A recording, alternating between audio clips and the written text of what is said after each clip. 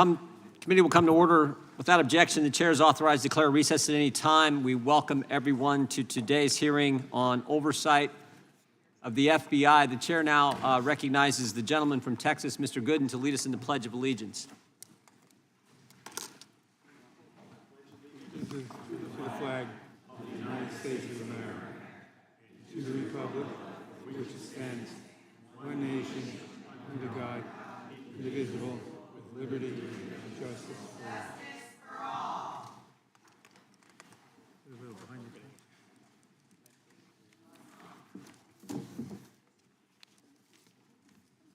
Chair now recognizes himself for an opening statement. 8 days ago, on July 4th, in the Western District of Louisiana, the court found that the federal government suppressed Americans' First Amendment free speech rights. In his conclusion on page 154, the court said this, the judge said this: plaintiffs are likely to succeed on the merits in establishing that the government has used its power to silence the opposition. Opposition to COVID-19 vaccines, opposition to COVID-19 masking and lockdowns, opposition to the lab leak theory of COVID-19, opposition to the validity of the 2020 election, opposition to President Biden's policies, statements that the Hunter Biden laptop was true, and opposition to policies of the government officials in power. All were suppressed. It is quite telling that each example or category of suppressed speech was conservative in nature. The court further writes, the United States government seems to have assumed a role similar to an Orwellian ministry of truth.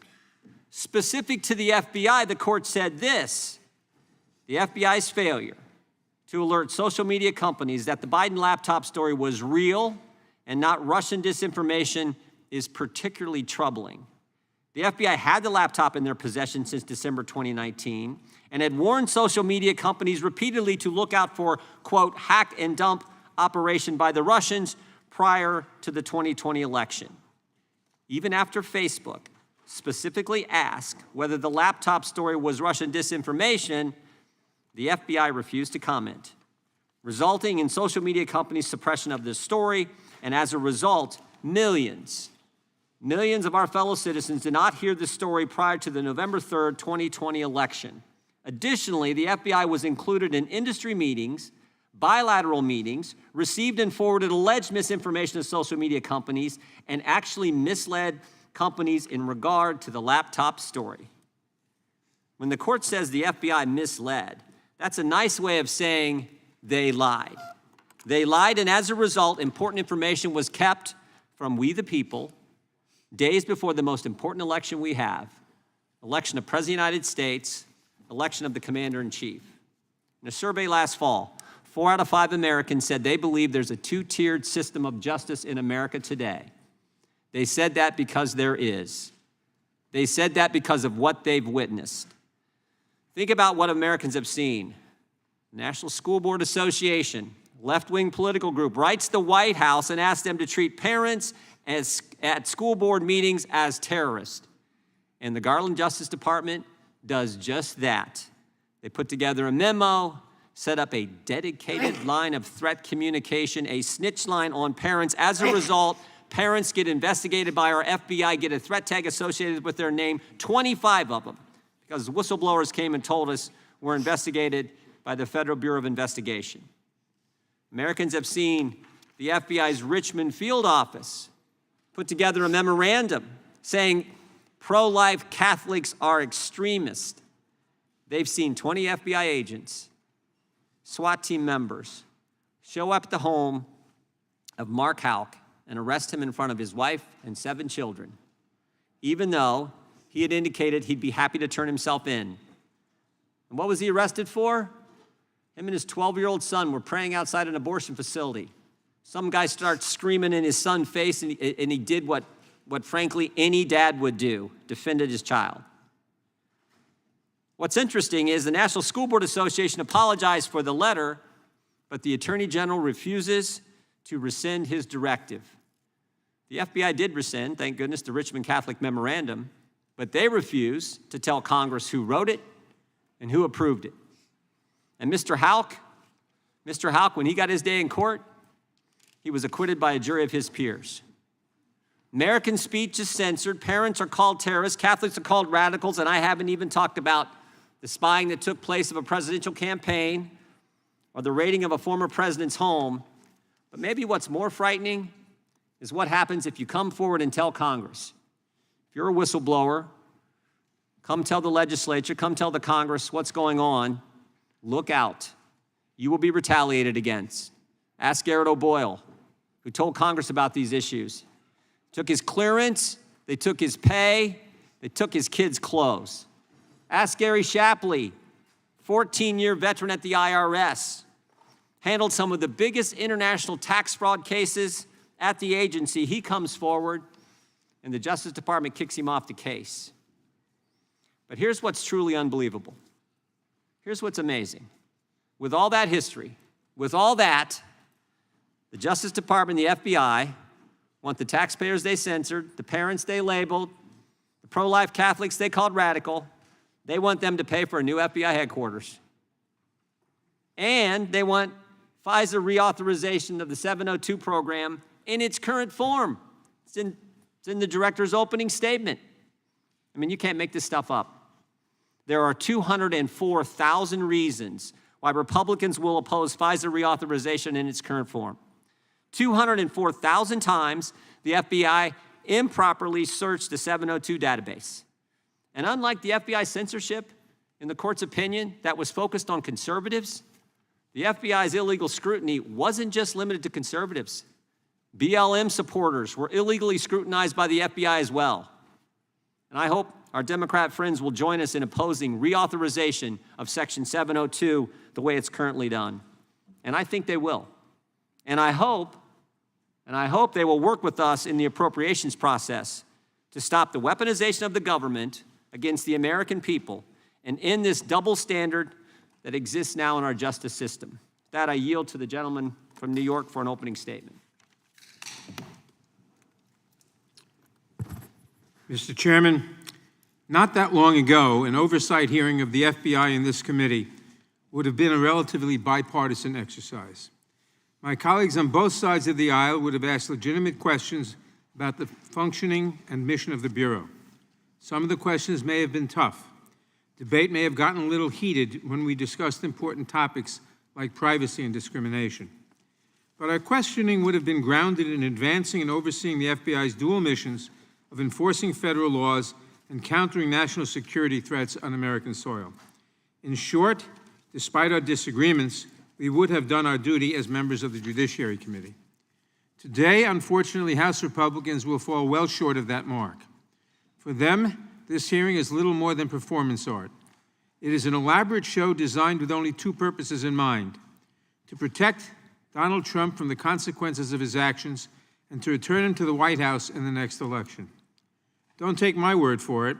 Chairman Jordan announced his plan last August, just days after the FBI searched Mar-a-Lago. He told an audience at CPAC, the Conservative Political Action Conference, that the investigation into Trump's wrongdoing was designed to, quote, help frame up the 2024 race when I hope and I think President Trump is going to run again, and we need to make sure that he wins. Let me repeat that. We need to make sure that he wins. In pursuit of this goal, Chairman Jordan and committee Republicans have claimed for months that the FBI is corrupt, rotten, politicized, and their favorite word, weaponized against the American people. Chairman Jordan has launched an array of baseless investigations into the FBI, most premised on absurd conspiracy theories, some so absurd that the chairman cannot possibly believe them to be true. But this is where the extreme MAGA leadership of this Congress has brought us today. Today, House Republicans will attack the FBI for having had the audacity to treat Donald Trump like any other citizen. The strategy is simple, really. When in doubt, Chairman Jordan investigates the investigators. The FBI dared to hold Trump accountable, so Republicans must discredit the FBI at all costs. You will hear claims today that the FBI's decision to investigate Donald Trump was somehow unfair. You will hear the Republicans attack the indictment of former President Trump on 37 counts related to his gross mishandling of national security information, including information regarding defense and weapons capabilities of both the United States and foreign countries. United States nuclear programs, potential vulnerabilities of the United States and its allies to military attack, and plans for possible retaliation in response to a foreign attack. The facts are made clear in the indictment.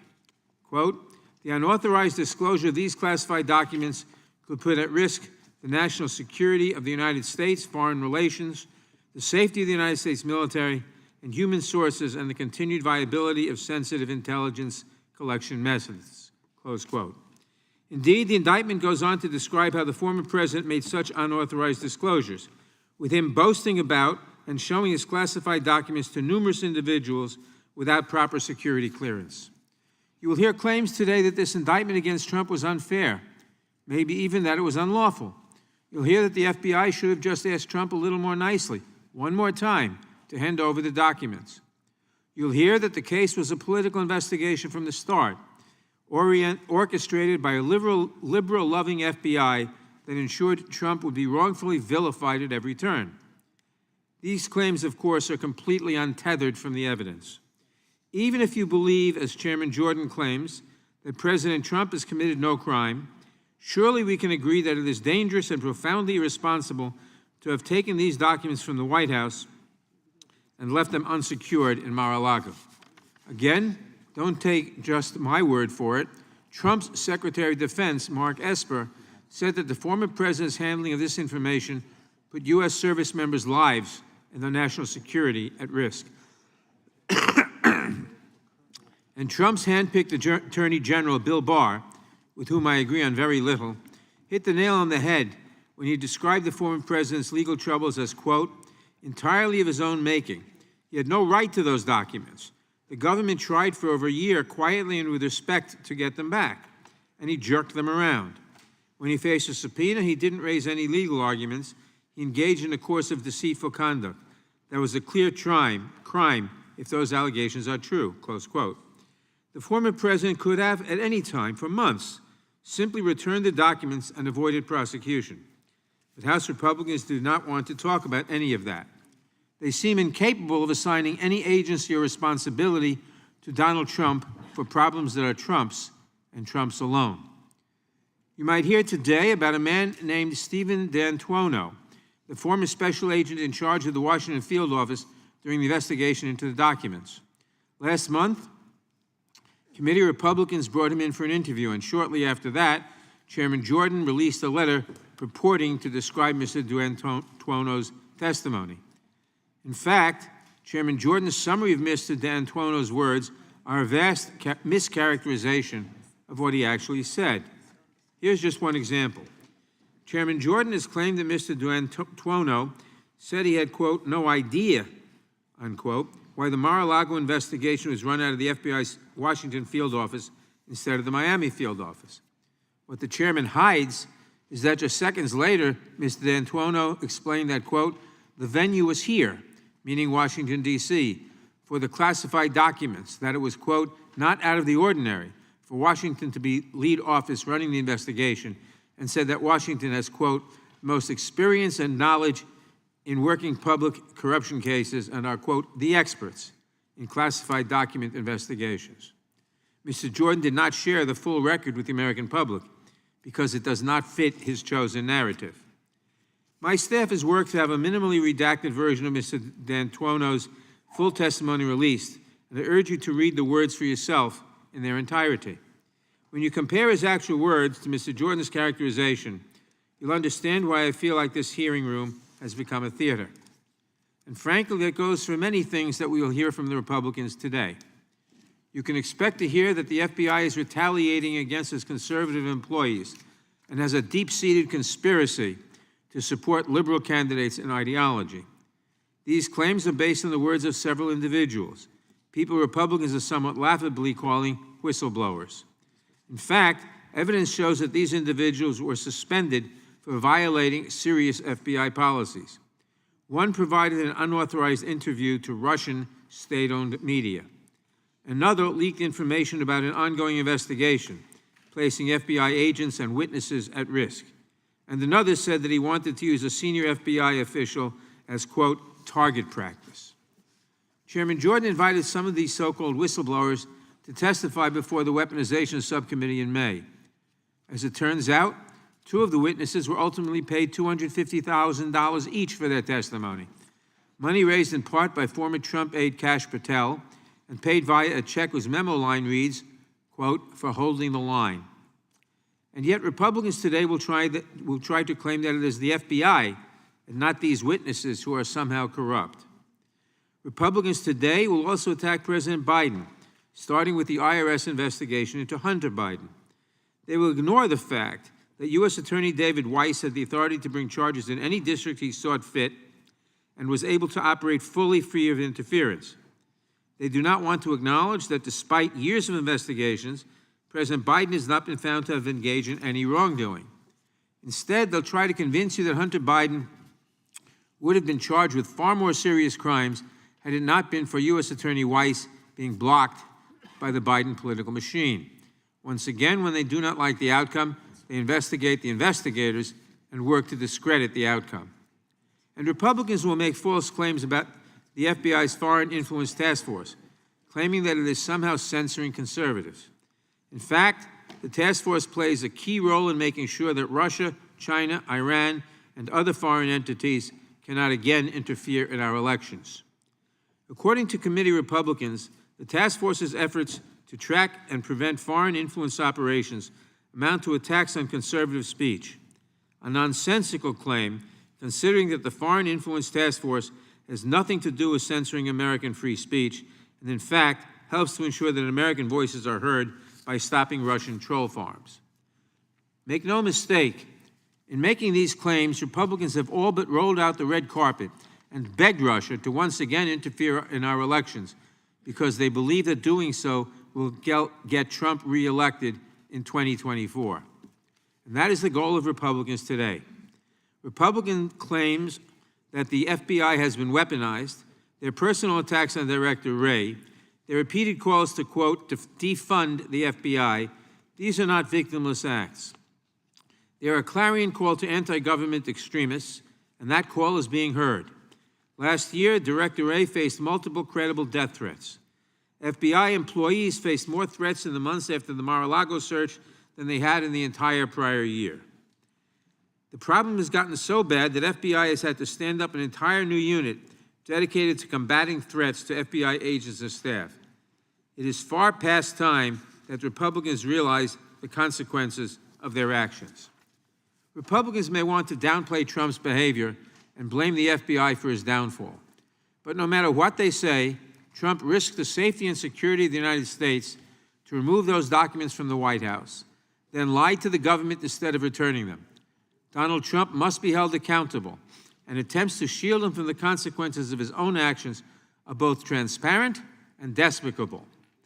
Ultimately, no matter how many times Republicans attack Director Wray, or the FBI, or the investigation at Mar-a-Lago, I trust in the rule of law. Mr. Trump will have his day in court. I believe the system will hold him accountable.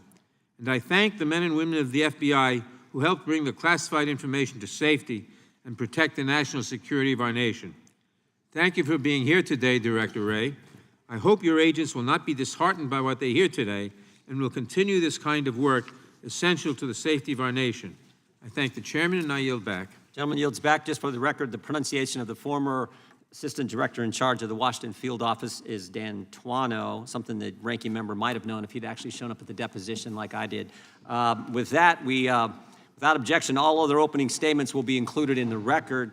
We will now introduce today's witnesses. The Honorable Christopher Wray has been the director of the FBI since 2017. He previously served as the Assistant Attorney General for the Criminal Division of the Department of Justice, the Principal Associate Deputy Attorney General, and Associate Deputy Attorney General, and as Assistant U.S. Attorney for the Northern District of Georgia. Director Wray has also worked in private practice at King Spalding LLP. We welcome our witness and thank him for appearing today. We will begin by swearing you in. Director, would you please rise, raise your right hand? You've done this before. Do you swear or affirm under penalty of perjury that the testimony you're about to give is true and correct to the best of your knowledge, information, and belief, so help you God? Let the record show the witness answered in the affirmative.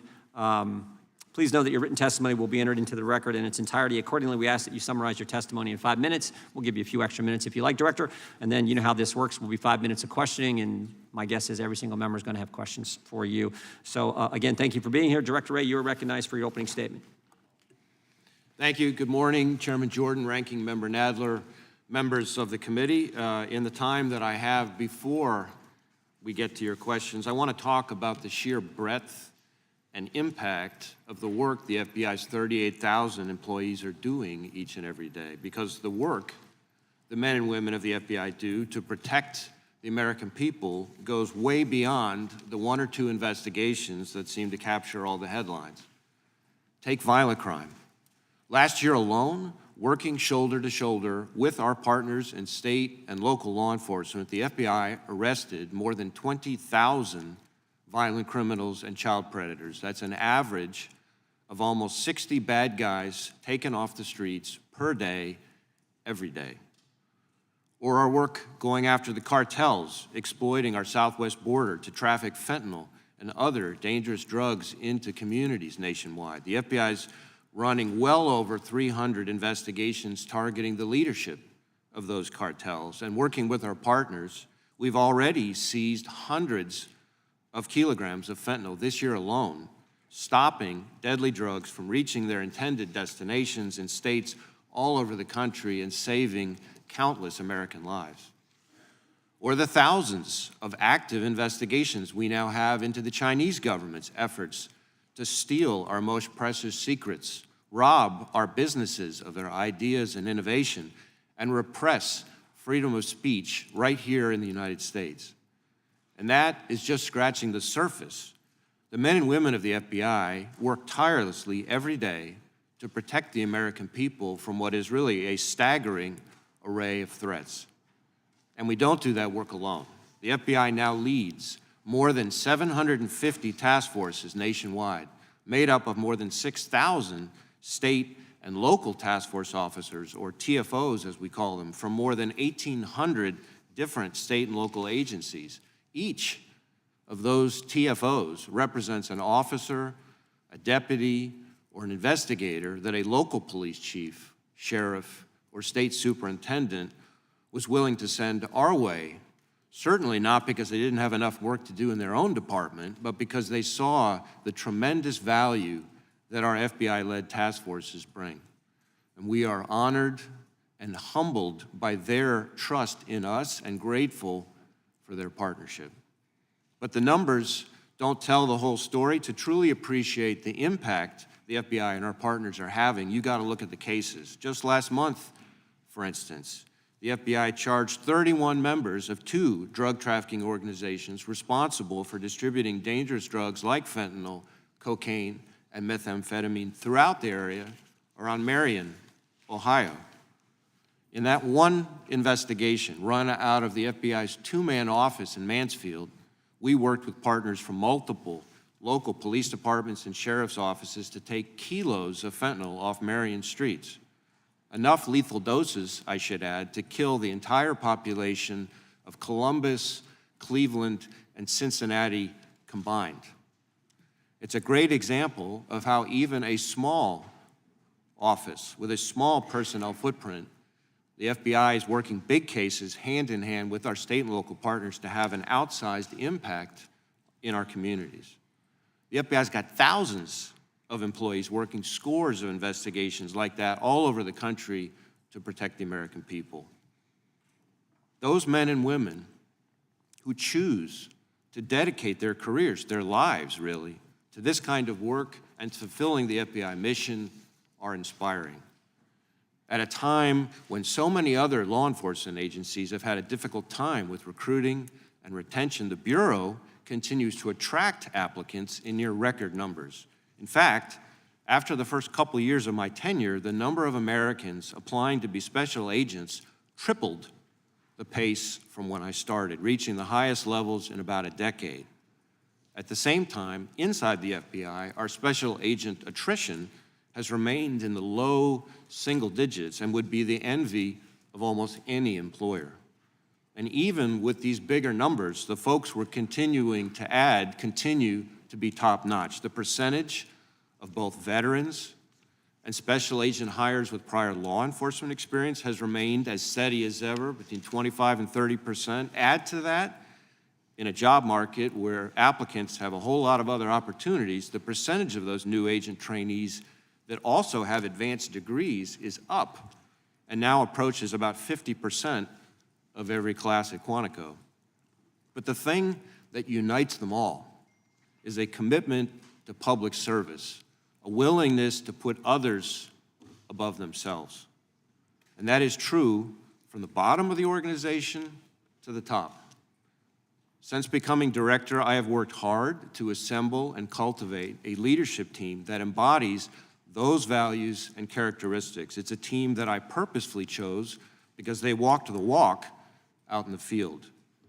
Just taking our top 8 leaders as an example, they all came up through the Bureau as line agents. They've worked in 21 different field offices and have a combined 130 years of field experience. They include a West Point grad, veterans of the Army, Air Force, and Marines, as well as a former police officer and state trooper. And not a single one is a political appointee, not one.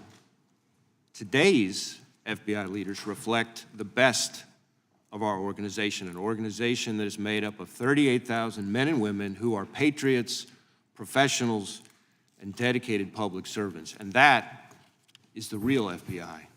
I've now visited every single one of our 56 field offices twice, some of them more than twice. I speak constantly with local chiefs and sheriffs from all 50 states who work closely with us every day, with judges coast to coast who see and hear our work up close, with business leaders who turn to us for help with cyber attacks and Chinese economic espionage, with victims and their families, people that we protect from gangs and predators. And the FBI they tell me about consistently, almost resoundingly, is the same FBI that I see, an FBI that is respected, appreciated, trusted, and that is there for them when they need us the most. And that is the FBI that inspires me and that I'm proud to be here today to represent. Thank you. We thank you. We will now proceed under the 5-minute rule with questions. The chair recognizes the gentleman from Louisiana, Mr. Johnson. Thank you, Mr. Chairman. Director Wray, this is no time to mince words. The American people have lost faith in the FBI. All of our constituents are demanding that we get this situation under control, and we have to do that. That's our responsibility. This is not a political party issue, sir. This is about whether the very system of justice in our country can be trusted anymore. Without that, no republic can survive. See, the American people that we represent are losing count of the scandals that are mounting. The FBI has been involved. They've seen evidence that it's being used as a political tool of the Biden administration. They've seen counterterrorism resources being used against school parents, the homes of conservative political opponents being raided. They've seen conservative states being targeted over their election integrity laws, and conservative Catholics and pro-life citizens characterized as violent extremists. Just last month, as you know, former Special Counsel John Durham sat right in that seat and testified that the Justice Department and the FBI should never have launched the bogus Trump-Russia investigation. And his lengthy report reluctantly concluded that the FBI, quote, failed to uphold its mission of strict fidelity to the law. Just last week, NBC had a poll. Only 37% of registered voters now view the FBI positively. 35% have a negative view. In 2018, by comparison, 52% of the country had a positive view of the FBI. There's a serious decline in the people's faith, and it's on your watch, sir. And then, July 4th, we had this explosive 155-page opinion from a federal court in my home state of Louisiana. It explains in detail that the FBI has been directly involved in what the court says is, quote, arguably the most massive attack against free speech in United States history. The court ordered the White House, DOJ, and FBI, among others, to immediately cease colluding with and coercing social media companies to suppress American speech, of course, conservative speech in particular. Director Wray, I find it stunning. You made no mention of this court opinion either in your opening statement today or in this lengthy 14-page report that you prepared on July 12th, which is 8 days after the court ruling. Have you read the ruling, sir? I am familiar with the ruling, and I've reviewed it with our Office of General Counsel. Are you deeply disturbed by what they've told you about the ruling if you haven't read it yourself? Obviously, we're going to comply with the court's order, the court's preliminary injunction. We sent out guidance to the field and the headquarters about how to do that. Needless to say, the injunction itself is the subject of ongoing litigation, and so I'll decline to comment further on. Well, let me tell you what the court concluded, because it should be the first thing you think about every morning and the last thing you think about at night. They said that, quote, the court found, apparently the FBI engaged in a massive effort to suppress disfavored conservative speech and blatantly ignored the First Amendment's right to free speech. The evidence shows the FBI threatened adverse consequences to social media companies that they did not comply with its censorship request. The court found that, quote, this seemingly unrelenting pressure by the FBI and the other defendants had the intended result of suppressing millions of protected free speech postings by American citizens. As a result, the court states, for example, millions of citizens did not hear about the Hunter Biden laptop story prior to the November 3rd, 2020 election. Page 4 of the court ruling lists some of the important subjects that the Biden administration and the FBI forced the social media platforms to suppress. The evidence shows your agency, the people that directly report to you, suppressed conservative-leaning free speech about topics like the laptop, the lab leak theory of COVID-19's origin, the effectiveness of masks and COVID-19 lockdowns and vaccines, speech about election integrity in the 2020 presidential election, security of voting by mail, even parody about the president himself, negative posts about the economy. The FBI made the social media platforms pull that information off the internet if it came from conservative sources. They did this under the guise that it was disinformation. Can you define what disinformation is? What I can tell you is that our focus is not on disinformation, broadly speaking. Well, wait a minute. Yes, it is. Wait a minute. Can I answer the question? You can in a minute. Your star witness said in the litigation, Elvis Chan, who's in charge of this, said they do it on the basis of disinformation. We need a definition of what that is. Our focus is on malign foreign disinformation, that is foreign hostile actors who engage in covert efforts to abuse our social media platforms, which is something that is not seriously in dispute. I have to stop you for time. That's not accurate. You need to read this court opinion because you're in charge of enforcing it. The court has found that, and Elvis Chan testified under oath in charge of this for you. He said 50%. He had a 50% success rate in having alleged election disinformation taken down or censored. That wasn't just foreign adversaries, sir. That was American citizens. How do you answer for that? Well, first off, I'm not sure that's a correct characterization. Comes right out of the opinion. You should read it. Of his testimony. But what I would say is the FBI is not in the business of moderating content or causing any social media company to suppress or censor. That is not what the court has found. What I would also say is among the things that you listed off, I find ironic the reference to the lab leak theory. The idea that the FBI would somehow be involved in suppressing references to the lab leak theory is somewhat absurd when you consider the fact that the FBI was the only agency in the entire intelligence community to reach the assessment that it was more likely than not that was the explanation but for the pandemic. Your agents pulled it off the internet, sir. That's what the evidence in the court has found. Time of the gentleman has expired. The gentleman from New York is recognized. Director Wray, House Republicans have attacked the execution of the search warrant of Mar-a-Lago last August as a, quote, unprecedented raid. Would you consider the execution of the search warrant at Mar-a-Lago a raid? I would not call it a raid. I would call it the execution of a lawful search warrant. Can you describe how the search was executed? Well, we had the case team, follow its standard procedure. It has sometimes been described as a SWAT operation. It was not. There was no SWAT involvement. But beyond that, I think I want to be really careful with getting too far into the details now that this case is not only in the hands of a special counsel, but more importantly, in my view, in front of the court.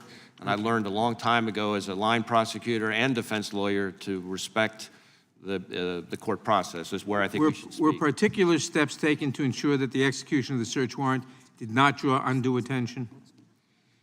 I think there were steps along those lines, yes, sir. Can you name a couple of them? Well, among other things, we did not have people coming in so-called raid jackets, which is often something you would see. So in other words, the FBI agents executing the search wore plain clothes so as not to attract undue attention. And the FBI waited until Trump had left Mar-a-Lago to execute the search. Is that correct? Yes. And Chairman Jordan has attacked the DOJ and the FBI for not attempting to get the documents back from Trump consensually before turning to a search warrant. I want to walk through all the opportunities Trump had to produce these documents and have a series of yes or no questions. The National Archives, also known as NARA, first asked Trump to return all presidential records to them in May 2021, correct? Well, I don't remember the date, but I remember there was a request by the National Archives. And then throughout 2021, NARA made repeated follow-up requests, but still Trump replied to comply, correct? Yes, I would refer you to the pleadings that have been filed in court that lay out in better detail than I could hear. In fact, it was not until January 2022, after NARA warned Trump that failing to return documents could violate the Presidential Records Act, that Trump finally produced 15 boxes of documents to it, correct? Again, I would just refer to our court filings, which go into great detail about all this. And even these 15 boxes did not contain all the documents Trump was required to return, correct? That's my recollection, but again, I'll refer So in to May filings. 2022, a grand jury had to actually subpoena Trump for the missing documents, correct? Same answer. And Trump was then present on June 3rd when his attorneys handed over another folder of documents and a certification that all classified material had been returned, correct? Again, I just want to stick with what's in the court filings. That sounds right to me, but I really want to be careful to stay within the four corners. But the certification was false, right? Even then, Trump had not returned all classified material, correct? I think that is part of the indictment. He had additional documents hiding in his bathroom, in his storage room, in his storage units, etc., yes?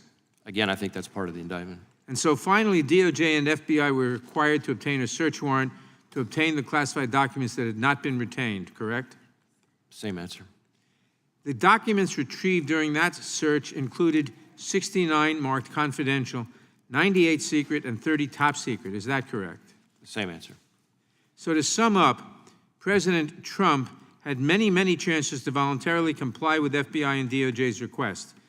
Instead, he made the choice to keep these highly classified defense and national security documents, apparently because he wanted a souvenir. I find myself in the strange position of agreeing with former Attorney General Bill Barr's statement that Trump brought this on himself, and I would add that it's absurd that House Republicans are attacking the FBI and DOJ for doing their job and ensuring that no person is above the law. I yield back. Gentleman yields back. The gentleman from Kentucky is recognized for 5 minutes. I thank the chairman. Director Wray, in light of information provided to us about the FBI's investigation of the January 6th pipe bombs, in an interview with Assistant Director Stephen D'Antuono, Chairman Jordan and I sent you a letter a month ago. Some of the information that we found in that interview was that phone data that could have helped to identify the pipe bomber was corrupted, was unusable. He also wasn't sure who found or how the second bomb was found at the DNC. Do you know how the second bomb was found at the DNC? And when do you plan on answering our letter? Well, as to the letter, I will work with the department to make sure we can figure out what information we can provide. As you know, this is a very active, ongoing investigation, and there are some restrictions on that, but we will do our Yes, we can best handle to respond. classified information, and we fund your department, and so you need to provide that. It's not, respectfully, it's not an issue of classification. It's an issue of commenting on ongoing criminal investigations, which is something that by longstanding department policy we are restricted in doing. And in fact, the last administration actually strengthened those policies partly because— That's not our policy, though, and we fund you, so let's move on. I could Do you know just how the finish second partly pipe bomb, because— can you tell us how the second pipe bomb was found at the DNC? Again, I'm not going to get into that here. 900 days ago is when this happened, and you said you had total confidence we'd apprehend the subject. We've found video that looks like somebody, a passerby, miraculously found this pipe bomb at the DNC and then notified the police. Miraculously, I say, because it was at specifically the precise time to cause the maximum distraction from the events going on at the Capitol. Can you show this video that we have, please? I'd like to know if the director has seen this. This is somebody with a mask on, wearing a hat. They're walking in front of the DNC, which is out of the view on the right-hand side. You'll see him come into view. He goes to one police car. He goes to another police car. He's holding a backpack. He's got a mask on. He's talking to the police. And within a minute, they start scrambling. You'll see the camera turn to the pipe bomb, the location of the pipe bomb. By the way, I believe the Metro Police are now getting out of their car, and that's Vice President-elect's detail in the black SUV, I believe, parked about 30 feet from the pipe bomb, eating lunch. Okay, now we go over to the location of the pipe bomb. The cameras are scrambling.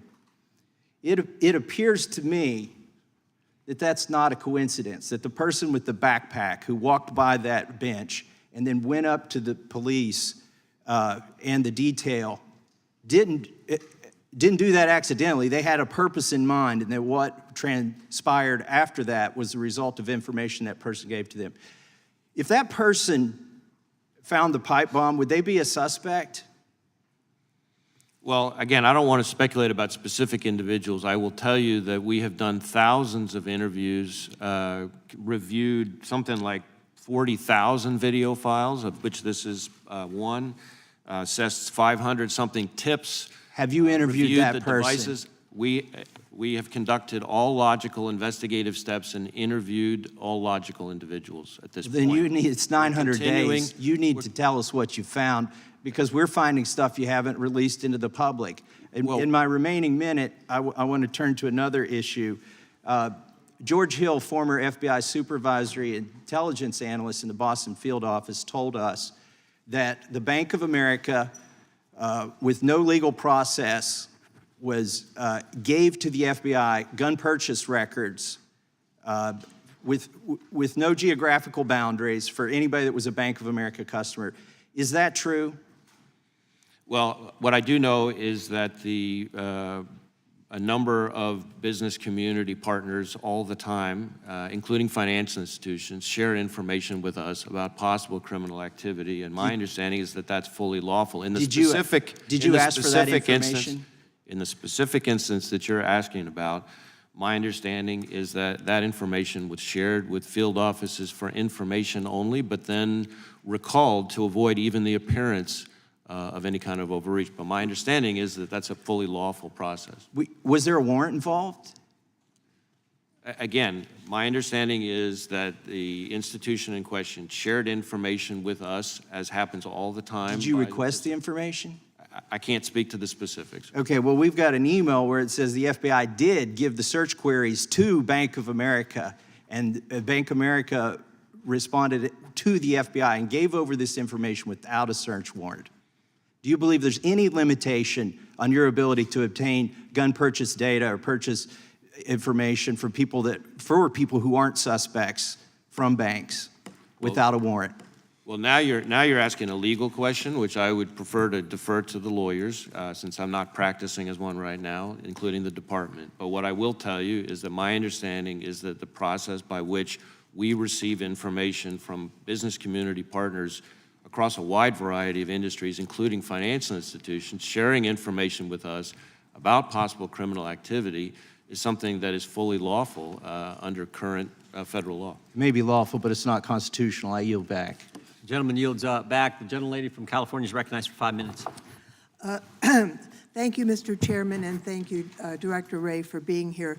I think it's actually sad that the majority is engaging in conspiracy theories and efforts to try and discredit one of the premier law enforcement agencies in the United States in the effort to try and, without really any evidence, make the case that the FBI is somehow opposed to conservative views.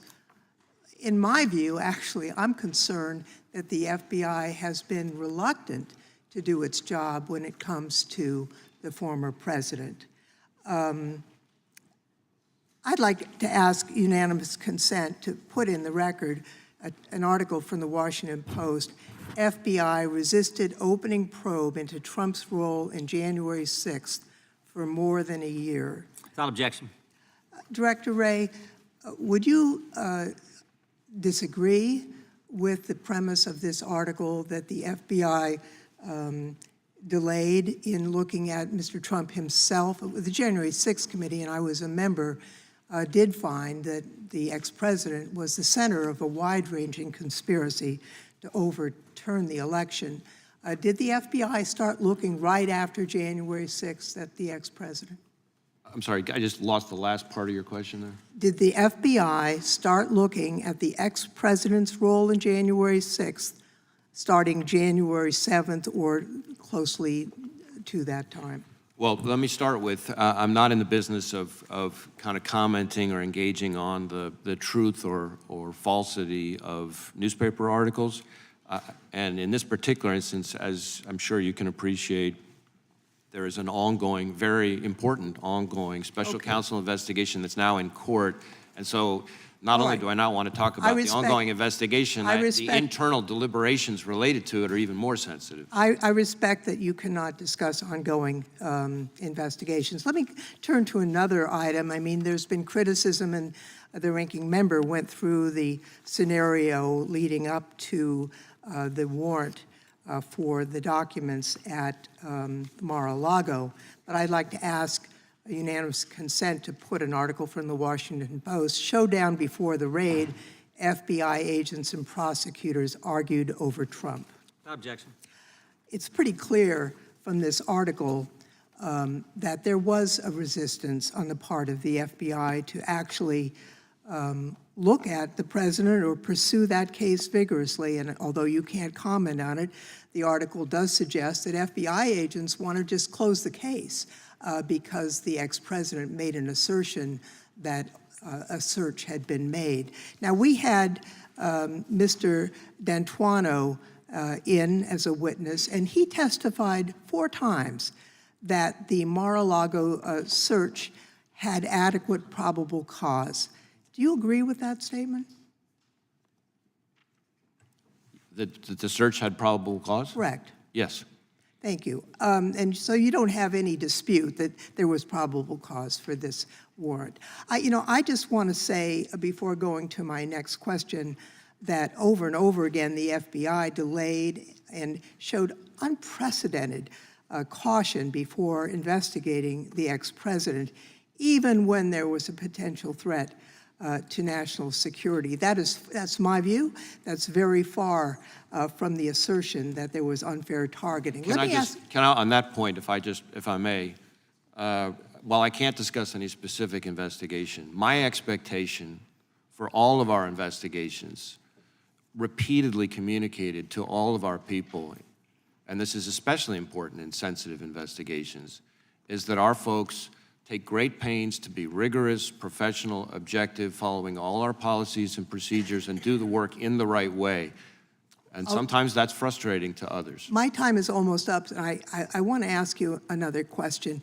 In the Senate hearing, in response to Senator Wyden's question of whether the FBI is currently purchasing Americans' location data, you indicated that it was limited to data derived from internet advertising. It's since been reported that the FBI has admitted it bought U.S. location data. Is the FBI purchasing location data from commercial sources without a warrant? This is an area that requires a little more precision and context for me to be able to answer that fully, so let me have my staff follow back up with you so that I make sure that I don't leave something important out. I'll just close with the FBI had 3.4 million backdoor searches of the FISA database without a warrant in 2021. Can you say whether the FBI is continuing to search the FISA database without a warrant for Americans? Well, if you're asking about our use of 702 queries, I am. Those are, there is no warrant requirement under the Fourth Amendment for those queries. It's fairly well settled. The 3.4 million figure that you're talking about, I guess I would say a couple things. One, that's not 3.4 million people. That's 3.4 million search terms or query terms. Second, that's not those are not queries in violation of rules. Those are just queries under the My time has expired, but the committee will look into the warrant requirement later in the process. You sure will. The gentleman from Florida is recognized. The American people need to understand what just happened. My Democrat colleague just asked the director of the FBI whether or not they are buying information about our fellow Americans, and the answer is, well, we'll just have to get back to you on that. It sounds really complicated, but I have other questions. I'm sitting here with my Father. I will make certain that between the man sitting next to me and every person he knows and my ability to forever hold a grudge, that you will regret not following my direction. I am sitting here waiting for the call with my Father. Sounds like a shakedown, doesn't it, Director? I'm not going to get into commenting on that. You seem deeply uncurious about it, don't you? Almost suspiciously uncurious. Are you protecting the Bidens? Absolutely not. The FBI Well, you does won't not answer and the has question. no Hold on. interest in You won't answer the protecting question anyone about whether or not politically. that's a shakedown, and everybody knows why you won't answer it. Because to the millions of people who will see this, they know it is. And your inability to acknowledge that is deeply revealing about you. But let's go from the uncurious to the downright nosy. How many illegal FISA queries have occurred under your leadership of the FBI? Well, there are reports that have come out with different numbers about compliance incidents. More than 1 million illegal ones? Because that's what the Inspector General said. The Inspector General said that in the 3.4 million of these queries, more than 1 million were in error. Do you have any basis to disagree with that assessment by the Inspector General? I'm not sure actually that's a correct characterization of the Inspector General's findings on that. The internet will remind you of I- that in moments. But let's now go to what the court said. The court said it was over 200,000 that have occurred on your watch. Do you have any basis to disagree with that assessment? Again, I don't have the number as I sit here right now. What I can Seems tell like you, a number you should know. How many times the FBI is breaking the law under your watch, especially if it's like over 1 million, to not know that number? And I'm worried about your veracity on the subject as well. Play the video.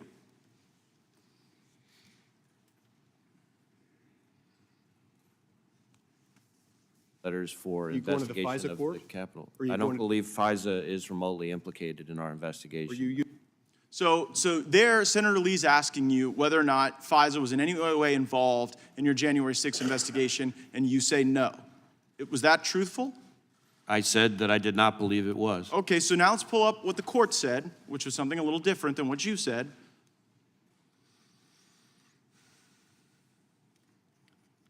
So here, nope, that's not the right one.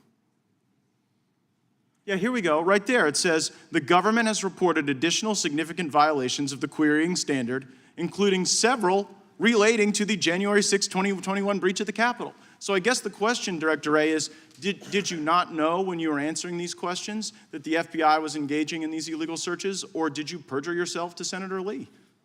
I certainly didn't perjure myself. At the time that I testified in front of the Senate Judiciary Committee, I didn't have that piece of information. I will add... Well, that was a court order. You didn't have that piece of information because the court hadn't yet rendered a judgment. Did you not know when you gave the untruthful answer before Senator Lee that this was going on? It was a truthful answer. I did not believe FISA had been involved in the January 6th But it was. investigation. So you didn't, the answer is the FBI has broken so bad that people can go and engage in queries that when you come before the Congress to answer questions, you're like blissfully ignorant. You're blissfully ignorant as to the unlawful queries. You're blissfully ignorant as to the Biden shakedown regime.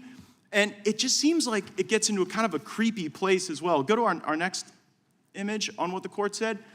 Like, just so the American people realize, the court has smacked you down, ruling FBI personnel apparently conducted queries for improper personal reasons. People were looking themselves up. They were looking their ex-lovers up. Who has been held accountable or fired as a consequence of the FBI using the FISA process as their like creepy personal snoop machine? There have been instances in which individuals have had disciplinary action and who Name are no them. longer with it. I can't get into it here, but we can follow back up But with don't you that. see that that's kind of the thing, Director Wray, that you preside over the FBI that has the lowest level of trust in the FBI's history. People trusted the FBI more when J. Edgar Hoover was running the place than when you are. And the reason is because you don't give straight answers. You give answers that later a court deems aren't true. And then at the end of the day, you won't criticize an obvious shakedown when it's directly in front of us. And it appears as though you're whitewashing the conduct of corrupt people. Respectfully, Congressman, in your home state of Florida, the number of people applying to come work for us and devote their lives working for us is up over 100%. We're deeply proud of them, and they deserve better than you. Time of the gentleman has expired. The gentleman from Tennessee is recognized for 5 minutes. Thank you, Mr. Chair and Director Ray. I thank you for continuing to serve with all of these attempts to sully your name, suggest you've committed crimes when you've done an excellent job as FBI Director.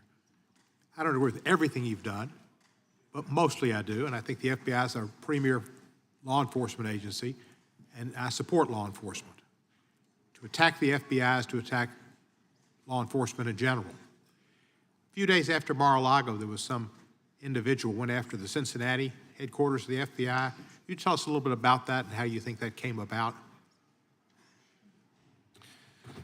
So the incident that you're asking about was obviously deeply disturbing. We had an individual wearing a tactical vest, armed with an AR-style rifle and a nail gun, who attempted to forcibly enter and attack our Cincinnati field office. A subsequent review of the subject's devices and online postings identified a pretty striking anti-FBI, anti-federal law enforcement hostility.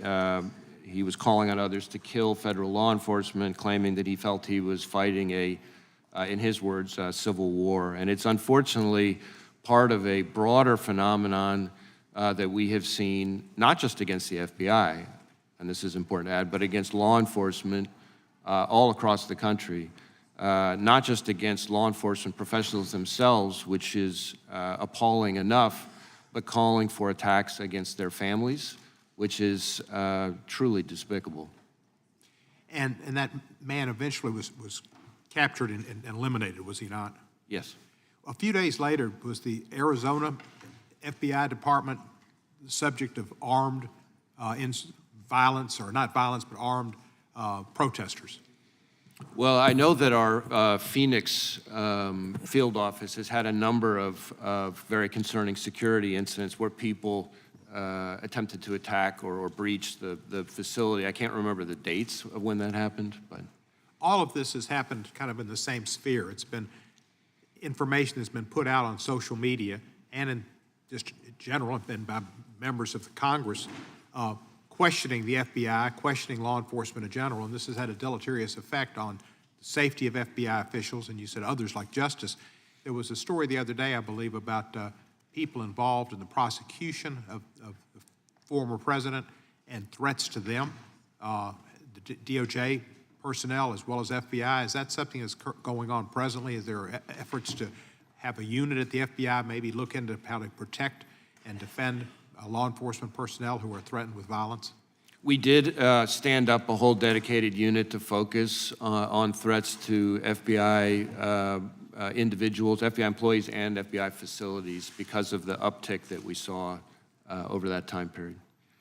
The January 6th, was beyond a weaponization of government. It was a nuclearization of government against the government. I believe I heard that you said that you didn't have any prior notice or reason to believe that there would be such an event on January 6th. Is that correct? We did not, to my knowledge at least, have prior knowledge of an attempt, a violent overthrow and breach of the Capitol building itself. Certainly we were concerned about and put out a number of products, intelligence products, to partners and others warning of the potential for violence more generally on that date. So there have been, I think Tucker Carlson and some of the members' colleagues on the other side of the aisle have said that Ray Epps was a secret government agent in helping encourage this crime so as to make the president look bad. Do you have any knowledge of Ray Epps being a secret government agent? No. I will say this notion that somehow the violence at the Capitol on January 6th was part of some operation orchestrated by FBI sources and agents is ludicrous and is a disservice to our brave, hardworking, dedicated men and women. Director, I agree with you. I think the FBI has some of the most talented law enforcement people in our nation and in the world. And they are concerned about safety. They tend to, as I understand it, lean Republican, but they do their job down the line, and that's what they're supposed to do. I'm happy we have the FBI operating in Memphis and other places to work with our police departments and joint units to protect our citizens, and I thank you for your service to the United States, and I yield back my time. Gentleman yields back. Gentleman from California is recognized. Thank you. Director, I'm going to follow up on my colleague from Memphis. How many individuals were either FBI employees or people that the FBI had made contact with were in the January 6th entry of the Capitol and surrounding area? So I really need to be careful here talking about where we have or have not used confidential human sources. Was there one or more? Was there anything. one or more individuals that would fit that description on January 6th that were in or around the Capitol? I believe there is a filing in one of the January 6 cases that can provide a little more information about this, and I'm happy to see if we can follow back up with you. I just want an answer. Was there one or more? I mean, you would know if there was at least one individual who worked for the FBI who entered the Capitol on that day. I can't, again, I just can't speak to that here, but I'm happy to get the court filing that. Look, it's been I think 2 deals with this years, issue. and you're now come before us. The gentleman asks these questions, makes all kinds of insinuations, and you nod your head yes, and then I ask you simply, was there one or more? And you won't answer that. So I'm going to make the assumption that there was more than one, more than 5, more than 10, and that you're ducking the question because you don't want to answer for the fact that you had at least one and somehow missed understanding that some of the individuals were very dangerous and that there were others inciting individuals to enter the Capitol after others broke windows. So I'm just going to move on because I think it is time to move on past January 6th. I just, seems that the other side won't. You're a near cabinet level individual. You enjoy a term in Senate confirmation. Do you feel comfortable speaking to other members, either cabinet level or sub-cabinet level, when appropriate, to resolve problems within the government? Absolutely. Okay. And so when the FBI censored the United States government, you wouldn't have to just take it down by calling Meta or Google, would you? I'm sorry, I'm not sure I'm following the question. Are you familiar with the official verified Russian language account of the United States Department of State that was taken down at your agency's request? That doesn't ring a bell as I sit here right now, no. Okay, well, now you have something to take back and look at. Okay. Because, in fact, in this bundle that SBU constantly was submitting to various agencies was, in fact, a Russian language statement of the government. Literally, you took down the free speech of the Department of State. So Yes, go you ahead. mentioned SBU. I'm not sure we're talking about the same thing, but I will endeavor to provide a little more context, at least as to SBU. Yes.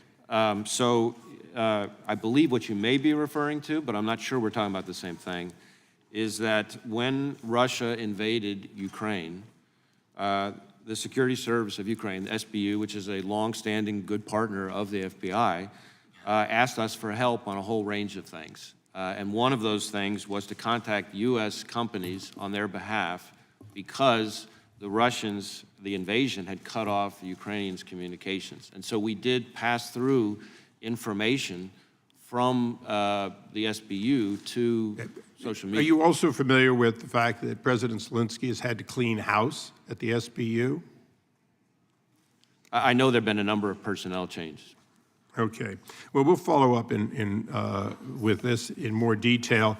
The question I have for you is, you're the premier law enforcement operation, and you're a former Department of Justice, high-ranking executive at all levels. So would you agree that the job of the FBI is criminal investigation? Is criminal investigation and to protect the country from national security threats, those two things. Okay. So the idea that you take information and you have it taken down, use your authority and the leverage you have to have Meta, Google, Facebook, or Facebook being Meta, or Twitter, take down people's information on things like where COVID came from, where do you find the national security interest in that? Where do you find the interest in free speech of American citizens being taken down? And I repeat, free speech of American citizens. Where do you have that authority? So we don't ask social media companies to censor information or suppress information when it comes to national security threats, certainly. So what we do is alert them when some other intelligence agency gives us information about a foreign intelligence service being behind some account. We will call social media companies' attention to that. But at the end of the day, we're very clear that it's up to the social media companies to decide whether to do something about it or not. The suggestion of the and whether most to tell us powerful about law it. enforcement operation is not a suggestion. It is, in fact, effectively an order. Mr. Chairman, I yield back. Gentleman yields back. Gentleman from Georgia is recognized. Thank you, Mr. Chairman. We are here today because MAGA Republicans will do anything to protect Donald Trump, their savior, no matter how unfounded or dangerous it may be to do so. Welcome to the legislative arm of the Trump re-election campaign. A grand jury found probable cause that, among other crimes, Trump illegally kept highly sensitive national security documents which could put our country and others and our sources in danger if they got out, and which photographs show Trump kept those records in bathrooms, showers, closets, and in the Mar-a-Lago ballroom. MAGA Republicans are afraid that the justice system might hold Trump accountable for his actions. So to protect him, Republicans are trying to intimidate FBI officials. And in case that does not work, Republicans are trying their hardest to discredit the FBI in the eyes of the American public. When Trump lost in 2020, they tried to make Americans distrust their election systems. And now that the FBI and the Justice Department have sought to hold Trump to the same standard any other American citizen would be held to, MAGA Republicans are telling Americans not to trust the FBI. To protect Trump, Republicans are trying to distract us from the real work that the FBI does every day, which is fighting violent criminals, child predators, and fighting domestic terrorists and extremists so as to protect our democracy and our national security. And even worse, MAGA Republicans are stirring up threats that pose a danger to the safety of FBI employees. It's past time that Republicans realize the consequences of their words and put the good of this country over politics. Now, Director Wray, I want to thank you for your service during a time of unprecedented travail. Director Wray, you were a partner at an international law firm before you took a drastic pay cut to accept the job of FBI director. Isn't that correct? Yes, that's something my wife reminds me of from time to time. And but let me ask you this, sir. And you took this office after Trump fired the former FBI director, Jim Comey, correct? Yes, sir. And did you contact the Trump administration to offer yourself for this job, or did the administration recruit you for the job? They contacted me and asked me if I would be willing to consider taking on the role. So Trump handpicked you to be the FBI director, Yes. and he expected you to do what he wanted you to do, correct? Well, that I can't speak to. I can tell you the same thing I Well, told I'll him, put it which like is that this. I'm going to do this job by the book. He's unhappy with you now, isn't he? I'll let him speak for himself. Well, I think a lot of his acolytes here reflect his intent at this particular time. Director Wray, are you aware that MAGA Republicans have repeatedly called for the FBI to be defunded? I have heard some of that language.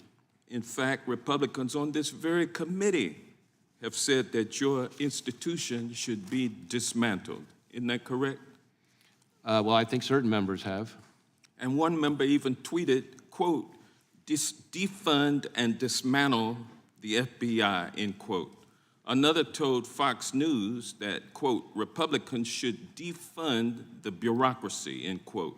And a third told the press that he thinks the FBI, quote, needs to be split up and moved out into pieces, end quote. Those are direct quotes and only a small sample of what's out there. Can you briefly describe for us what the effect would be on our national security and on our domestic tranquility if the FBI were to be defunded or dismantled? Well, certainly it would be disastrous for 38,000 hardworking career law enforcement professionals and their families, but more importantly, in many ways, it would hurt our great state and local law enforcement partners who depend on us every day to work with them on a whole slew of challenging threats. It would hurt the American people, neighborhoods and communities all across this country, the people we're protecting from cartels, violent criminals, gang members, predators, foreign and domestic terrorists, cyber attacks, I could go on. And the people it would help would be those same violent gangs and cartels, foreign terrorists, Chinese spies, hackers, and so forth. A member. Time of the gentleman has expired. Chair now recognizes the gentleman from Colorado for 5 minutes. I thank the chairman. Director Wray, thank you. Thank you for your work with the FBI, and thank you for your history of work in law enforcement. You started out as an AUSA, and I'm getting this information from Wikipedia, the great font of knowledge in the digital age, and so I'm assuming that it's true, but you started out as an AUSA. You were nominated by Republican President Bush for the position of Assistant Attorney General in the Criminal Division at the Department of Justice, and you were confirmed by a Republican Senate, if I am correct in that. Yes, by unanimous voice vote. And you were then nominated by Republican President Donald Trump to be the FBI director, and again confirmed by the Republican Senate for that position. Yes, I think there were only 5 votes against me, and they were all from Democrats. According to Wikipedia, you're still a registered Republican, and I hope you don't change your party affiliation after this hearing is over. But I want to thank you. I want to thank you for leading an agency, as you mentioned in your opening statement, that protects Americans from foreign terrorists, that an agency that protects Americans from spies from China and Russia, and cybercrime and public corruption and organized crime and drug cartels and human traffickers and white-collar criminals. And I want to thank you and the FBI for protecting law-abiding Americans from the evil that exists all around us. Director Wray, you know this, but it's worth mentioning again anyway. The FBI doesn't protect America because this is a beautiful country. It doesn't protect America just because of the citizens who live in this country. You and the FBI protect America because of the values that we hold, because of our constitutional republic, because this is a special place, and the rest of the world knows just how special this place is. Director Wray, I'm concerned about FISA. I'm not concerned about FISA in a partisan way, and frankly, I am not in favor of defunding the FBI, nor am I in favor of splitting up the FBI, nor am I in favor of using the Holman Rule for the FBI director. I'm concerned about FISA because I'm concerned about what makes this place special and the threats to us. And I would love to work with the FBI on how we can protect Americans at the same time protecting the civil liberties of Americans. And that area of FISA is what really concerns me. And I know you have gone to great lengths to try to work with FBI agents on how they access information under 702. And I know that at times it has been successful and at times it has not been successful. But the spirit of FISA in the spirit of our constitutional republic really demands that the FBI culture shift. And it shifts to a place where FBI agents understand that protecting Americans' civil liberties, that protecting the privacy that we all enjoy in this country, even though we screw up, we still enjoy this privacy. And in court, we have the highest burden of proof the world has ever known to prove a case beyond a reasonable doubt. And that has to be that information has to be gathered by the government in a legal way. And so I fear that we are going to overcorrect on FISA in Congress, that we are going to take away some tools that are necessary because there is a trust factor here that's missing.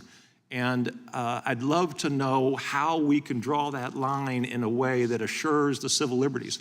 I agree with my colleague from California, and I don't often agree with folks from California, but I agree with my colleague from California that it is essential that we not get geolocation information from the what I consider criminals at big tech, and that we protect that information for Americans. You, as a law enforcement official, should not know where I am necessarily unless you have probable cause to get that information.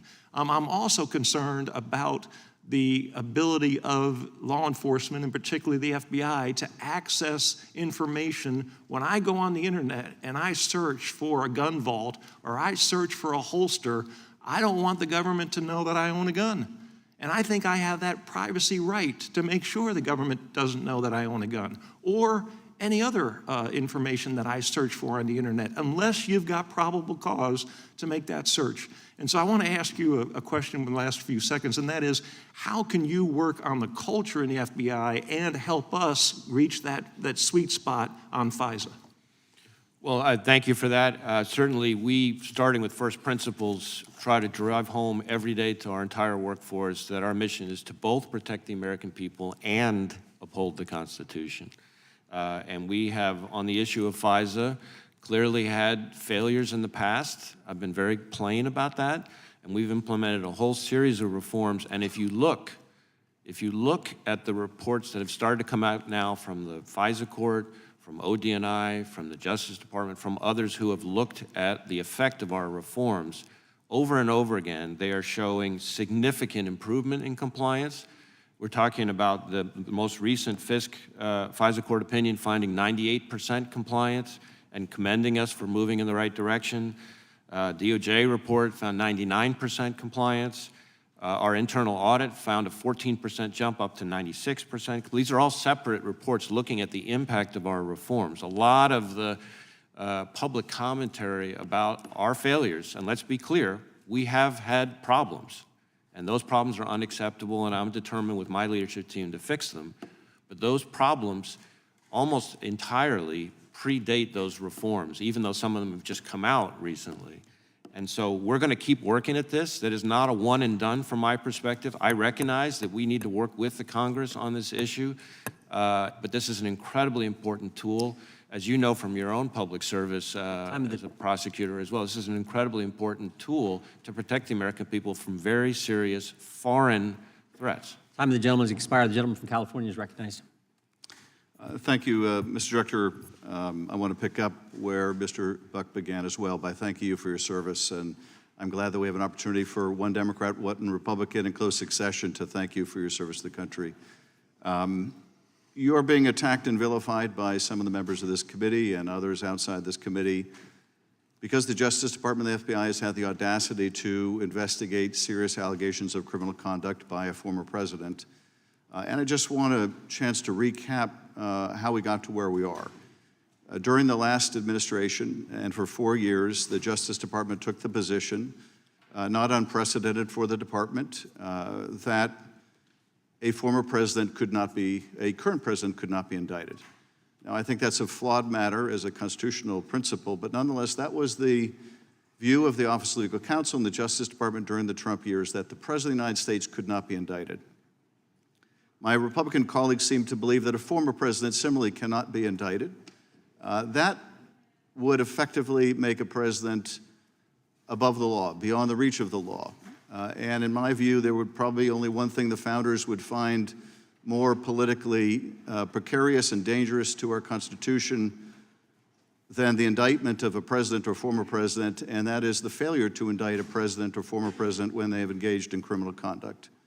The Justice Department,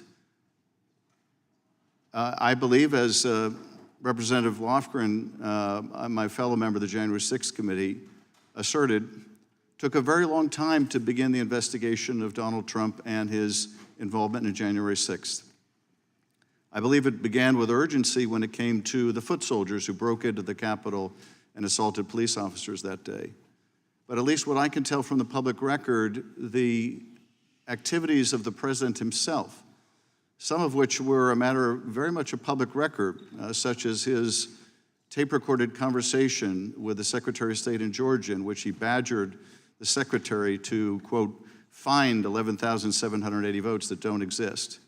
While that was the subject of investigation by the local district attorney in Fulton County, did not appear to be the subject of investigation for more than a year by the Justice Department.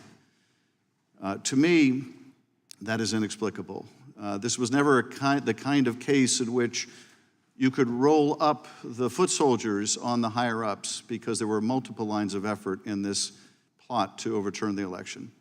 I do think that the appointment of the special counsel has accelerated the investigation of the former president's misconduct, and I think that is a positive step for the department and for the country so we can get resolution to this.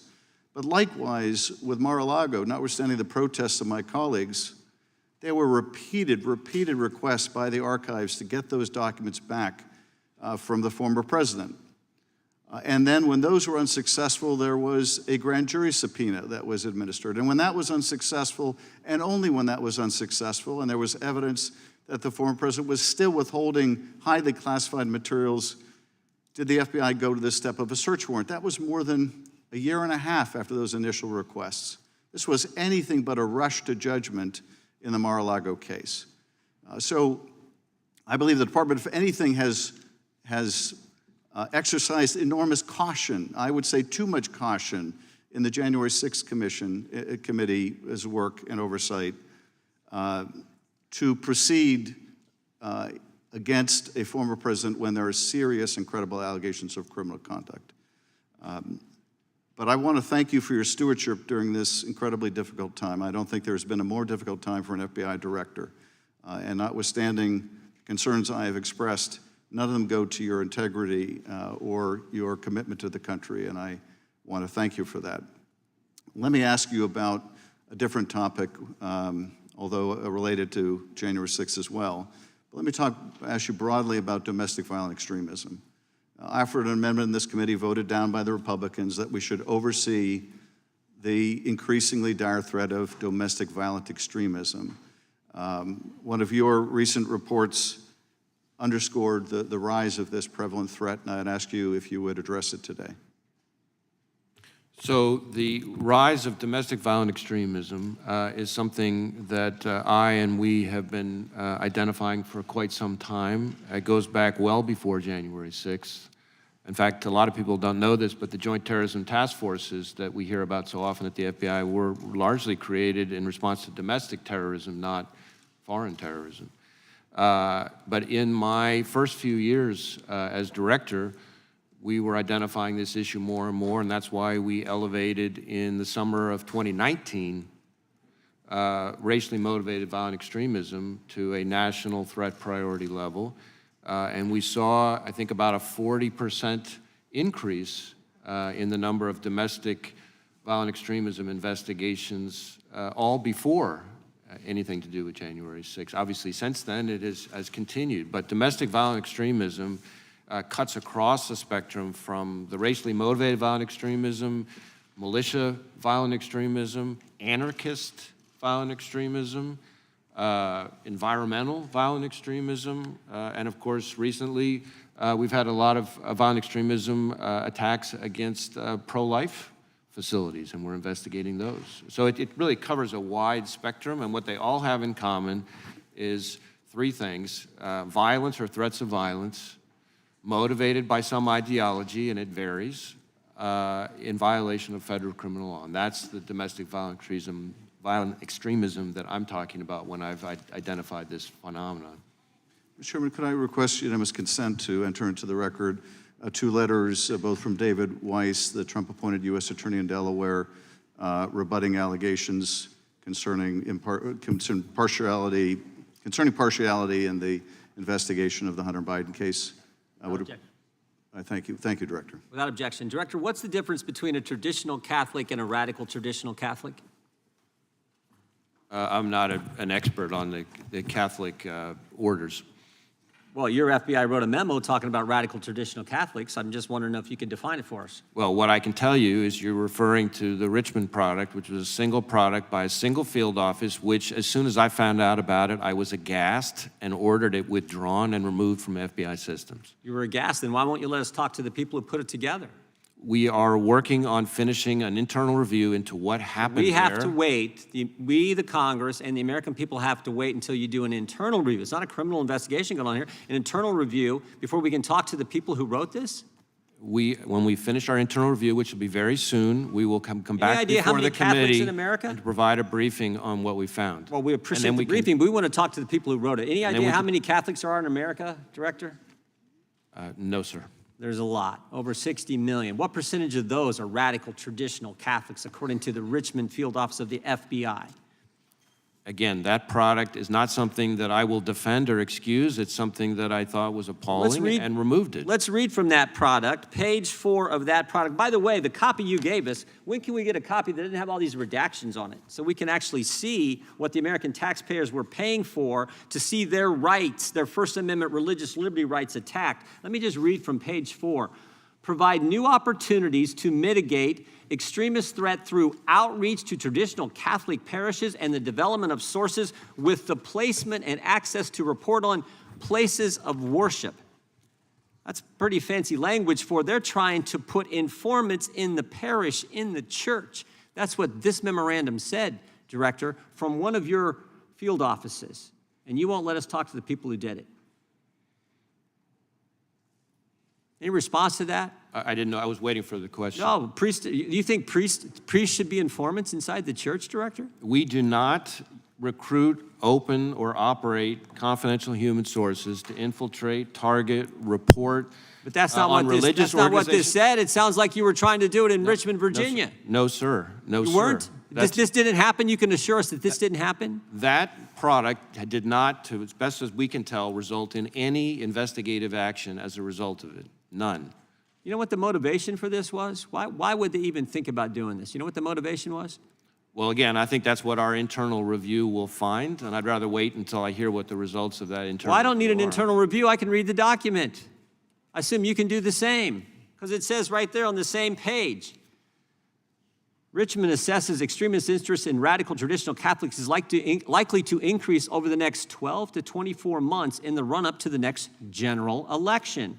Same paragraph. Events in which extremists and radical traditional Catholics might have common cause include legislation, judicial decisions in such areas as abortion rights, immigration, affirmative action, and LGBTQ protections. It's politics. That's the motivation.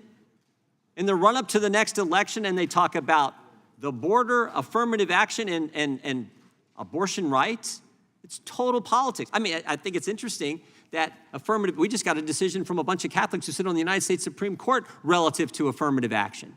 Politics was the total motivation here, and that's what's scary. That's what's, I think, so frightening, and how this happens, I don't know. And 5 people signed off on it. 5 people, including the Chief Division Counsel at the Richmond Field Office. I'd like to talk to this lawyer. And a lot of people in this room went to law school, get a course on the Constitution, talks about the First Amendment. I find that really scary. Again, when do you think we're going to have a chance? How soon are you going to complete this internal investigation so we can talk to these folks who put this together?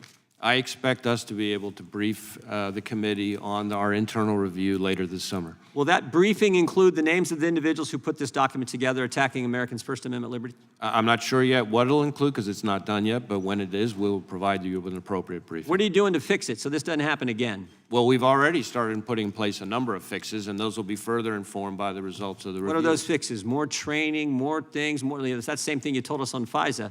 And while you may have some improvement, you still got 204,000 times the database was illegally searched. So what are the training and procedures you're putting in place?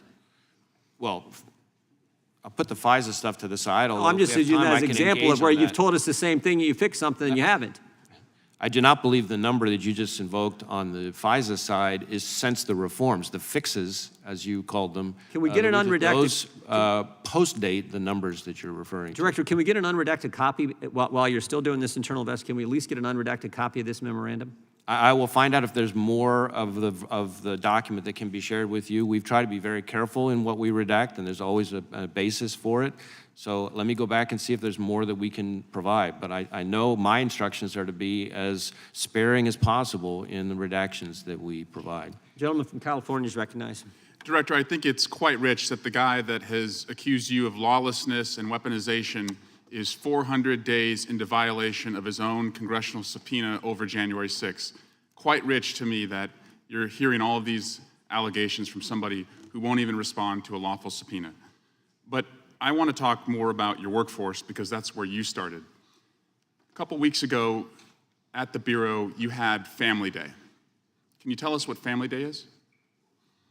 Family Day is an opportunity for employees from really all over the FBI. It tends to be primarily from the nearby geographies because of the trip that they have to make to employees to bring their families into FBI headquarters so that they can see a little bit about the place their loved ones work and why mom or dad is spending so much time away from home. You see any little kids at Family Day? Many, many, many. It's an opportunity for us to say thank you to the families. We talk a lot in law enforcement about sacrifice, but the reality is that law enforcement officers and professionals are sacrificing to do what they love. Our families are sacrificing because of who they love. And what would you say, in your experience, is the number one worry of a little kid about a mom or dad who is a special agent out in the field? Obviously, they're worried that their mom or dad won't come home at night because they've been killed. And that, in fact, has happened, unfortunately, all Happened in too Fort often. Lauderdale a couple years ago, is that right? Laura Schwarzenberger and Dan Alphen, two of our agents killed in a connection with a child exploitation case down there. It was the single darkest day I've had in this job. I want to turn your attention to an organization called Marco Polo. It's run by a former Trump aide named Garrett Ziegler. Over the past couple weeks, he has doxed the addresses of a former special agent connected to the Hunter Biden case. He has put up the dates of births and pictures of two current special agents who work for you. He has said the name, which I will not say, of an assistant U.S. attorney who worked in the Hunter Biden case, that she will answer for her crimes. He will focus everything on her. Justice will be done. It's out of my hands, but she will answer. Do these types of threats and doxing concern you about threats to your workforce and what it could mean? Well, obviously, what we're most concerned about are the actual acts of violence, which themselves have happened, and as we just discussed. But this kind of phenomenon, doxing, is itself hugely problematic because the more information, personalized information about law enforcement professionals that are out in the internet, the more people who may be unstable or inclined to violence there are out there who can choose to act on it. And we're seeing that all too often.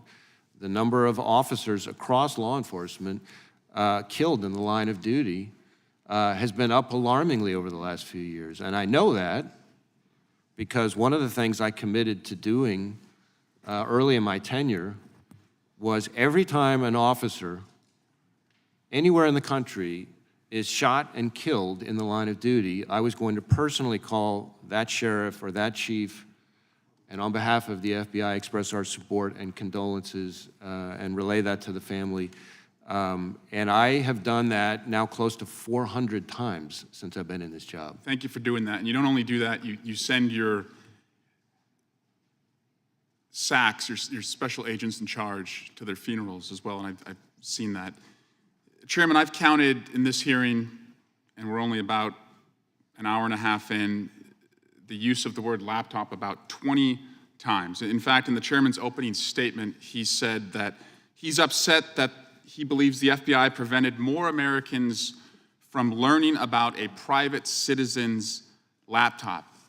That is bananas to me. You all are bringing up FISA every single question. You're essentially saying to the American people that you're guardians of personal security and privacy, but the 2020 election was determined because the FBI didn't let more Americans see a private citizen's non-consensual nudes? Is that what we're saying here? that you lost the election not because of your ideas, but because a private citizen's laptop Do you want an answer? Will you wasn't yield? out there? Will you yield? That's bananas. Like, you- you should be a party of ideas, not a party of non-consensual nudes to help you win an election. Will you And yield for an It seems answer? like that is what the objection is here today. We should be talking about the mass shootings that occurred over the last 10 days. time Instead, of the- this hearing has turned into absolute chaos. And I yield back. Time of the gentleman's expired. We bring up FISA because it's up for reauthorization, if the gentleman didn't know, at the end of this year. And it was in our witness's opening statement. I didn't bring up the laptop. Whose time are you speaking? Whose time are you speaking to, The Chairman? judge last Point of order. week on Whose July 4th. time are you speaking? brought Chairman, it up. point of order. Whose time are you speaking on? I'm speaking on, I'm not a point of order, and I recognize the gentleman from Arizona. Thanks, Mr. Chairman. Director, thanks for being here. Who is Matthew Graves? Who is Matthew Graves? I believe Matthew Graves, at least the person I'm thinking of is, I think, the U.S. Attorney in the District of Columbia. That's the person I'm thinking of, too. Are you aware that he has promised more than 1,000 more individuals will be charged or indicted related to January 6th? I had not heard that he had said that. Well, it seems arbitrary, and there's reports that it's kind of a quasi-quota system that he's put together for January 6 prosecutions. Do you approve of targets, goals, quotas in prosecuting alleged criminal conduct? Well, certainly not quotas. That doesn't make any sense. I mean, goals is a little bit more of an ambiguous term, but Certainly not quotas. certainly not quotas. Do you know if any of your personnel at the FBI is involved in the investigations promised that will lead to indictments by the January 6th quota established by U.S. Attorney Graves? That doesn't sound familiar to me. Okay. In June 2021, you told this committee that a small group of people at the U.S. Capitol on January 6th had, quote, all sorts of weapons. Do you remember being here for that committee hearing and testifying that way? In general, yes. It has been reported that more than 40 FBI personnel, agents, or contractors were in the crowd on January 6th. Is that number accurate? I don't know if that number is accurate. Former Capitol Police Chief Stephen Sun reportedly has asserted that the protest crowd was filled with federal agents. Are you aware of his assertion? I am not. Would you agree with him that it was filled with federal agents on January 6th? I would really have to see more closely exactly what he said and get the full context to be able to evaluate it. How many agents were actually, agents or human resources were present in the Capitol complex and vicinity on January 6th? Well, again, it's going to get confusing because it depends on when we deployed and responded to the breach that occurred. Obviously, how many were under federal agents. Sure. as you know, Yeah, you're talking, responding. and you and I both know what we're talking different things here. And please don't distract here because we're focusing on those who were there in an undercover capacity on January 6th. How many were there? Again, I'm not sure that I can give you that number as I sit here. I'm not sure there were undercover agents on scene. I find that kind of a remarkable statement, Director. At this point, you don't know whether there were undercover federal agents, FBI agents in the crowd or in the Capitol on January 6th. I say that because I want to be very careful. There have been a number of court filings related to some of these topics, and I want to make sure that I stick within what's in. I understand that, but I thought I heard you say you didn't know whether there were FBI agents or informants or human sources in the Capitol or in the vicinity on January 6th. Did I misunderstand you? I thought that's what you said. Well, I referred very specifically to undercover agents. Yeah. And so are you acknowledging then there were undercover agents? As I sit here right now, I do not believe there were undercover agents on scene, Any at least FBI assets? agents. Did you have any assets present that day in the crowd? When it comes to what you're calling assets or what we would call confidential human sources, that's a place where, again, I want to be careful, much as I said in response to an earlier question. There are court filings that I think speak to this that I'm happy to make sure we get to you, assuming they're not under seal. And that can better answer the question than I can as I sit here right now. In the same June 2021 committee hearing, you told us that the FISA court, quote, approved FBI procedures minimization procedures, collection and procedures, querying procedures, did not find misconduct, close quote. That's what you said. Specifically, you said the FISC found no misconduct. Yet 3 months later, the Inspector General found widespread problems in FBI's FISA applications, raising serious questions about the FBI review process of applications, including hundreds of examples of noncompliance with Woods procedures, for example. And we know that from December 2020 to November 2021, the FBI conducted 3.4 million warrantless searches of U.S. data under FISA.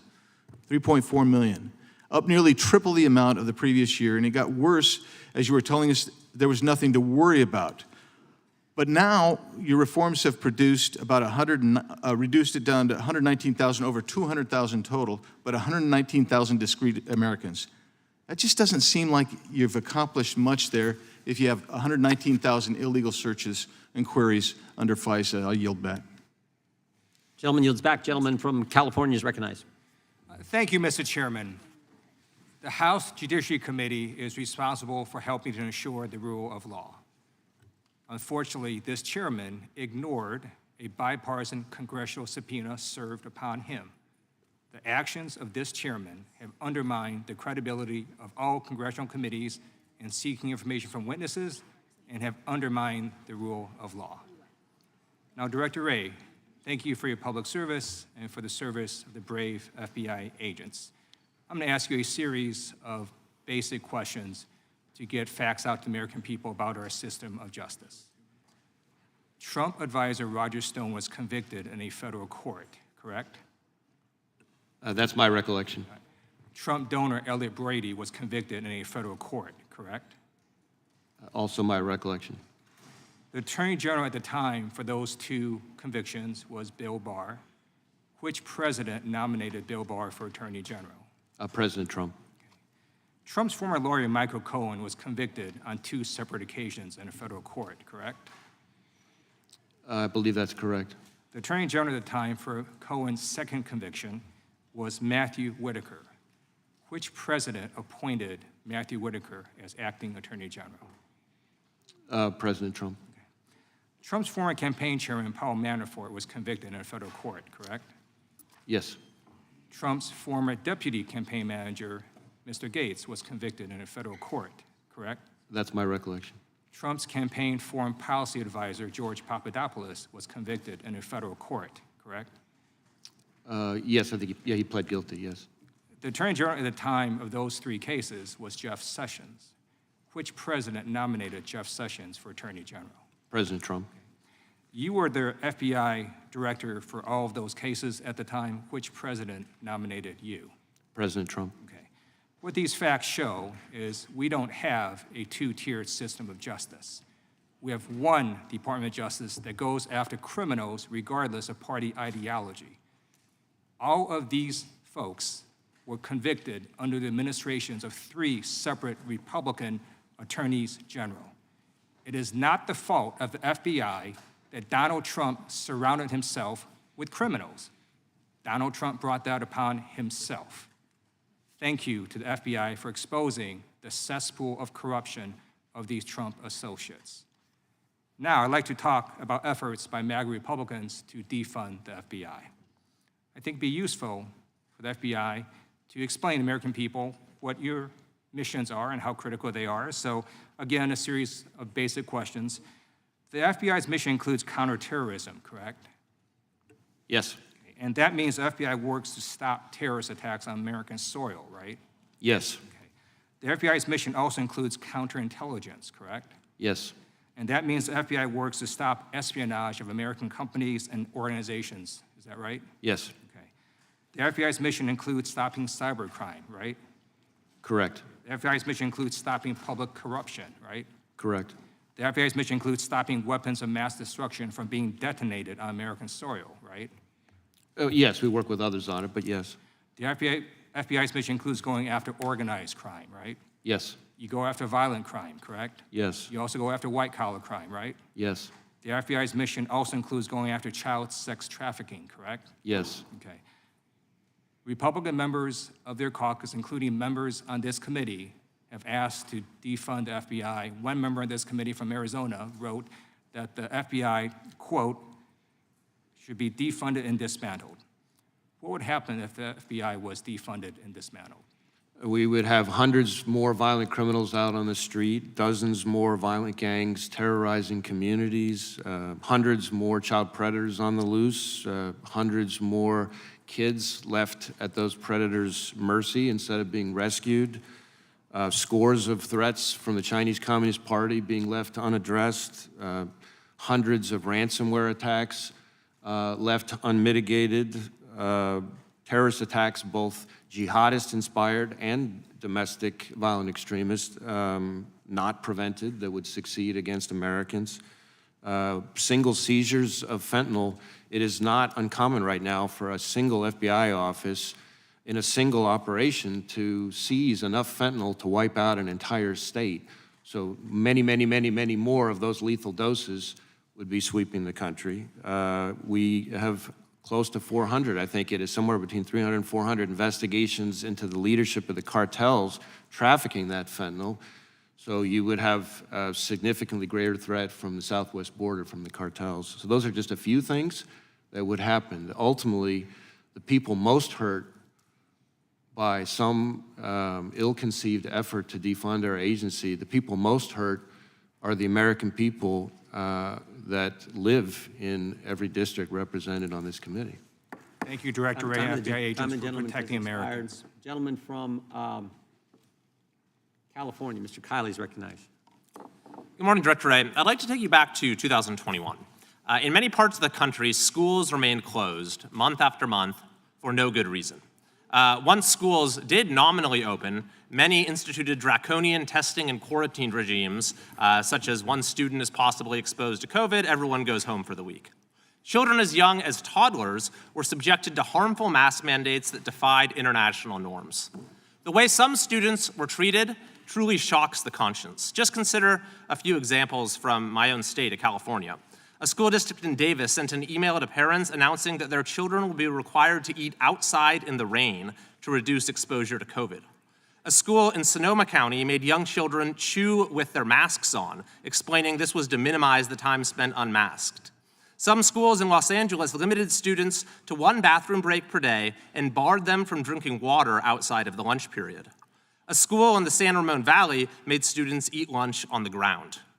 In October of that year, the American Academy of Pediatrics would declare a national state of emergency in children's mental health, citing dramatic increases in emergency department visits for all mental health emergencies, including suspected suicide attempts. In the face of this, Director, the Biden administration decided to take action. It mobilized the sweeping powers of federal law enforcement.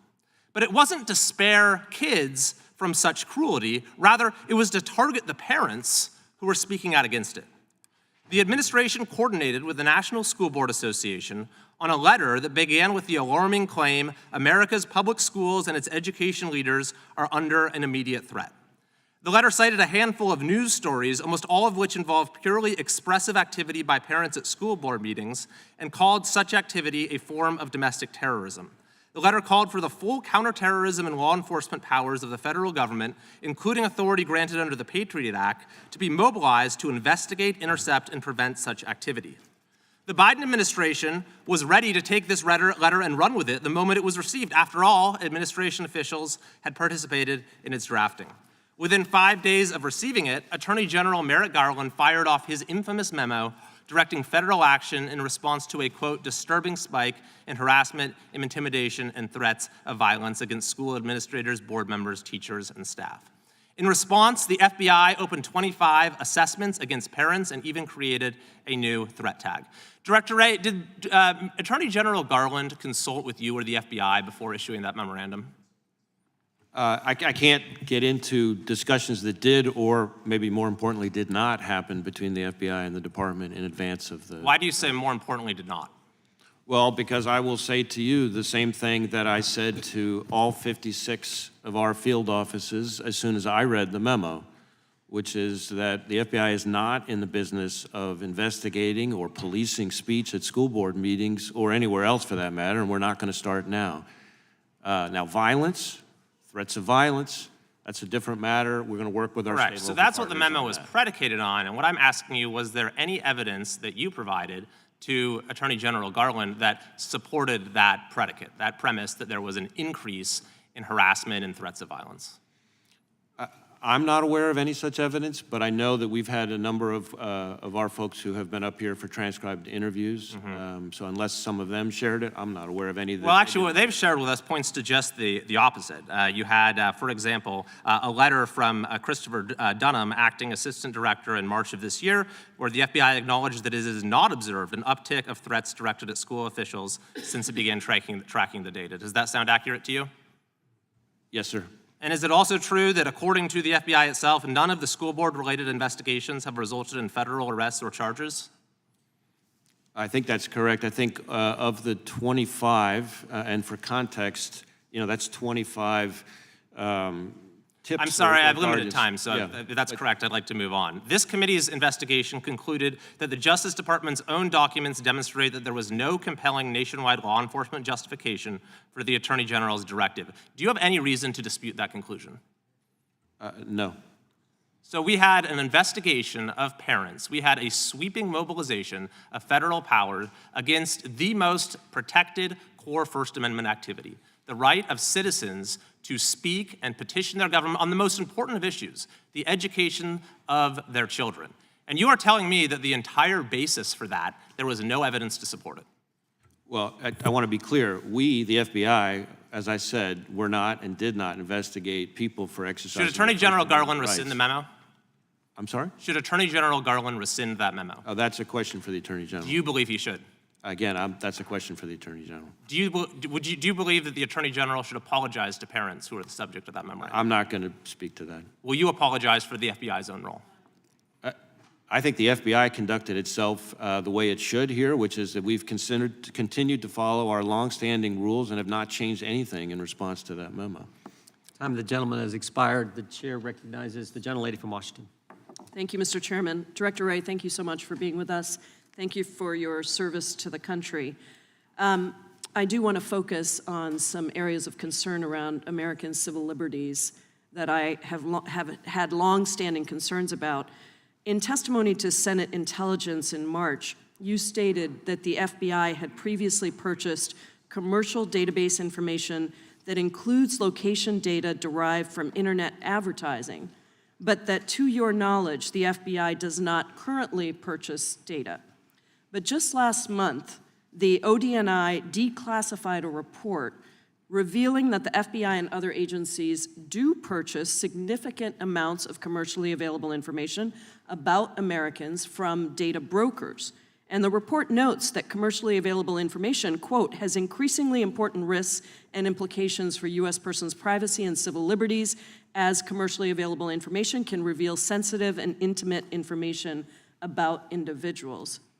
It is public information that the FBI uses Babel Street and Ventel and has a Lexus account.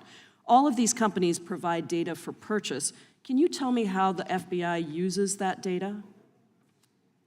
Respectfully, this is a topic that gets very involved to explain, and so what I would prefer to do is have our subject matter experts come back up and brief you, and they can answer your questions in detail about it, because there's a lot of confusion that can be unintentionally caused about this topic. But does the FBI purchase data? My testimony that you referred to before remains the same, and the story about the ODNI report doesn't change that. But again, there's a lot of precision and technical dimensions to this. Well, I do appreciate that, but I'm looking at a report that is from the Office of the Director of National Intelligence saying that the FBI purchases data. Mr. Chairman, I ask unanimous consent to enter this into the record. Objection. Do you know if the contracts with data brokers like the ones I described provide location data?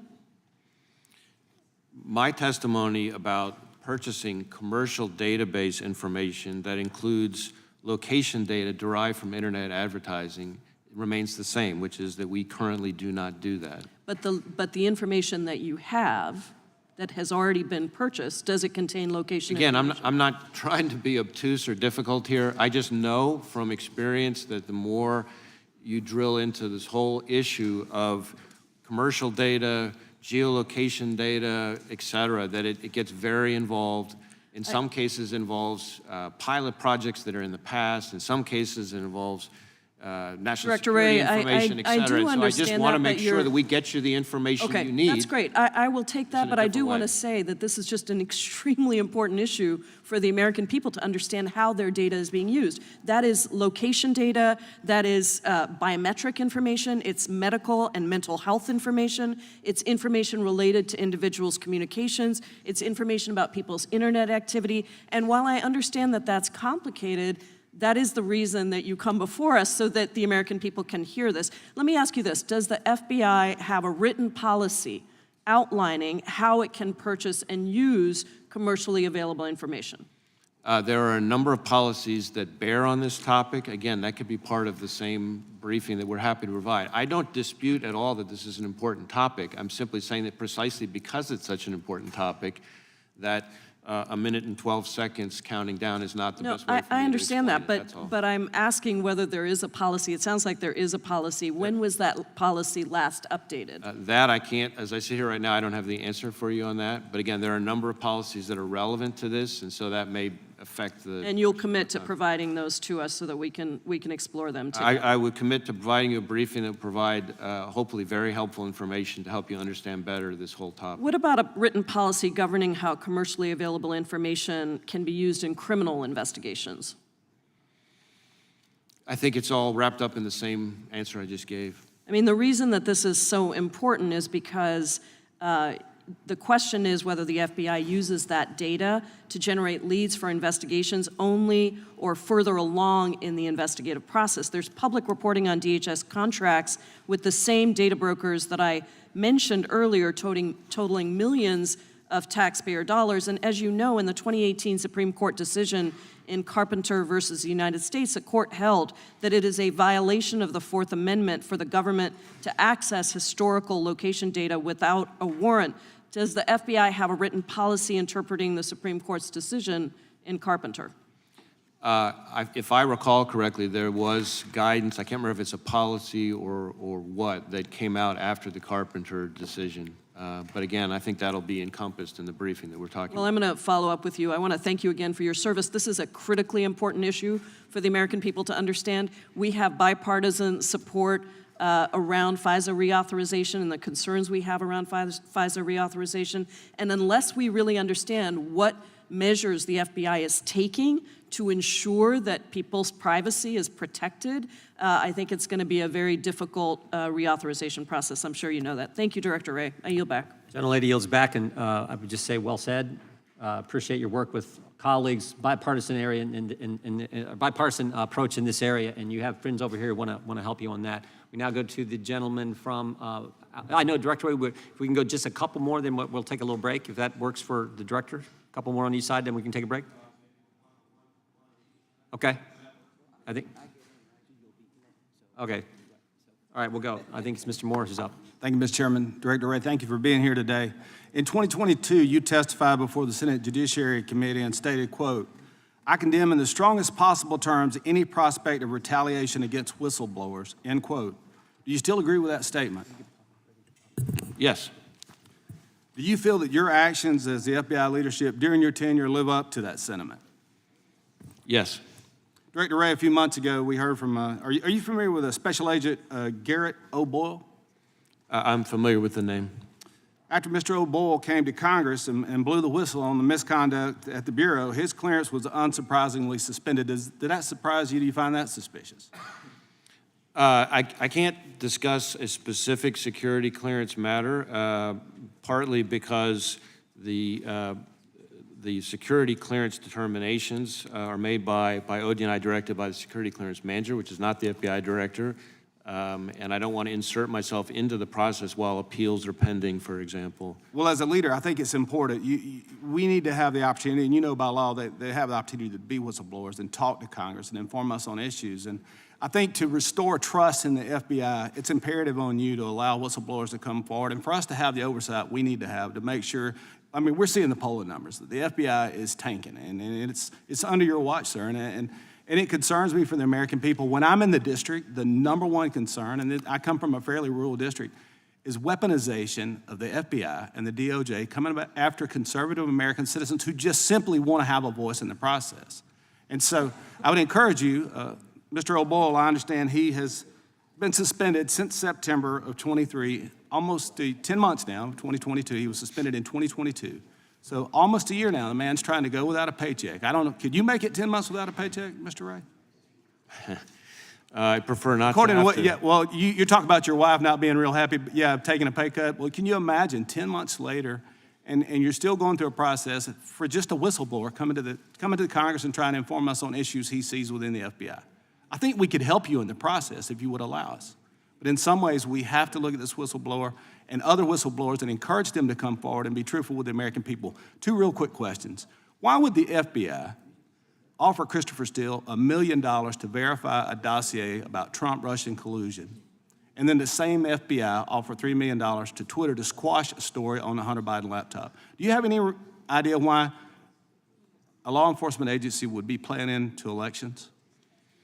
Well, you raised a number of different issues there. So first, as to the Steele dossier, that, of course, is a subject treated at great length in the Durham report, which and again, predates my time as director. I understand that, but it was the same agency paying $1 million to push one story out or try to collaborate one story, and $3 million to quiet another story for political opponents. I don't quite understand. And then I would, as to the second part related to Twitter, I would disagree with your characterization respectfully. When there are payments to social media companies, that is by longstanding federal law going back, I think, about 4 decades, where we have to pay companies for their costs in responding to legal process. And it's not just social media companies, it's other kinds of businesses as well. Well, when those stories get out, and you understand, and certainly the dossier story, and I know that wasn't under your watch, but also the Hunter Biden laptop story, that, to me, looks political. To the American people, it looks political. And I'm just an everyday guy. I'm not an attorney, Mr. Ray, just an everyday guy. But to me, it looks extremely political, and that is why you're having trouble keeping the FBI's reputation afloat. And so with that, Mr. Chairman, I'm going to yield the balance of my time, but I want to enter one thing to the record, Mr. Chairman. Can you do that after? Just yield, then we'll enter it in the record after. Sure.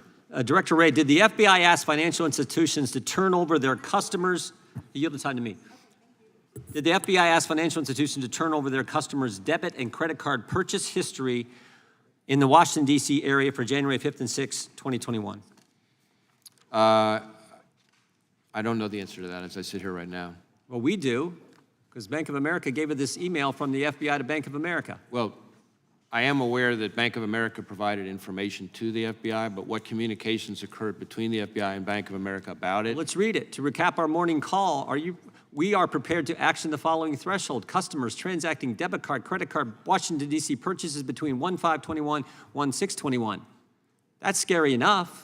But then the next bullet point's even more scary. Any historical, capital letters, all capitals, any historical purchase of a firearm. You guys asked financial institutions, at least Bank of America, we think more. Did you guys ask them? Again, I don't have the full sequence of the back and forth. You've got looks like you've got one email that I haven't seen before here. So I don't know that I have the full exchange that this. Well, does this email trouble you as much as it does members of the Judiciary Committee? That the FBI is asking for every single, we had members of Congress here that week, first time they're getting sworn in as a new member of Congress, their family in town, and you're sweeping, and they may happen to be a customer of Bank of America, and you're sweeping up every debit and credit card purchase of their family who were in town that week because their husband or their dad or their mom is getting sworn in as a new member of Congress? And then you're also saying, overlaying that information with, did this person buy a firearm? And the question is? I'm just nervous about that. Are you nervous about that? As I think I've testified before, my understanding is that our engagement with Bank of America was fully lawful, but that we recalled the leads that were cut to field offices. If it's lawful, that was my next point. If it's lawful, why did you say we're not going to use these leads? That's what Mr. Jensen testified to when we deposed him, the director of the terrorism unit at the FBI. That's what he testified to. Why did you not use the leads if it was lawful to get the information? Well, there are Chairman, it's 1 minute and 18 seconds over time. There Sir, there are plenty of times where there are things that we lawfully can do, but that we decide is better that we not do. And I think that's what happened. The idea there. that Mr. Massey said earlier, the idea that this is lawful, that you can ask this is scary, this is something else we're going to have to change. With that, I would yield to the gentlelady recognize the gentlelady from, we got a unanimous consent request from Mr. Moore. Mr. Chairman, yes, the Wall Street Journal article I'd like to enter into the record says Republicans eye sweet home for new FBI headquarters in Alabama. All right, without objection, the chair now recognizes the gentlelady for Texas for 5 minutes, and then we'll take a break, Director. Good afternoon. Thank you very much, Director Wray, for your presence here. Thank you to the men and women of the FBI in particular for the work that you've done on gun violence and as well the work that you've done in keeping Americans safe. Let me very quickly move on some issues that have been made a chief part of the work of our friends on the other side of the aisle. Republican members of this committee have spent much time of this Congress claiming that various aspects of the U.S. government have been weaponized against the American people. Director Wray, are you or your staff or auxiliaries weaponizing the FBI against the American people? Absolutely not. Thank you very much. Let me thank you as well for your civil rights work and emphasize that in addition, there have been representations that the FBI exaggerates domestic terrorism reports or data. Certainly, January 6th had its many different storytellers, but that was an act of domestic terrorism. I don't know how you could have exaggerated that as evidenced by the special congressional committee we had. But let's just think of domestic terrorism as it relates to the good men and women of our law enforcement. Take an example in February 2020 in Texas, where a white supremacist was engaged in conspiracy involving swatting, a harassment tactic, and all of the emergency services showed up over and over again. Does domestic terrorism impact negatively and dangerously on America's law enforcement and first responders? Absolutely, and sometimes law enforcement are themselves the intended victims or targets of domestic violent extremism. Though you have good, committed individuals, does the critique is legitimate? That's our job. But does the constant condemnation impact on morale of FBI personnel or those trying to join the FBI? Well, look, our people are human beings, and nobody likes to see the organization they've dedicated their careers, really their lives to, unfairly criticized. But I will tell you, as I said in my opening statement, that the good news is our people are also tough and resilient. Our attrition is in the low single digits and would be the envy of almost any employer, and our recruiting, unlike what's happening in law enforcement more generally, is actually up very significantly. Thank you, and I look forward to it being diverse. Let me start with our whistleblower journey here. Are you familiar with FBI Special Agents Kyle Serapin? I'm familiar with the name. Is that yes? I'm familiar with the name. Yeah. The committee heard testimony that Mr. Serapin was suspended after he mishandled his service weapon and then said he wanted to use 2 female FBI executives as shooting targets. That was testimony of Jennifer Moore, HR under Human Resources under oath from the FBI. Mr. Serapin describes himself as a congressional whistleblower, but committee Republicans will not tell us whether he has been in contact with them. Are you familiar with former FBI agents Garrett O'Boyle and Marcus Allen? Again, I'm familiar with the names. Thank you. O'Boyle was suspended for accessing information about an ongoing case and then leaking to the press, and Allen was suspended for interfering in the investigation of a January 6th suspect. Both Allen and O'Boyle testified before the Weaponization Committee in May. Were you aware of that? Yes, ma'am. I think they are clearly there for all friends and family to see. I assume they wanted to be seen. Do you know who Kash Patel is, if you know?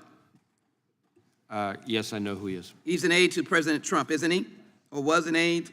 Or is an aide to President Trump? Well, he was an individual who served in a number of different roles, both up here on the Hill and in the executive branch. Thank you. Here's another picture. It's the checks that Serapin sent to both O'Boyle and Allen. Each check was for $255,194. Let me say that again. These men were paid $255,194 after they testified as so-called whistleblowers. And it should be noted that it says here, as it says, for holding the line.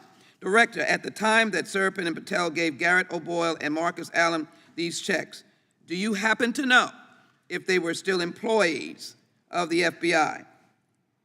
I can't speak to that. I don't know the answer. If they were, 5 CFR 2635, and I'd appreciate if we could get an answer in writing after you go back, whether they were or not, prohibits FBI employees from accepting cash gifts, doesn't it? Well, there are a whole number of rules that would apply to this. Again, I don't want to weigh in on a specific person. But if they were, that rule applies about cash gifts. I'm not aware of a situation in which they could No, but appropriately accept cash gifts. Just generally, if that applies to FBI agents about not taking cash gifts, is that correct? There are definitely rules that apply to special agents Thank you, accepting Mr. cash gifts. Let me just finish this. Can you explain why an FBI agent should not receive cash? But let me move to one that I think is extremely important. Mr. Chairman, just a moment. And here is what I think is most interesting piece of this whole puzzle. O'Boyle and Allen are represented by an outfit called Empower Oversight. Time's Empower expired. Oversight is run by former Republican staffers. Do you know who else Empower Oversight might represent in any way? Mr. Chairman, I have a unanimous consent request.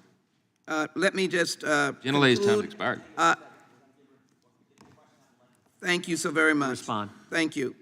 The so-called IRS whistleblower who Jim Jordan had relied upon. But does anyone need any further proof that these allegations are ginned up, corrupt political stunts advanced by those who don't want to see us follow the law? Finally, Mr. Chairman, here's another person who wants to join you on the 702, but the FBI has begun major reforms, and I think we should recognize that. You've been very kind. I yield back my time. Gentlelady yields back. I would just point out, my guess is they got the money because they wanted the money because they were trying to feed their family. They actually haven't received the money. I have unanimous consent request, Mr. Chairman, of a tweet Matthew Foldy put out here during this hearing. Right off the bat, Jerry Nadler lies about whistleblower getting $250,000. He says here, Marcus Allen has not received $250,000. He has not received or cashed the check that Kyle Seraphin posted online. Enter that in the record. Into the record, the committee will take a 5-minute recess, 5 minutes, then we'll come back.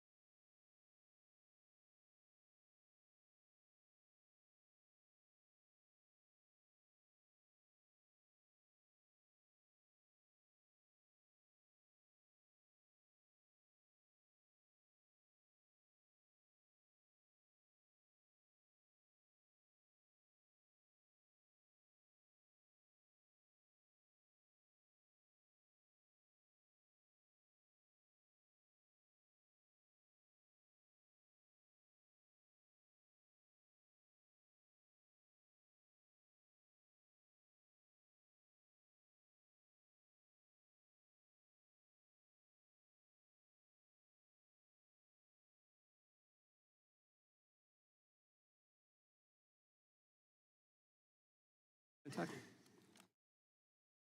Tom. Oh, it's Mr. Klein. I'm Klein, that's right. Then Klein, then McClintock. Committee will come back to order. The chair now recognizes the gentleman from Virginia, Mr. Klein. Thank you, Mr. Chairman. Director Ray, thank you for being here. Since we last spoke in appropriations on April 27th, Special Counsel John Durham delivered his report detailing intelligence activities and investigations arising out of the 2016 presidential campaign. When Mr. Durham presented here at the committee, I asked him these questions. He was able to answer me in yes or no answers. I'd ask you to do the same. Did the FBI have an adequate basis on which to launch Crossfire Hurricane? My understanding is that Mr. Durham found that it did not have a proper basis to elevate it to a full investigation, but that he thought it was an assessment or a preliminary inquiry was appropriate. Did the FBI fail to examine all available exculpatory evidence? I think, well, do you say to examine it? Certainly, I think there were failures, significant failures, with respect to exculpatory information. Did the FBI interview all key witnesses in Crossfire Hurricane? I think Mr. Durham, found that they did not. Did the FBI abuse its authority under the Foreign Intelligence Surveillance Act? Well, certainly there were violations that were totally unacceptable, and in my view, cannot be allowed to happen again. As noted in the report, Crossfire Hurricane investigators had hoped the returns on the Carter Page FISA application would, quote, self-corroborate. Do FBI or DOJ guidelines permit investigators to submit uncorroborated allegations in a FISA application in the hopes that the returns will self-corroborate? I've never heard of that concept. Okay. Is Crossfire Hurricane the only time the FBI has violated the procedures for the FISA process?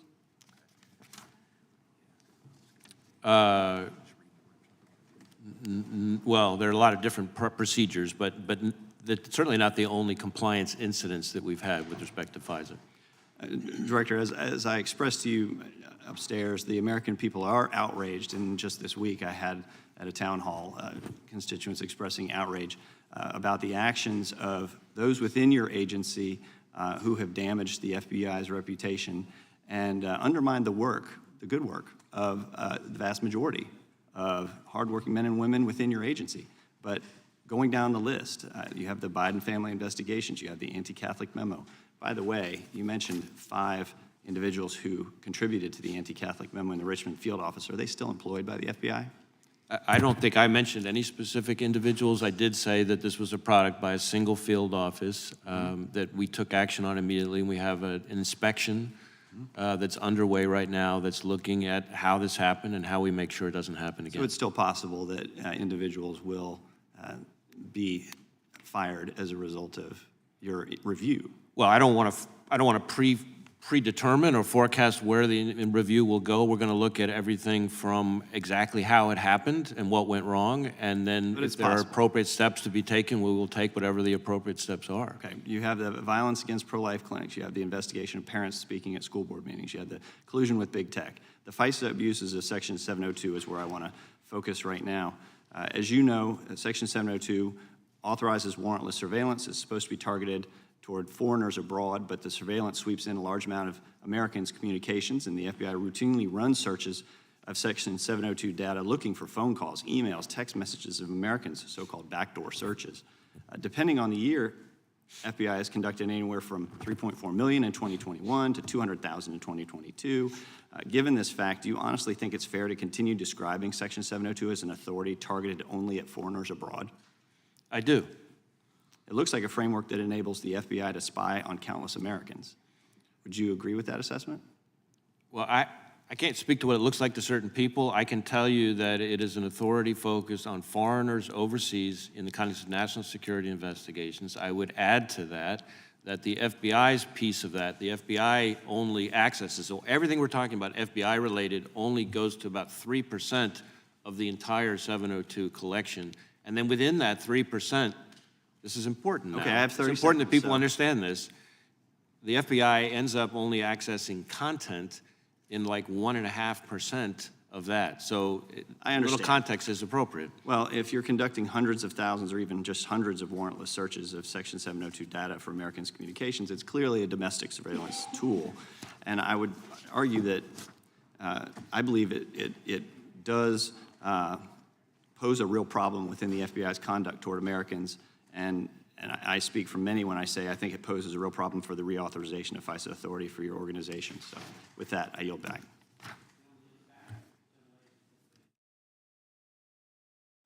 Thank you, Mr. Chairman, and thank you, Director Wray, for being here.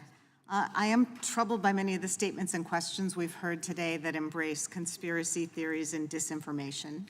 And with these comments, it appears that some of my colleagues are trying to sow division and score political points rather than conduct legitimate oversight of the actual actions and policies of the FBI. I, like many Americans, would rather Congress focus on doing the people's business and ensuring that the FBI is able to do its job and do it well within the bounds of our Constitution and laws. Now, one of the most serious issues facing American communities now is drug abuse, particularly opioids and fentanyl. And in your opening remarks, you mentioned the arrest of 31 U.S. citizens in Northeast Ohio just a couple weeks ago, most hailing from Marion, for drug trafficking. Can you just take a minute, because I have some other questions, to describe what the FBI is doing to end the scourge of fentanyl and what additional tools you might need from Congress? So the FBI is attacking the scourge of fentanyl coming from the southwest border in particular in a variety of ways. One, we are using our organized crime task forces to target the supply, the cartels in particular. Two, we're using our Safe Streets task forces to go after the gangs that are principally responsible, violent gangs, for distributing a lot of this all over our streets. Third, we're targeting provider abuse, prescription, pill mills and things like that through our healthcare fraud authorities. Fourth, we have something called J-Code, which focuses on the trafficking of fentanyl on the dark web, which is a real problem, and we've had a number of very significant takedowns there. We're also doing things like engaging in outreach, raising awareness. We put out a video called Chasing the Dragon with DEA that has been showed at a lot of schools around the country. We're trying to work with the health community. So there's a lot of things that we're doing, but this is it's an epidemic. Mm-hmm. I don't think that's an overstatement, and it's something that requires all hands on deck. Okay, and if there are things you think Congress can help you with, please submit that to us afterwards. Another major threat to our nation is domestic terrorism, and that's something you've spoken about repeatedly. Like many Americans, I find it unpatriotic and dangerous when members of Congress embrace dangerous conspiracy theories that undermine our federal law enforcement and ultimately our democracy. And I find it disingenuous for members of Congress to harangue the head of the FBI about people losing faith in the FBI when those same members have been trumpeting lies and conspiracy theories about the agency for months. Words matter, they have consequences. And when leaders lie or embrace disinformation, that's dangerous. In recent years, we've seen increasing threats and violence levied against public servants at all levels, including journalists, elected officials, election workers, doctors, nurses, school officials, teachers, librarians, and more. And what these public servants have in common is they became targets for threats and violence when they had the guts to stand up to lies and conspiracy theories promulgated by the former president and his allies. We've seen MAGA extremists, Fox News pundits, Russian internet trolls, and elected officials parrot conspiracy theories and use heated language to convince the American public without facts that dedicated public servants are dangerous enemies who should be feared. Most Americans understand that this is not legitimate political discourse and that this kind of overheated and fact-free rhetoric can in fact encourage political violence. It's not normal and it should not be part of American public life. So, Director Wray, you've repeatedly testified about the serious threat that domestic violence extremists present to Americans. And these are people who commit violent and criminal acts in furtherance of social or political goals, whether racial and ethnic motivation or anti-government motivation. Can you talk about the role that mistrust in government and disinformation and conspiracy theories play in the radicalization and recruitment of extremists? Well, certainly there's a whole host of misconceptions that are out there about any number of institutions, whether it's law enforcement, whether it's the Supreme Court, or whether it's any number of other institutions, that in the environment that we're in, where there are people who increasingly channel their rage into violence, that causes a problem. You know, there is a right way under the First Amendment to express what you're angry about and who you're angry with, and we take that very seriously and view as part of our mission, not just to protect the American people, but to uphold the Constitution. But when those views are then turned into violence and threats of violence, then we got a problem, and then I think the FBI has to act. Thank you. I see my time has expired, but I would seek unanimous consent to introduce into the record a press release from the U.S. Attorney's Office of the Northern District of Ohio entitled 31 Individuals Involved in a Drug Trafficking Organization in Marion County and Lorain County Indicted. Without objection. Chair recognizes the gentleman from California. Thank you. Mr. Director, when we abandoned Afghanistan, we released about 5,000 terrorists from the Parowan detention facility. One of those terrorists showed up at Abbey Gate 10 days later and killed 13 U.S. Marines. Where are the other 5,000? I don't know that I can tell you where all 5,000 Well, of let them me are. put it more simply. Have you encountered any here in the United States? We have quite a few ongoing investigations into foreign terrorist-related subjects, whether they're Al-Qaeda related or ISIS related, that we're conducting as you and I are having this conversation, and certainly. So have you encountered any from Parowan here in the United States? Specifically, I'm not sure I can say that. Let me follow up and make sure if there's anything more I can provide you on that. Well, meanwhile, we've had about 1.5 million known gotaways cross the border as this crisis has unfolded. Any estimate of how many among of those 5,000 among the 1.5 million known gotaways may be terrorists?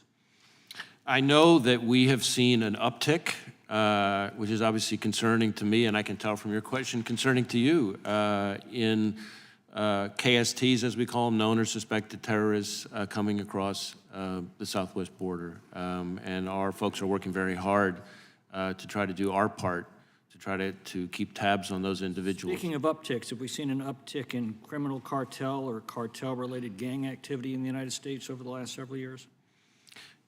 Yes, the cartels working in kind of an unholy alliance with dangerous violent gangs here in the U.S. are responsible not just for the abominable distribution of fentanyl all over the country, but also an awful lot of the violence that comes along with it. And that's coming principally across our southern border? That's a huge driver of it, certainly. Huge driver. It's reported we've lost contact with the guardians of more than 85,000 unaccompanied minors who've been brought here by the cartels through the southern border. How many of these children are still unaccounted for? That I'm not sure we have the answer to that. That may be a question for DHS. What's the Woods procedure? The Woods procedure is a procedure has nothing to do with 702. It has to do with traditional FISA, Title I FISA as we call it, and involves having files that have all the underlying documents to support each of the factual assertions in the application. Is that important to the integrity of FISA applications? Yes, sir. In February of 2020, you assured the committee that you took these FISA abuses seriously, that you were working to address them. A year and a half later, the Office of the Inspector General reported that you weren't.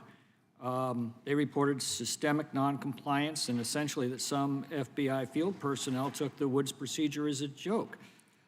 If we can't trust your past reforms, how seriously should we take your promises of future reform? I appreciate the opportunity to address this one. So that OIG finding actually applies to, number one, that applies to compliance problems that occurred before all the fixes that I was testifying to you all about.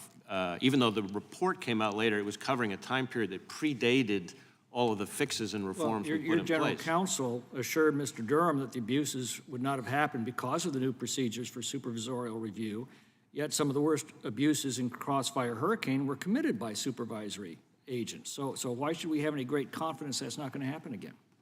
There are a couple different sets of reforms here. So the first is on the reforms that we put in place in response to the Inspector General's Crossfire Hurricane report. But we can't trust your supervisors is the problem. The problem seems to be that this power exists at all, and human beings, being what they are, will tend to abuse them. Could you describe the term parallel construction as it relates to evidence produced in FISA searches? Parallel construction? I'm not sure I've used that Doesn't term that refer before. to the FBI using forbidden information from a 702 search to alert local law enforcement to search for and then produce the same material without revealing that it came from an improper search? I'm just not sure about the use of the term. Well, has the FBI ever employed that particular tactic in prosecuting American citizens? Not to my knowledge, but again, I can look into that and get back to you. What percentage of FISA warrant applications are rejected by the FISA court? I don't know that we have that number. There's usually a back and forth with the court. It's not unusual for the court to... It's a fraction of percentage, isn't it? A fraction of a percentage? Yeah. Yeah, I don't know if that's right, but it's definitely a small number. And I think that's partly because our folks learn over time what the court expects. Which makes that sound an awful lot like a rubber stamp. I see my time's expired. I yield back. The gentleman yields back. The gentlelady from Georgia is recognized. Thank you, Chairman. Good afternoon, Director Wray. Thank you for coming before the Judiciary Committee this afternoon, and I have read your testimony. I want to redirect this questioning for a moment, and I want to focus on the important work that the FBI is tasked with when it continues to do its work with gun violence prevention and keeping our communities safe. As of today, there have been over 300 mass shootings. That's more than the number of days that we have in this year. And statistics will continue to show us over and over again that during the summer, these numbers continue to rise. Extreme risk protection orders play an important role in law enforcement's response to preventing mass shootings from happening. And what are also known as red flag laws or orders, they empower law enforcement, along with family members and household members, to petition a court to actually have an individual that appears to be in crisis have those firearms just temporarily taken away or removed from them with a court order to be returned during expiration of that order. I have a few questions for you, so if you can answer as directly as you can, I appreciate it. Family members and members of law enforcement can often identify individuals who would pose a risk to themselves or to others within the community when they actually possess a gun. As the head of the United States Federal Law Enforcement Agency, do you believe that these red flag laws and these programs enhance public safety?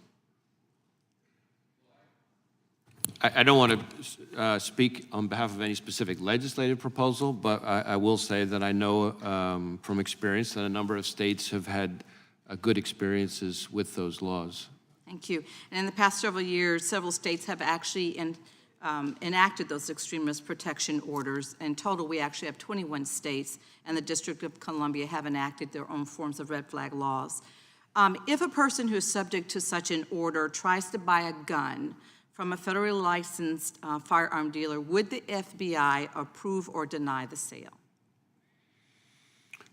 Well, I believe if the order is required by state law, making it a state prohibitor, and therefore is loaded into the NICS system, then when the background check is run, when the FFL, the federal firearms licensee, contacts NICS to proceed with the sale, that would pick up the so-called the order that you're talking about, and if that's a prohibitor, then that would block the transaction, is my understanding. So in the absence of an application or applicable state law, is there a way for the FBI agent to seek an order under federal law? I'm not aware of any federal law to that effect. Exactly. If an FBI agent has information that someone has been violent many times in the past, but is not able to seek a criminal conviction, is there a way for the FBI to deny the sale of a gun to that person? We only deny sales for people who are prohibited by law from possessing firearms.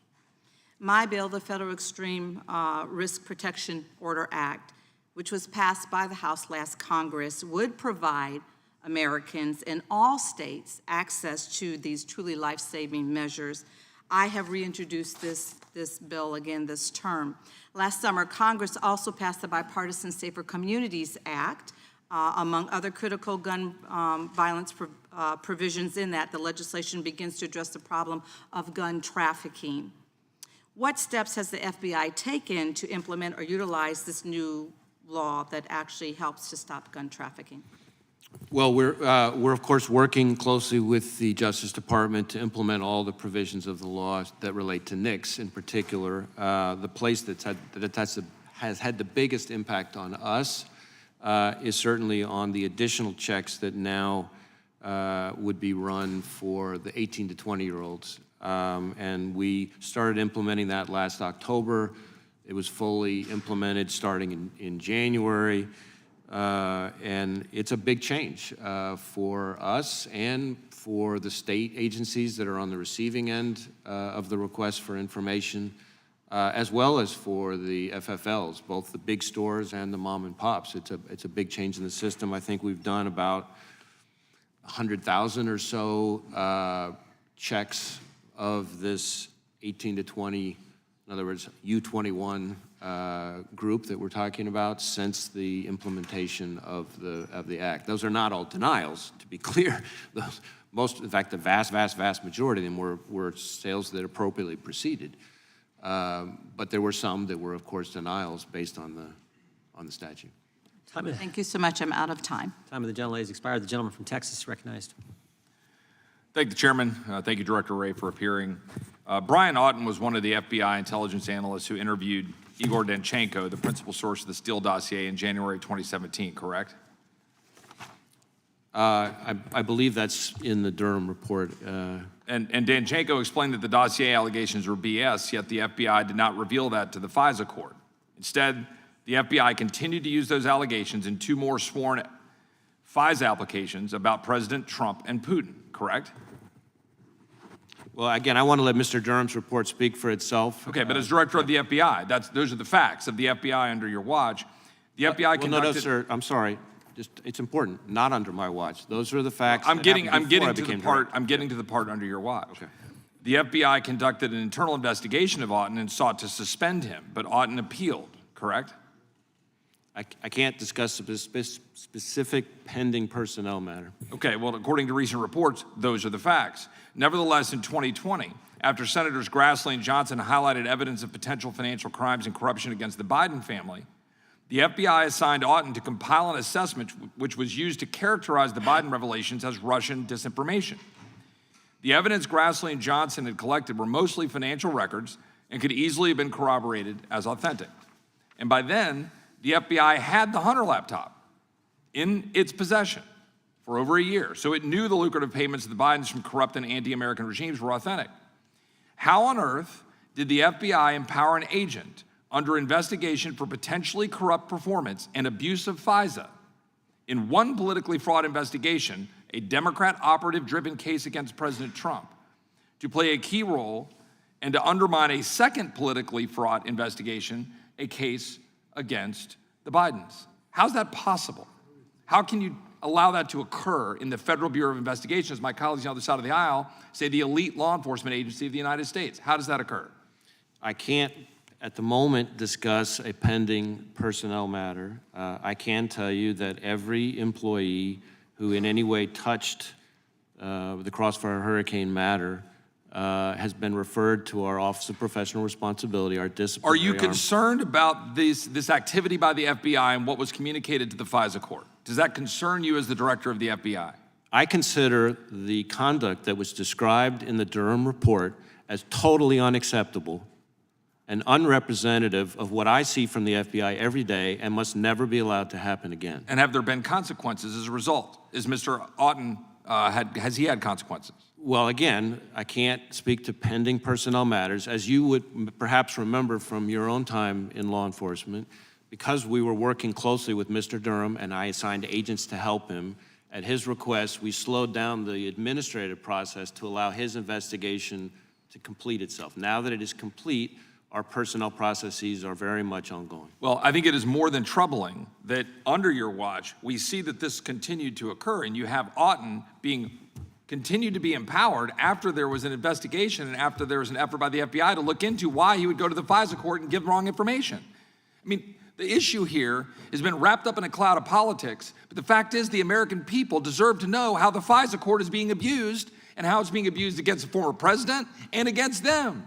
In light of the reports that we saw Mr. Johnson from Louisiana put forward, that was in a court filing and a court report. I want to move on to another topic. On September 23rd, 2022, 20 heavily armed agents stormed the home of Mark Houck. You're familiar with this? I'm familiar with the Houck case a little bit, yes. And this was after Mr. Houck's lawyer reached out and said he would appear voluntarily because the incident in question occurred almost in a year earlier in October of 2021, so a year earlier. And the question here I have, local authorities investigated the incident but concluded there was no case. After the jury met for roughly an hour, Houck was acquitted. How on earth did Mark Houck end up having the FBI send several armed agents along with local authorities to arrest him at gunpoint? And do you approve it? Did you approve of that? Well, let me start where you ended. Decisions about the manner of an arrest are not something that the FBI director approves. I defer to and rely on the judgment of the experienced career agents on the ground who have both the most intimate understanding of the facts and of the training experience to decide how best to effectuate an arrest. Do you know who did order it? And my understanding is that that arrest was conducted in our Philadelphia division by career agents with a combined 40 years of FBI experience. Do you approve of the raid now in retrospect? Do you think it was appropriate? Do you think it was appropriate for a father to have armed FBI agents along with local agents go to his home, arrest him at gunpoint for alleged violation of the FACE Act a year after the alleged incident, after the father had said through his lawyer that he would appear voluntarily? Do you believe that FBI agents should go to the home of a father in Philadelphia suburbs? I'm not going to second guess the judgment of the career agents on the ground who made the determination. But your job is to second guess and look at what they're doing. Your job is to review what they do. Your job is to protect the American people from a tyrannical FBI storming the home of an American family. I could not disagree more with your description of the FBI as tyrannical. And you don't believe it's tyrannical that FBI agents were a part of storming a father's home in suburban Philadelphia? Mr. Chairman. Time of the gentleman's expired. The witness may respond, and then we'll move to our next witness. Sir, respectfully, member. They did not storm his house. They came to his door. They knocked on his door and identified themselves. They asked him to exit. He did without incident. Whenever our agents, well, not at gunpoint, whenever our agents conduct an arrest, they are armed. Our agents are armed virtually all the time, as you may remember from your own experience as a prosecutor. The gentleman yields back. The ranking member has a unanimous consent request. I ask unanimous consent that this document be placed in the record. That's pretty, that's not too specific. I ask unanimous consent to enter the full January 15th, 2021 email thread between Bank of America and the FBI that is about threats to Inauguration Day instead of the edited version that was shown on I'm happy to have that into the record. Without objection, we champion that. We're going to bring that up again here if we get a chance. The gentlelady from Pennsylvania is recognized. Thank you, Mr. Chairman. Director Wray, good to see you. I thank you for being here today. And I just want to remind those who are watching at home or here in the room that we are here as an oversight function. We are not here as a political tool to hammer you or your 38,000 public servants, law enforcement men and women, and to try to use you politically. But it surely doesn't feel that way all the time during this. So I thank you for your service. I thank the men and women for their service. I have a first cousin, technically I guess a first cousin-in-law, who for a very long time in the Philadelphia suburbs served as an FBI agent with integrity and honor. So I think of him, I think of Jack today as I'm doing this. I read your testimony often, over and over. You state the mission of FBI to protect the American people and uphold the Constitution of the United States. Twofold. Protect the American people, uphold the Constitution. Do it by the rule of law. That's what we should be asking about. Are we doing that to the best of our ability? I want to use and examine the case of the Mar-a-Lago documents because it's been used by the former president as a pitying moment, as though he has somehow been victimized, but none of that is normal. These are serious times, and your people have serious missions about the safety of the American people and doing it lawfully. Director Wray, a ballroom, a bathroom, a bedroom, are those appropriate places to store classified, confidential information? Well, again, I don't want to be commenting on the pending case, but I will say that there are specific rules about where to store classified information and that those need to be stored in a SCIF, a secure compartmentalized information facility. And in my experience, ballrooms, bathrooms, and bedrooms are not SCIFs. Mine too. And yet that is where the former president chose to put vital information about our national security. He exacerbated the risk, as alleged in the damning 37-count indictment, by evading law enforcement and allegedly even showing some of these classified documents to others who were not either in a SCIF or up to having these informations sent to him.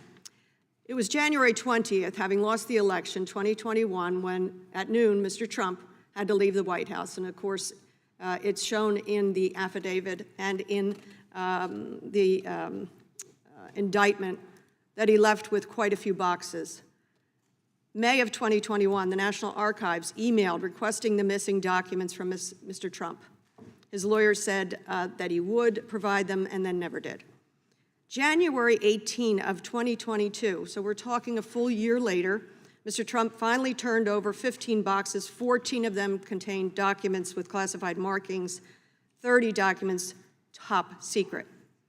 June 2022, this is now a year and a half later, DOJ and FBI recover an additional 38 classified documents from Mar-a-Lago, your FBI, our FBI. A lawyer for Mr. Trump signed a statement at that point. To the best of her knowledge, she said all classified materials had been returned. But surveillance footage, of course, showed that wasn't the case.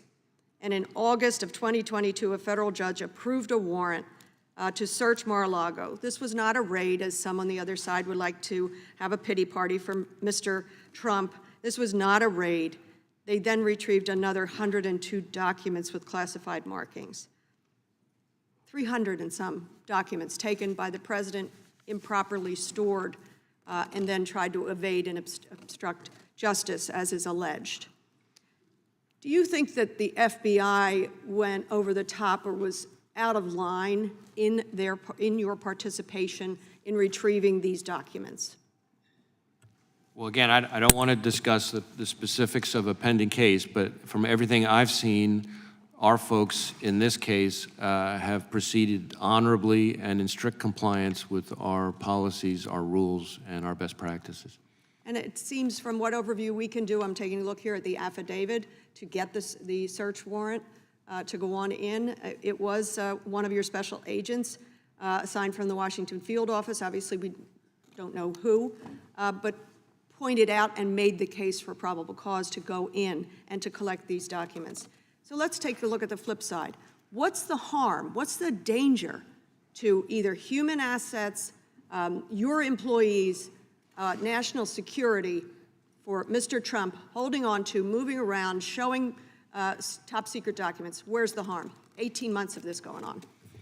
Well, again, respectfully, I'm not going to comment or weigh in on a case that's now pending in front of federal judges, but speaking more generally, the rules governing the handling of classified information are there for a reason, and people need to be very mindful of those rules. And unfortunately, the FBI has, as a steady part of its docket, a number of investigations involving mishandling. And the reason those rules are there is because classified information, if it gets into the wrong hands, can put human sources in jeopardy. It can put other kinds of intelligence collection at jeopardy. It can jeopardize our partnerships with foreign liaison services, which are really the lifeblood of the intelligence community in many ways. So it's serious business, and it needs to be taken seriously. But again, I'm not speaking about a particular case. I'm just speaking generally. I very much appreciate it, Mr. Chairman. I appreciate it, but I do want to just point out to the world, none of this is normal. It was not normal what took place here. And I yield back.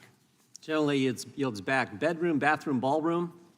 How about a box in a Mr. garage? Chairman, A Mr. beach Chairman. house in Delaware and the Biden Center. I don't think those are skips Mr. Chairman, either. point of order. The gentleman from Texas is recognized. Thank you, Mr. Chairman. I want to talk about China, but before I do, I want to just comment, in the last exchange with Mr. Roy, I heard you say certain practices were outrageous to you, and I appreciated that. And I think maybe we would have liked to have heard more of that this hearing, about things, acknowledging failures. I realize there are a lot of positives to talk about, but we do as a committee want to work with you. When Chairman Jordan asked why so much is redacted in a document, could we perhaps sit down with you, even if it's privately, and you tell us why that needs to be the case? If we ask for the names of these employees that were behind the Catholic issue in Virginia, can we get a commitment that we'll eventually get those names? I didn't hear that in that exchange with Mr. Jordan. Well, you certainly have my commitment that we will work collaboratively with the committee. We obviously have rules that govern what we can share, and we have to be mindful of those too. But in my experience, that's what the longstanding accommodation process between the executive branch, especially law enforcement agencies, and Congress is there for.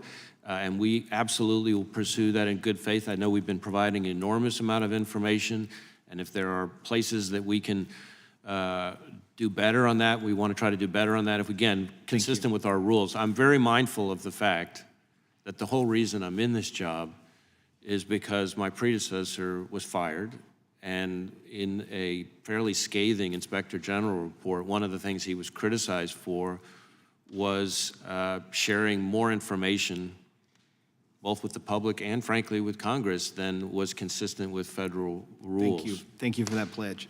Now to China. Most Americans don't realize, I don't think, that U.S. companies doing business in China are required to have joint venture agreements. That's been around since 2017 or 18, I believe. And it requires the Chinese Communist Party to have political cells within these enterprises, American enterprises in China. In the last few weeks, it has come to my attention that they've taken that up a notch and actually gone further, the Chinese have, and said that not only must they be present and have access, but they now control these American businesses. So they're, in essence, nationalizing American enterprises in China. And the CEOs I've talked to are afraid to say something. They say they've come to the FBI. The FBI, I think, is aware of this. I'm about to turn it over to you. My question is this happening, and what can be done about it? What do we need to do about it? Well, I think you've put your finger on a very important issue, and frankly, one that does not get the attention that it really deserves. So I appreciate you bringing it up. I will say that, in my view, there is no country, none, that presents a broader, more comprehensive threat to our ideas, our innovation, our economic security than the Chinese government and the Chinese Communist Party. And in many ways, it represents, I think, the defining threat of our era. And when it comes specifically to the business community, while there's no law against joint ventures, the problem that we have is that the Chinese government all too often has exploited those joint ventures to then use them as ways to get improper access to companies' secrets and information. Do you find that they have stepped it up, though, to where they are, in essence, nationalizing U.S. companies quietly?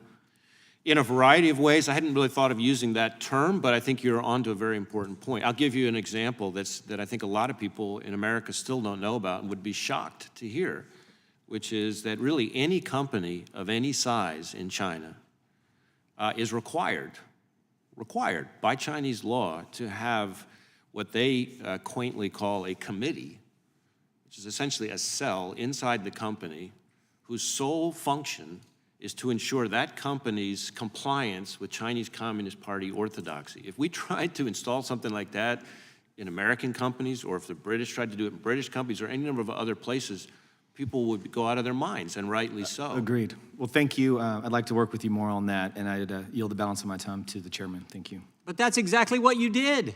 And the judge said it last week.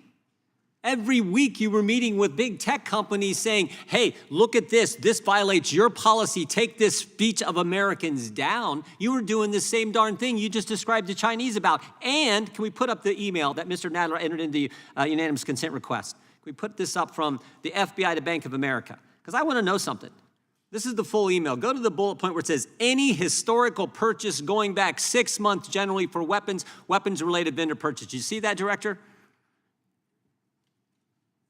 You see that bullet point? The one that says any in all caps, that bullet point? This is the email.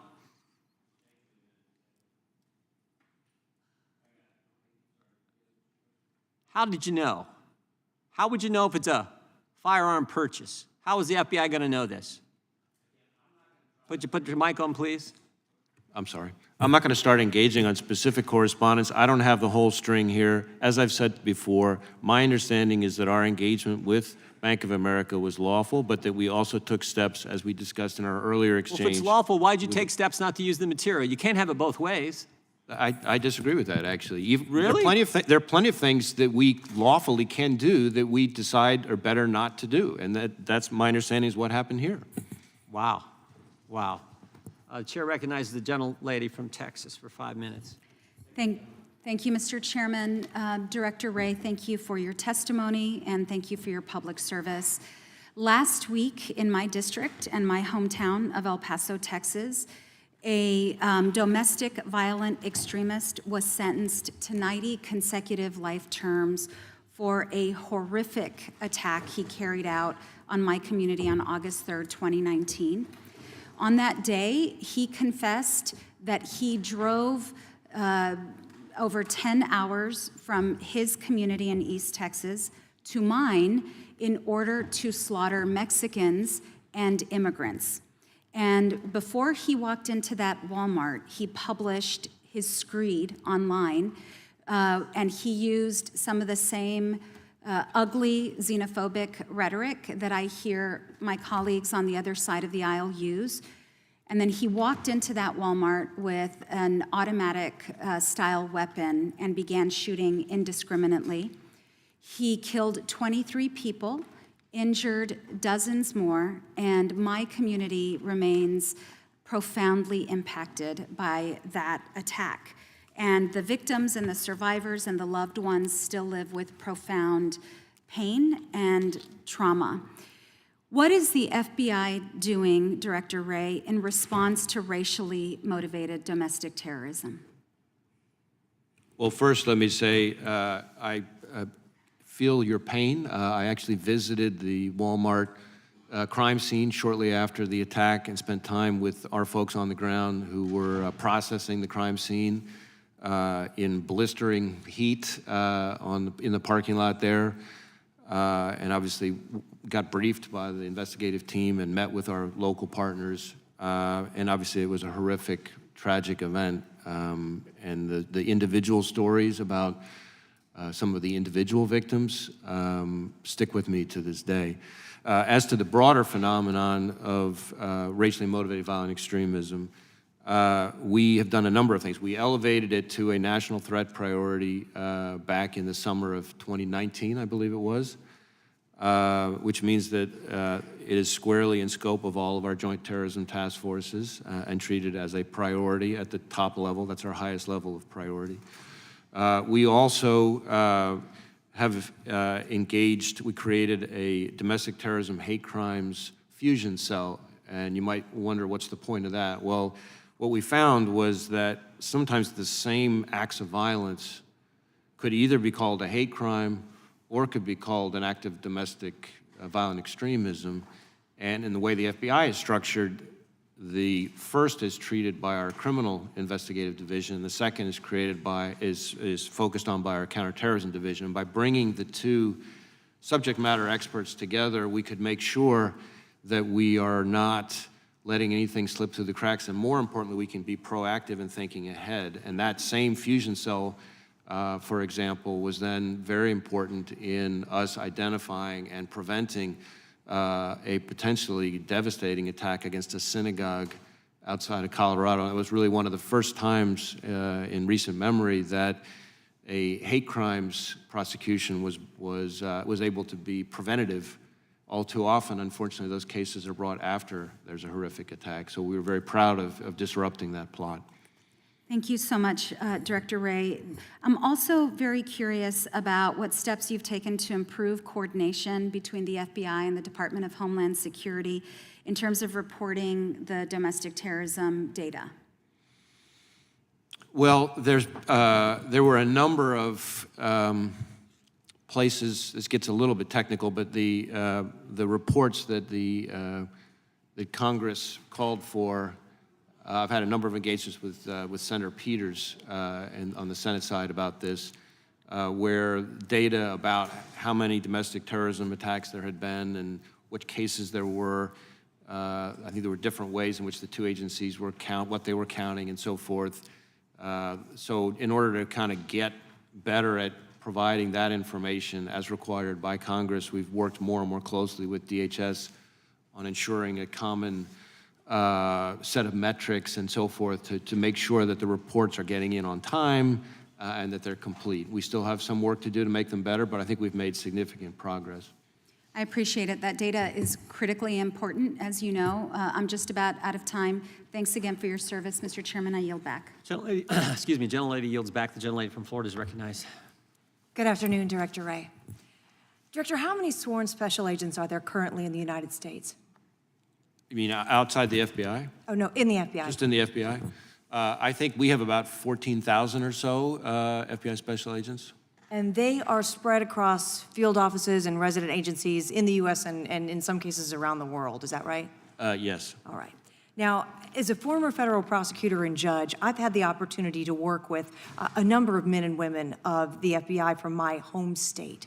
And one thing that I know and that we've heard in your testimony today is that you all have very broad responsibilities.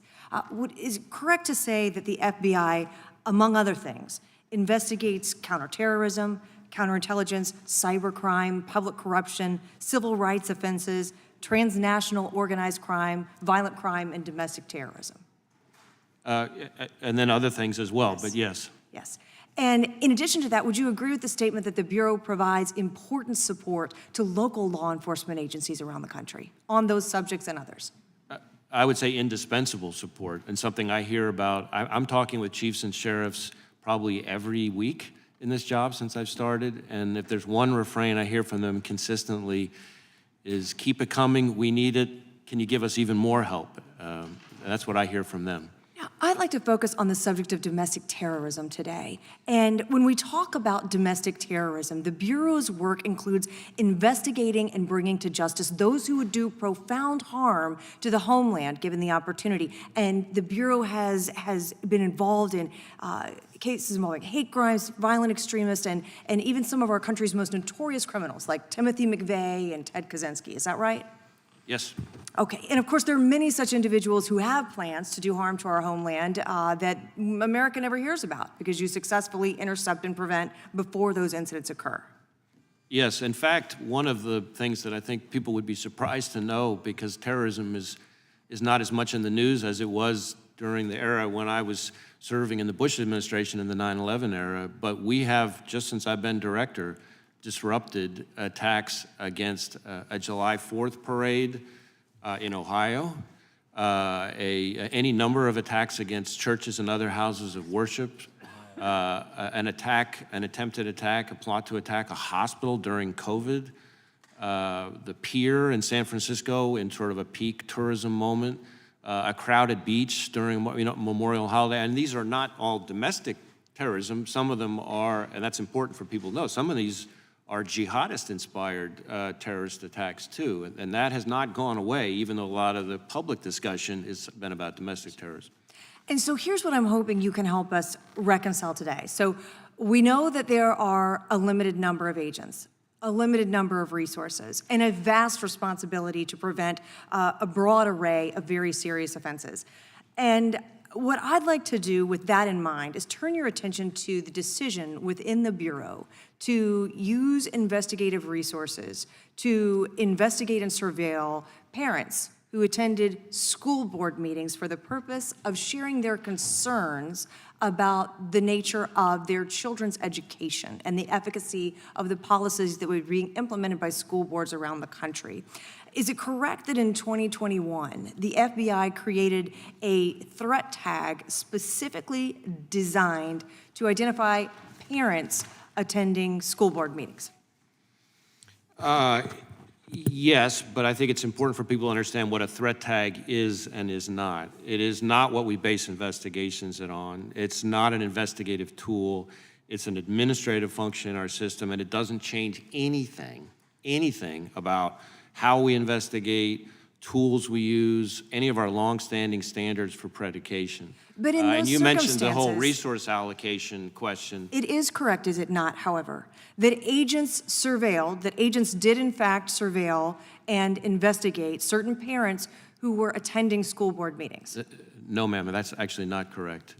We opened 25 assessments into reports that were tagged, but none of those involved incidents at school board meetings. And to my knowledge, the FBI has not opened investigations on any parent for exercising speech at school board meetings. Would you be concerned that to do so would be an infringement or perhaps a chilling on the First Amendment rights of parents to participate freely and openly in those meetings? Do you believe that would be an appropriate function of the Bureau? I believe that our mission is to protect the American people and uphold the Constitution. And the uphold the Constitution part is very important to me and to our people. And I will say to you the same thing I said to all 56 of our field offices as soon as I read that memo, which is the FBI is not and has never been in the business of policing or investigating speech by parents at school board meetings. And we're not about to start now. We're going to keep doing what we've been doing, and that includes when there's violence, threats of violence, we're going to work with our state and local partners, as we always have on that, and following our normal procedures and our normal investigative steps and our normal standards for predication.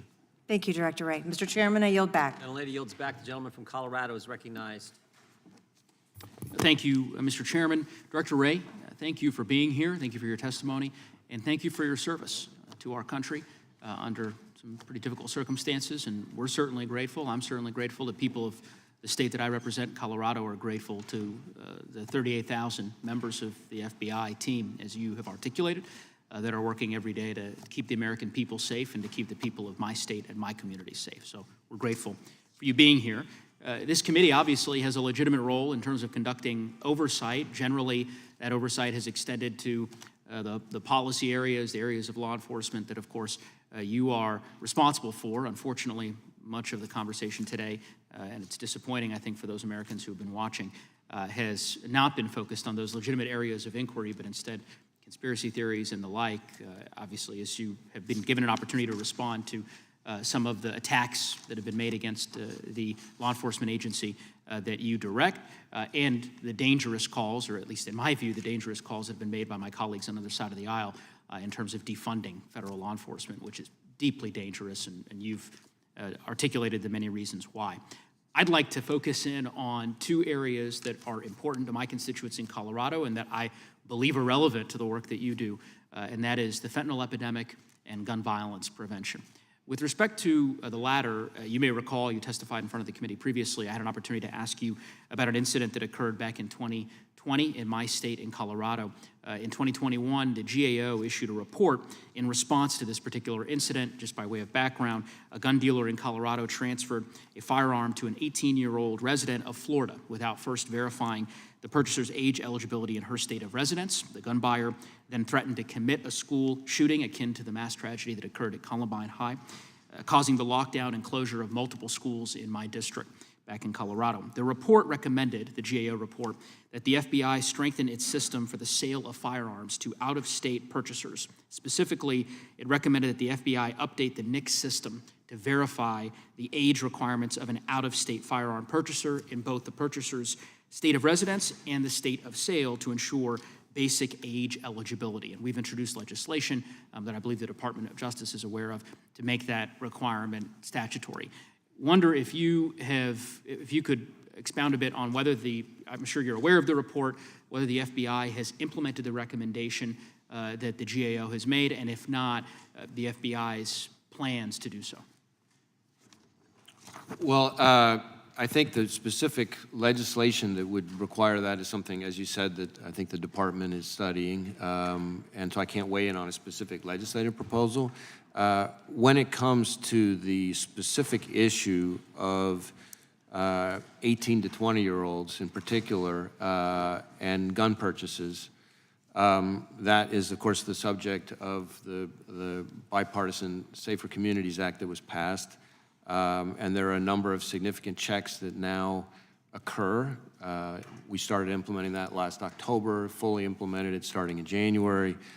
And that provides for enhanced checks for that critical population, the 18 to 20-year-old range, juvenile criminal records, mental health records for that population, and contact, in some ways, most importantly, contact with local law enforcement in that person's community. And I've actually been out to NICS, met with and sat with the operators who process those checks.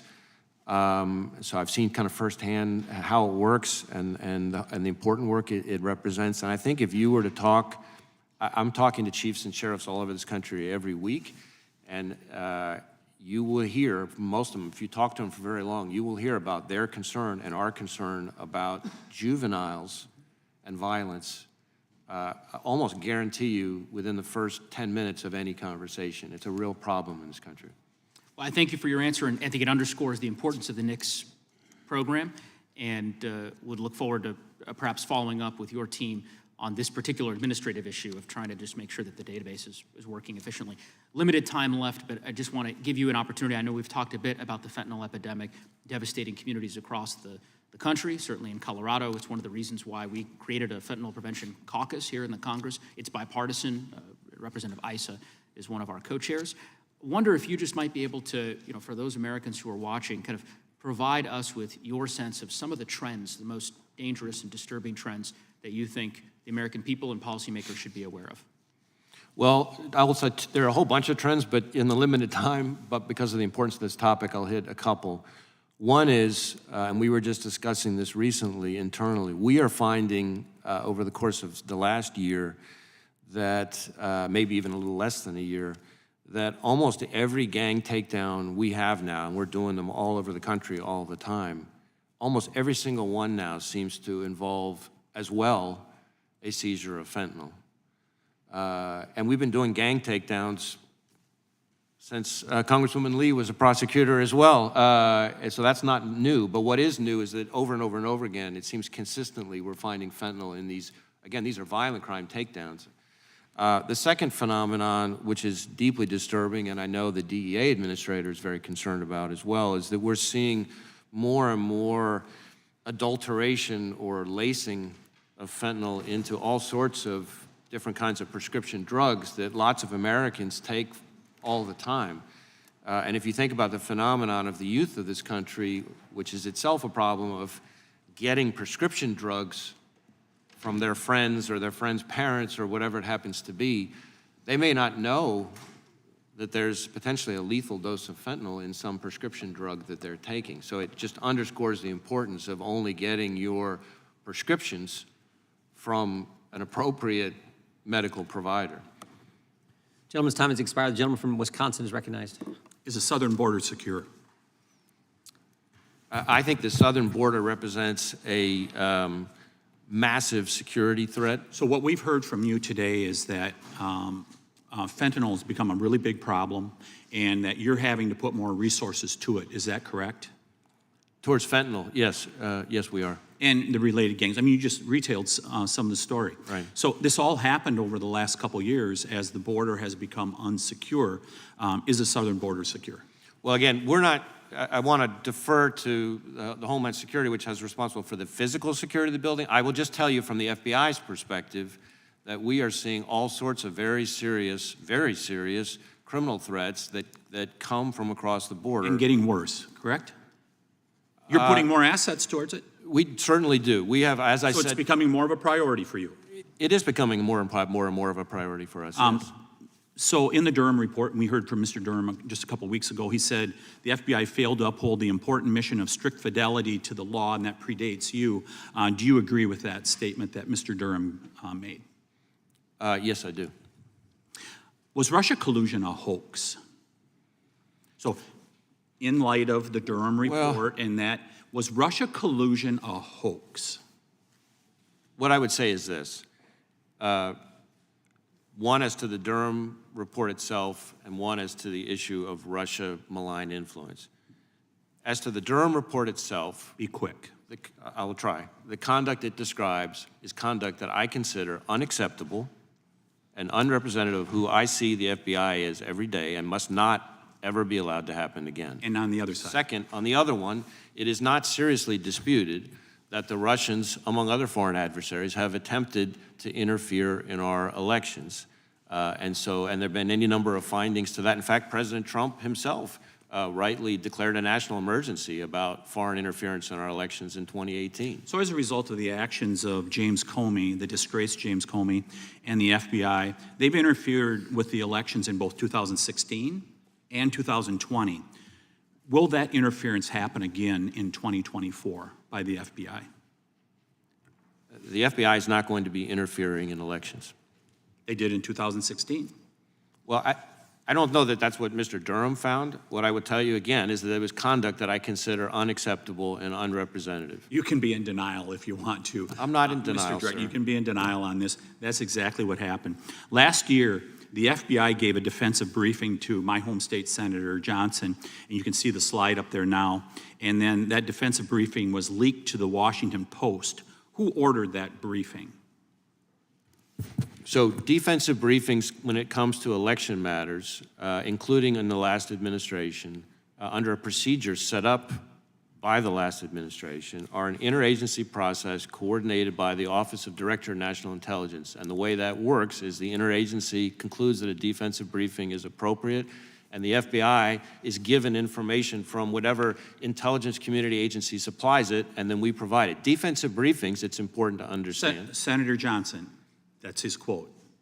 He's up there with you and Hunter Biden. I knew it was a setup. And he asked you this question back in November of last year. And he said, I knew it was a setup. And that goes back to the point about interfering in elections.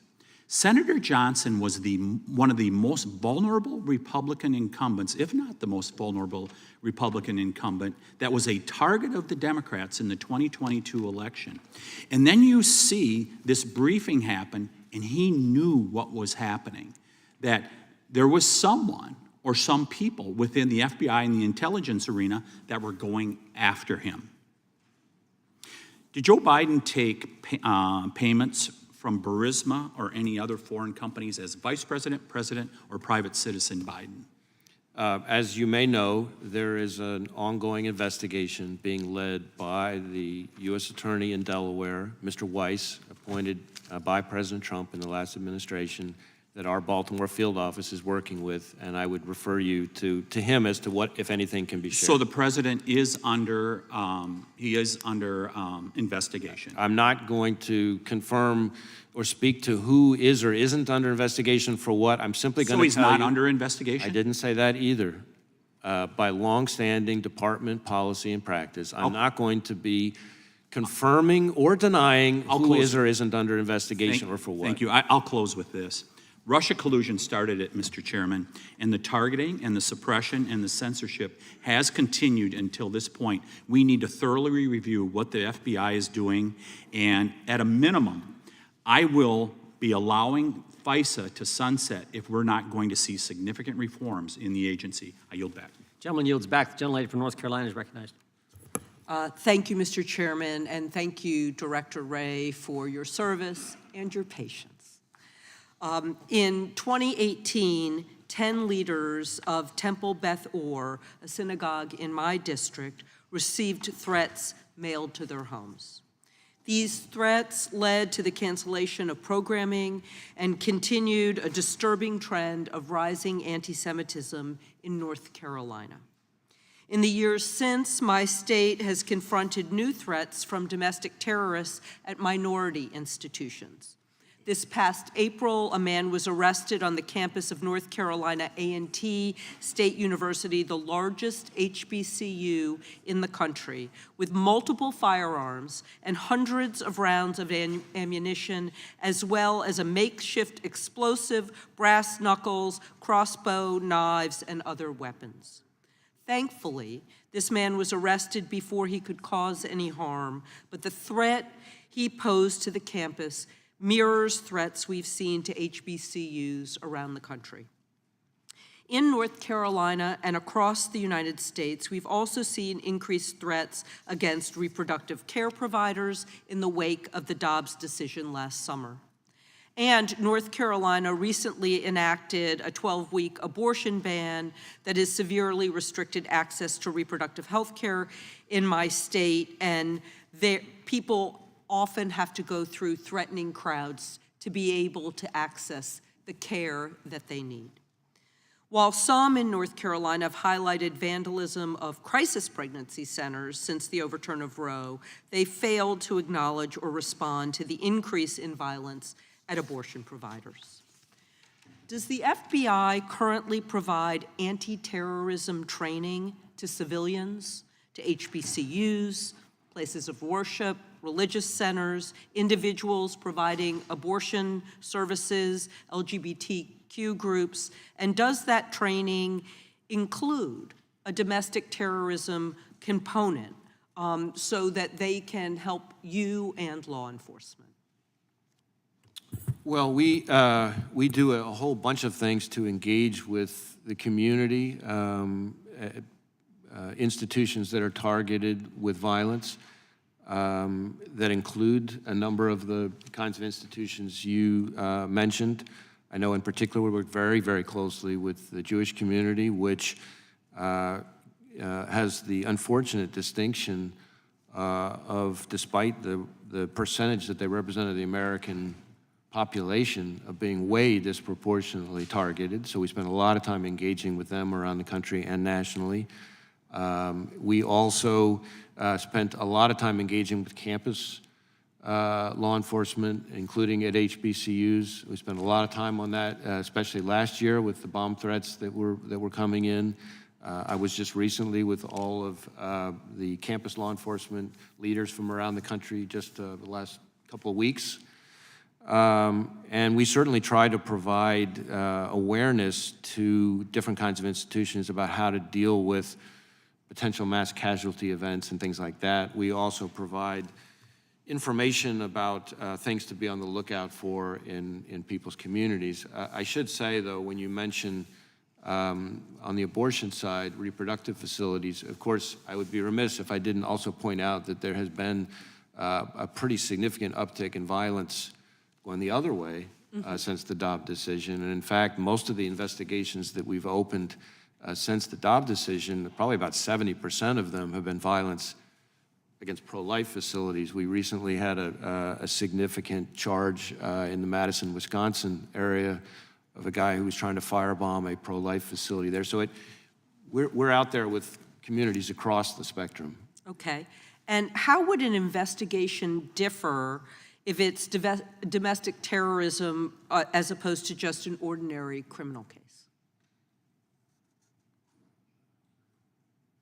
Well, our investigation focuses on the violence first and foremost. I think there is no domestic terrorism statute. There's no offense of domestic terrorism, but we define domestic terrorism for purposes of opening an investigation as having three things: violence or threat of violence, in furtherance of an ideology. In other words, that's what's driving the violence in that particular instance, and in violation of federal criminal law. If we have those three things, enough evidence to indicate that that might be what's going on, then we would treat that as a domestic terrorism investigation. Thank you, Mr. Chairman. I yield back. Lady yields back. We got votes, Director. We're going to do one more on our side, then we'll take a break and come back for the remaining members. The gentlelady from Wyoming is recognized.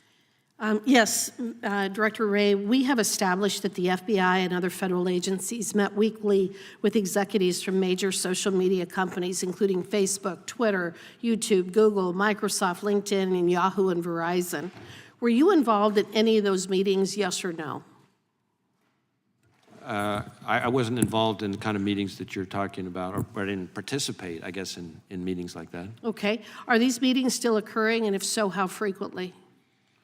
Well, right now, as you may know, there is a preliminary injunction that's been entered. Prior to the preliminary injunction, were these weekly meetings taking place? I don't know if weekly meetings occurred, again, before the injunction, but certainly we've been very open about this, engaged with social media companies. Does the FBI intend to continue to have such meetings leading up to the 2024 election to police election-related speech?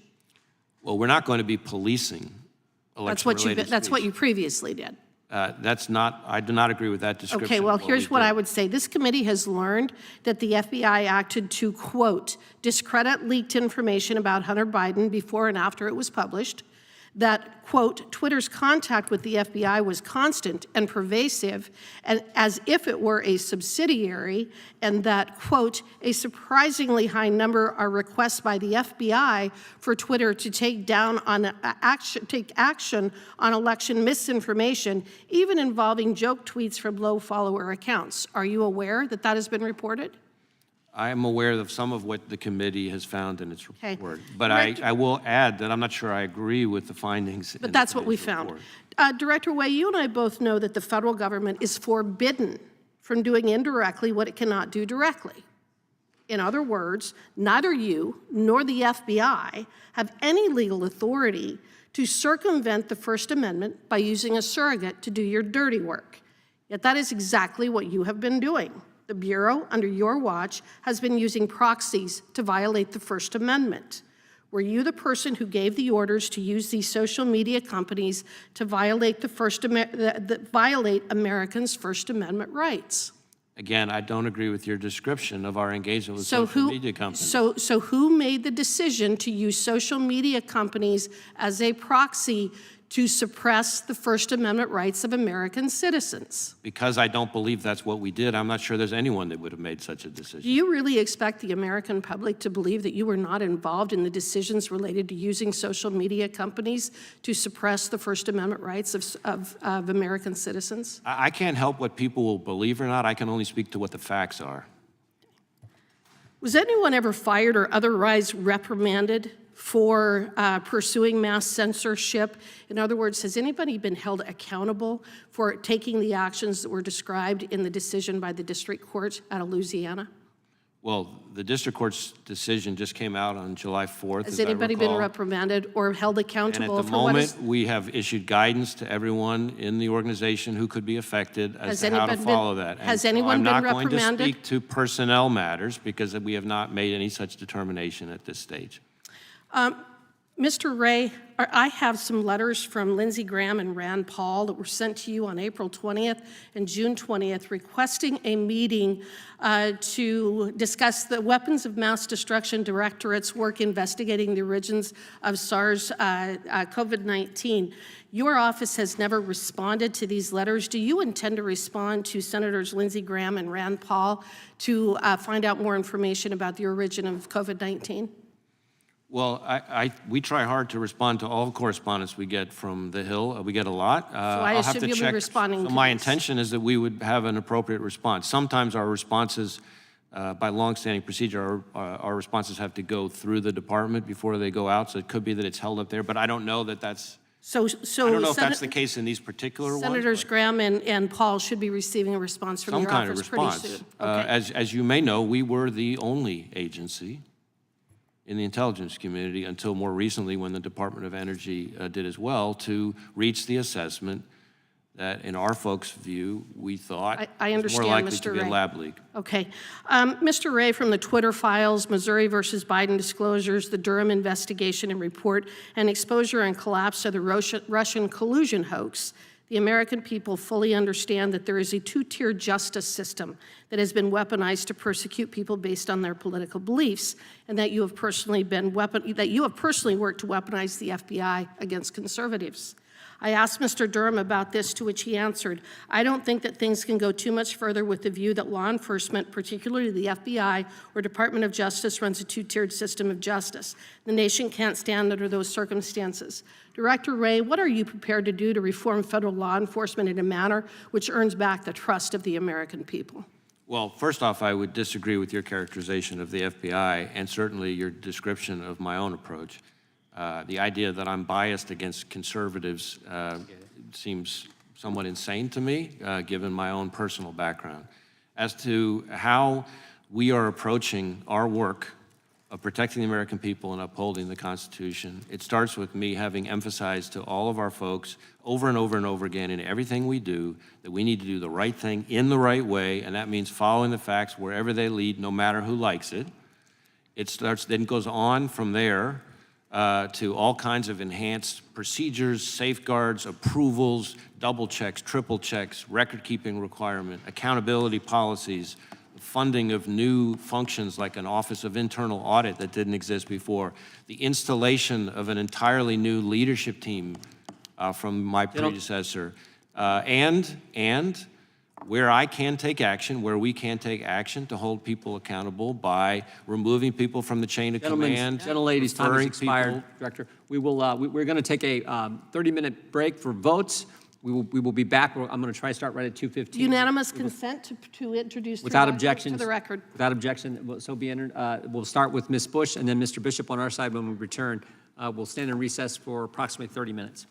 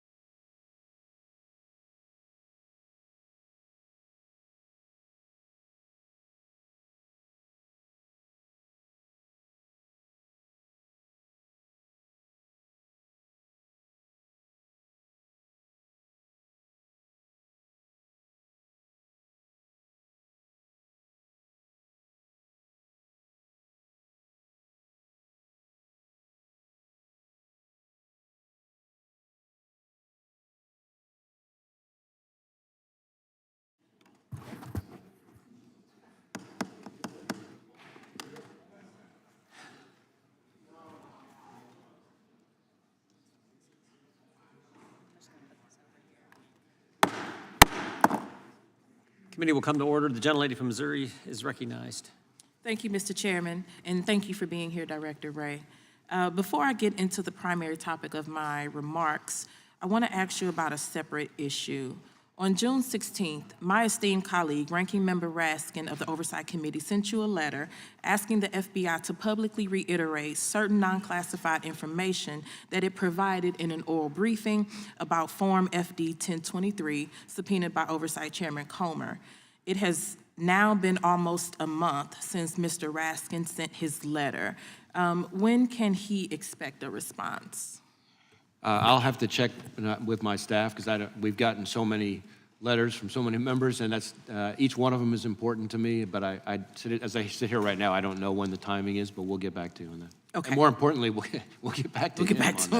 Okay, all right, thank you, and we will follow up. Okay, especially because I did ask directly of your staff, so we'll follow up. And now, St. Louis and I are here today in continuing solidarity with the protesters, the advocates, and movements that are actually targeted by surveillance and other law enforcement abuses in this country.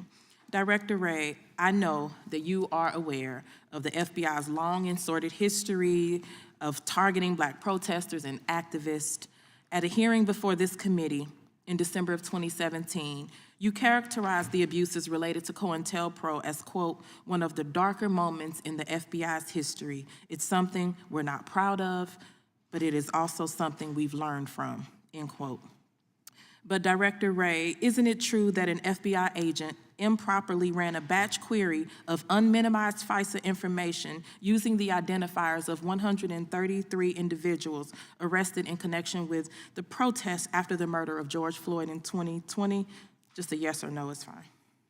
Well, I'm aware of the instance you're talking about. Whether or not that correctly describes it or not, I'm not 100% sure. I know it's in the most recent FISC opinion. But what I will tell you is that incident is non-compliance. I consider it unacceptable. And most importantly, it predates all of these fixes and corrective measures and reforms that we've put in place, which I think would have prevented it from happening now. Thank you. And now on to Zero Fox. Isn't it true a firm hired on a $14 million contract by the FBI, which we've heard already today, to monitor social media threats, previously labeled Black Lives Matter activists as threat actors requiring constant surveillance? Yes or no? I'm not sure that's a correct description of the way we do work with Zero Fox, but I don't know that that's a correct description of how we do it. So did the FBI hire the firm? My understanding of Zero Fox is it has a tool which allows us to in certain instances, engage in social media searches to prevent threats.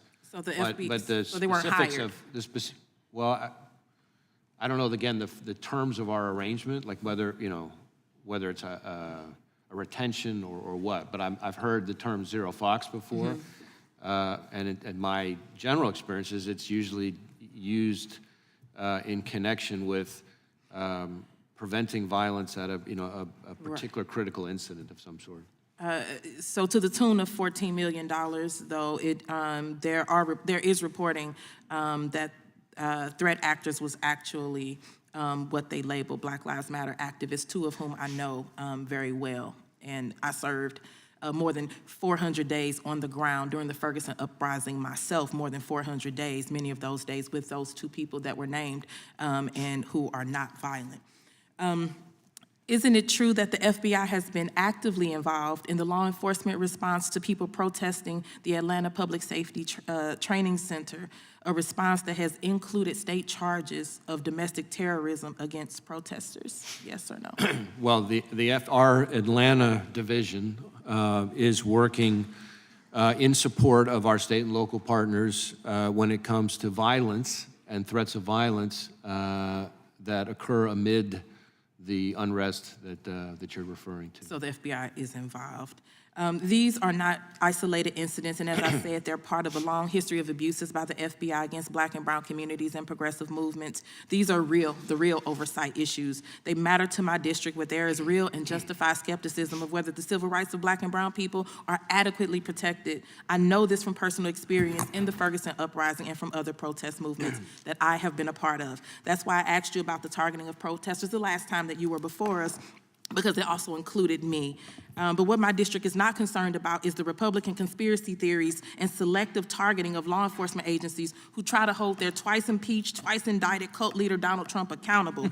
The Insurrection Caucus wants to use this hearing to score immediate political points. They want to invade oversight. They don't want to conduct it. But we're talking about real issues, real reform that could actually save lives. So once again, I urge my Republican colleagues who claim to care about government overreach and weaponization to do the exact same.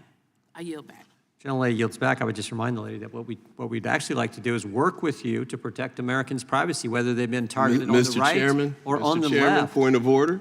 Point of order. Point of order. Gentleman may state his point of order. It's not your time.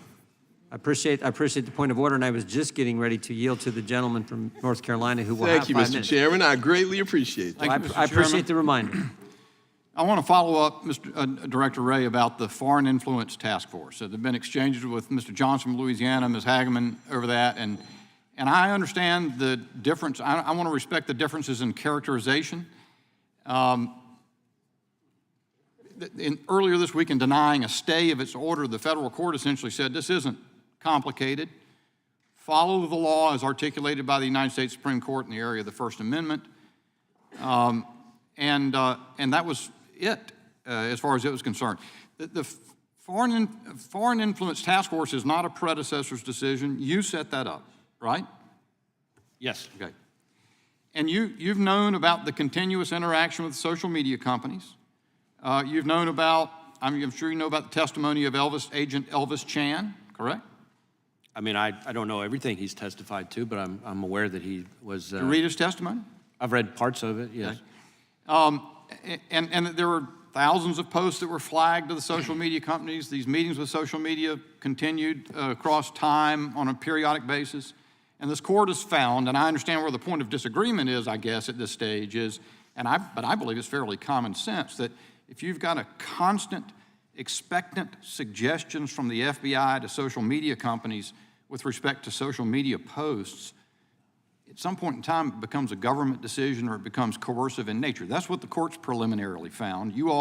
That apparently is the line you decided to walk in setting this up. Today, it's sort of striking that you come in and you sort of casually acknowledge that among other things that we did pass through, I think you said, information from the Ukrainian SBU to social media, as if it's normal for the FBI to serve effectively as the agent of a foreign power, to help pull information out of circulation to which Americans otherwise would have access because the Foreign Intel Service doesn't like it.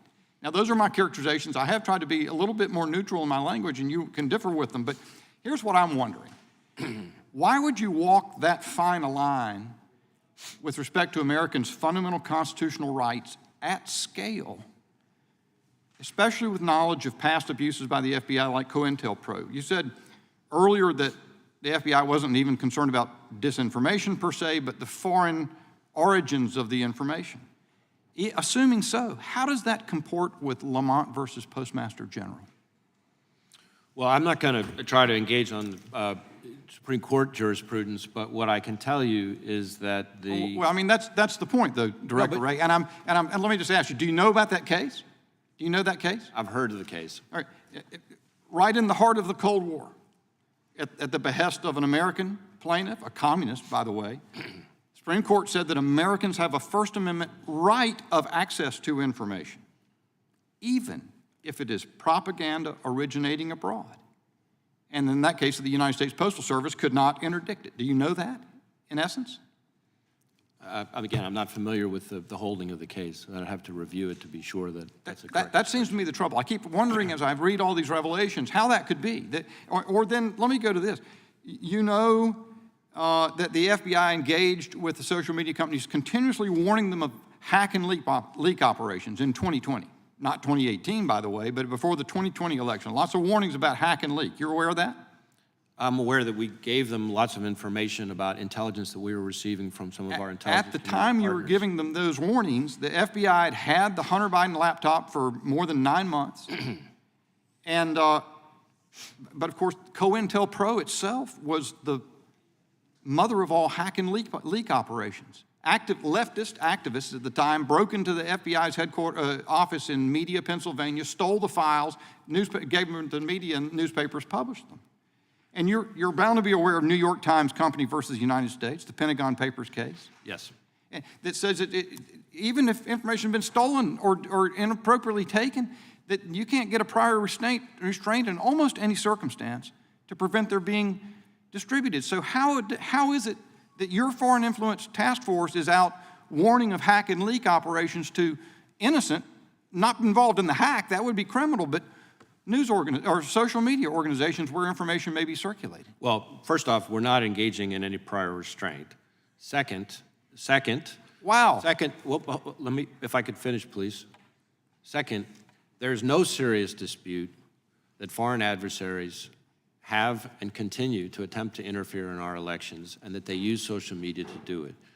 President Trump himself in 2018 declared a national emergency to that very effect. And the Senate Intelligence Committee, in a bipartisan, overwhelmingly bipartisan way, by the way, not only found the same thing, but called for more information sharing between us and the social media. I hear you, but it doesn't justify trampling the established First Amendment rights of Americans as the Supreme Court has declared them. Whether or not, frankly, I agree with them, or you agree with them.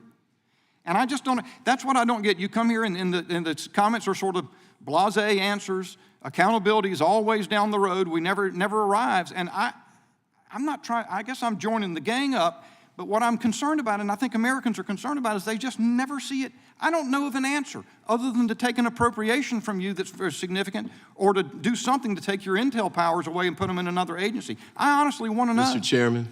And I think Americans want to know. I yield. We sure do. The gentleman from Maryland who keeps us on time is recognized. Until it's my turn, then I'm going to run over to. Wait till it gets into this 5 minutes, yeah. Gentleman's time is about ready to start. Thank you, Mr. Chairman. Director, I appreciate you coming in today. I saw a characterization of this hearing as a GOP-FBI grudge match, but I must say that the only grudge that's been seen here is from the Republican side. I think you've done an outstanding job with your testimony today, even when you've been, admitting that there are shortcomings by your office, that mistakes have been made. I appreciate the fact that you are willing to do that, because it's not easy for agency heads to do that, and also, more importantly, to point out the changes that you've made to try and address those concerns. I want to say this too. There's a couple points that have been made here about, you were just talking about the Foreign Influence Task Force, and I know there's a lot of talk about this as being some kind of prior restraint or First Amendment violation, but I want to say that I'm on the side that thinks this is a very important tool for the FBI and the United States government to have, especially with respect to potential intervention or interference, especially by Russian state actors with respect to American elections. There's some people who think, and I'm kind of starting to agree, that one of the reasons some of my colleagues are pushing so hard against this and other aspects of information protection within the United States is because they want to have Russian interference in the 2024 election. Oh, please. I certainly don't. So I certainly thank you for continuing your efforts on that front. There was an issue that was raised about whistleblowers earlier in the hearing, and I wanted to bring this up. I know you can't speak to this, Mr. Director, but these are two checks that were written to some of these witnesses, two of the witnesses that testified here, and they are for over $250,000. Now, they came after they gave their testimony, I think by a few days, but from my perspective, this is something that the American public should know when they evaluate the testimony of these individuals. And hopefully I don't know if the majority knew about this but didn't disclose it at the time or what was going on with it, but in my book, this really brings the credibility of these witnesses' testimony into question. and I think we should keep this in mind when we evaluate the allegations that they've made. I also want to say this too. My Republican colleagues have come a long ways from the law and order days of the Republican Party back when I was a kid. Now we're at defund the FBI. I think one of them selling T-shirts to try and raise money using that slogan. Another colleague is talking about abolish the ATF. Another one wants to say defund the Department of Justice. But as you mentioned in your testimony earlier, the FBI is doing a lot of great work protecting the country from terrorism, foreign intelligence threats, international cartels. There's weapons of mass destruction that you mentioned in your testimony. I appreciate that. And also, there's been a great deal of talk about the domestic terror threats. For me, the planned attempt to kidnap the governor of Michigan and apparently kill her was chilling to the extreme, and I appreciate the fact that you all were able to intervene on that. I want to say this quickly too. I'm running short on time, but the misinformation and weaponization claims that have been made by my Republican colleagues, I want to offer these two articles. One is called, it's by Aaron Blake of the Washington Post, All the Ways Trump, Not His Foes, Sought to Weaponize the Government. And then another one, this is Philip Bump. This is on the Missouri v. Biden case, which was quoted extensively at the beginning of the hearing, a deeply ironic reinforcement of right-wing information. The point of this article is that the Missouri v. Biden decision, which, and I know you can't comment on it because it's pending litigation, but I also think it's being challenged by the Department of Justice, and rightly so, because it's riddled with factual inaccuracies and legal inaccuracies as well. One other article for the record, this is by Lee Littman and Lawrence Tribe. Restricting the government for speaking to tech will spread disinformation and harm democracy. I'd like all of those admitted. And then lastly, with respect to the Hunter Biden issue, there's a letter from Abby Lowell, who represents Mr. Biden. This is to Representative Jason Smith, but I think also to Chairman Jordan as well, that raises the pushback on the allegations. That points out that the investigation began during the Republican Trump administration, was supervised by 2 Republican attorneys general, was carried over by a holdover Republican U.S. attorney. Last point I want to make, I promise I won't run over my time much. I happen to represent the district where we contain 2 of the sites where the FBI headquarters could be moved to. The chairman made a reference to maybe not wanting to fund the move, but I must say, I think I had an office near your building. They've got nets around it to keep parts of the building from falling down and hurting pedestrians. The move is important and also would give you a chance to consolidate. Hopefully you'll bring it to Prince George's County. We'll save $1 billion for the taxpayers. And with that, I yield back. Gentleman yields back. Gentlelady from Indiana is recognized. Thank you, Mr. Chairman. Director Wray, FBI's mission is to protect the American people and uphold the U.S. Constitution, correct? Yes. Okay. So we had a couple years ago, it was a hearing, and I actually, looking on all of the concerns that I've seen was really warrantless surveillance and abuses of Section 702 of FISA. I compare your agency to KGB, and spending 2 years in this committee, reading a lot of reports now, doing a lot of hearings, I am really shocked that your agency is involved not just unlawful surveillance of American citizens, intimidation of American citizens, censorship of American citizens, potential cover-ups of convenient political figures, and potential setups of inconvenient political figures. And a lot of my colleagues asked a lot of questions, but I think when we look at that, and unfortunately we haven't been doing our job authorizing spending, which was not authorized by our committee already for over a decade, we're going to have this serious conversation and including reauthorization of Section 702. But I want to talk about, follow up on some other issues that you mentioned about that my colleagues I was talking about, and you mentioned that you focus on malign foreign actors. So in Durham report, which describes 2020, he states, and this is a quote, "Steele subsources could have been compromised by the Russians. FBI never gave appropriate consideration to the possibility that the Steele reports was Russian disinformation. No vetting happened. You have some falsified FISA court application. You have some very shady, confidential human sources that you kept paying for them. Nothing was about it. Some of your head of counterintelligence division was accused of taking money from Russian oligarchs just recently this year. So you said it all was bad. Now we go to 2022. Your agency is involved with SBU, Security Service of Ukraine, to actually provide information to big tech to censor just views of American people.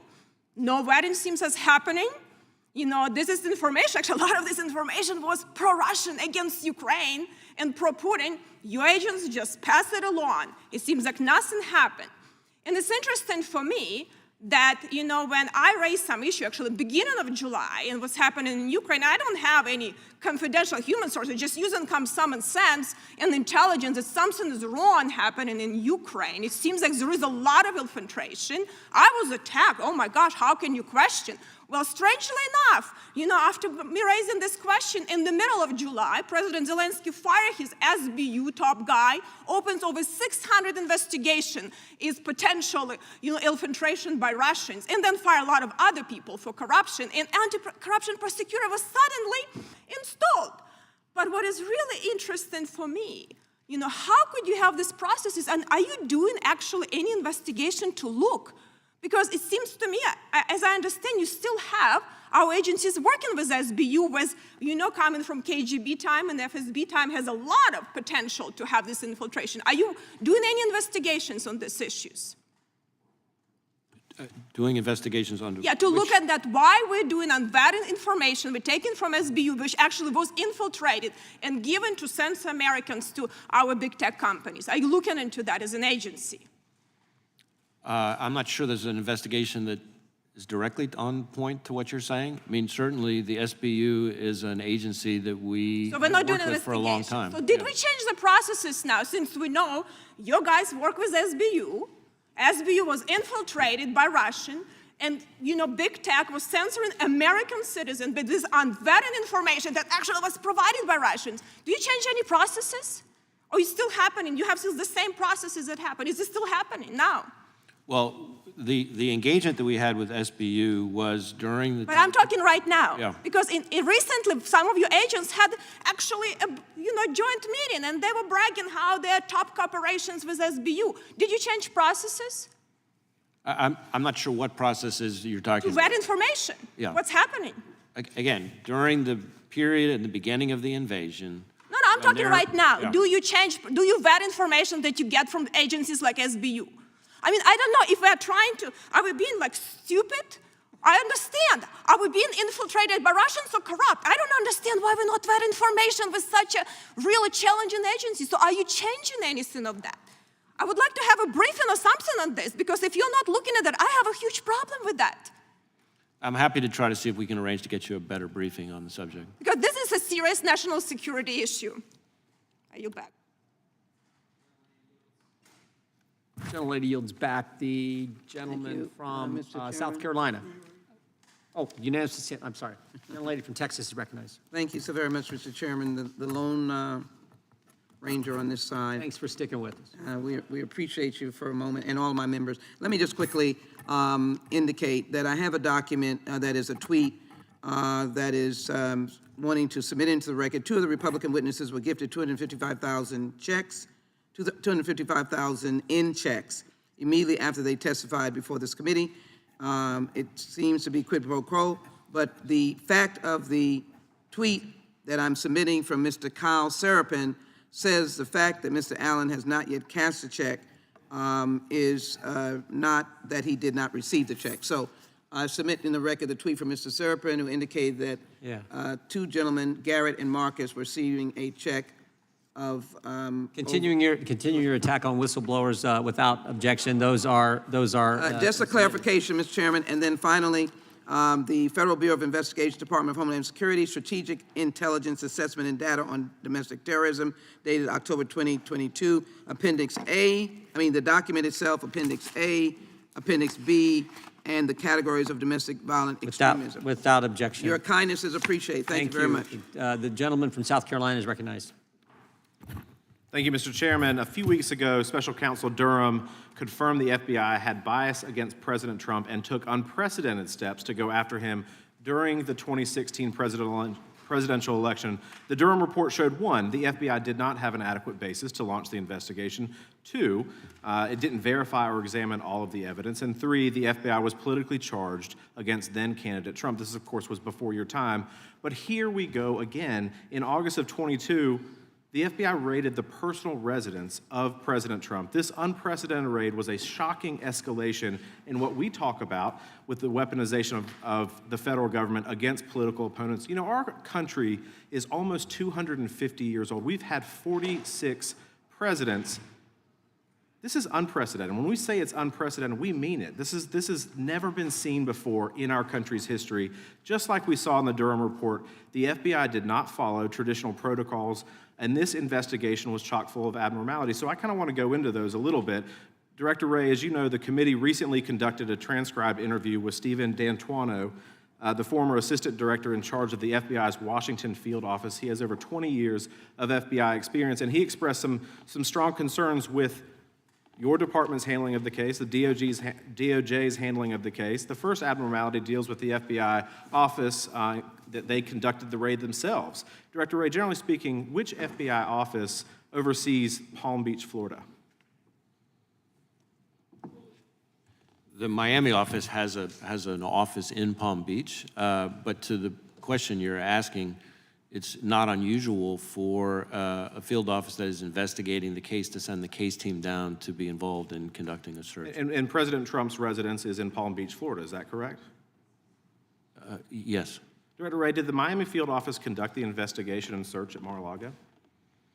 The Washington field office conducted the search, although I think there was some assistance by people from the Miami But it was primarily run out of Washington and not the Miami field office. which was the case team that had opened the investigation. Did the FBI based on a headquarters- referral from the National Archives, which is in D.C. Did the FBI headquarters in Washington instruct the Washington field office to start that investigation and that raid at Mar-a-Lago?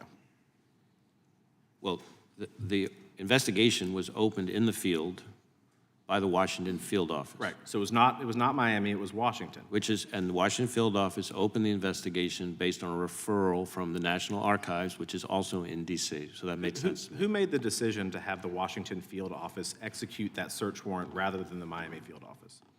I can't speak to the specific individual. As you know, this is an ongoing case, and internal deliberations about Well, I'm case. not asking about the facts of the case. I'm asking about who made the call to go to Washington and use the Washington field office as opposed to Miami?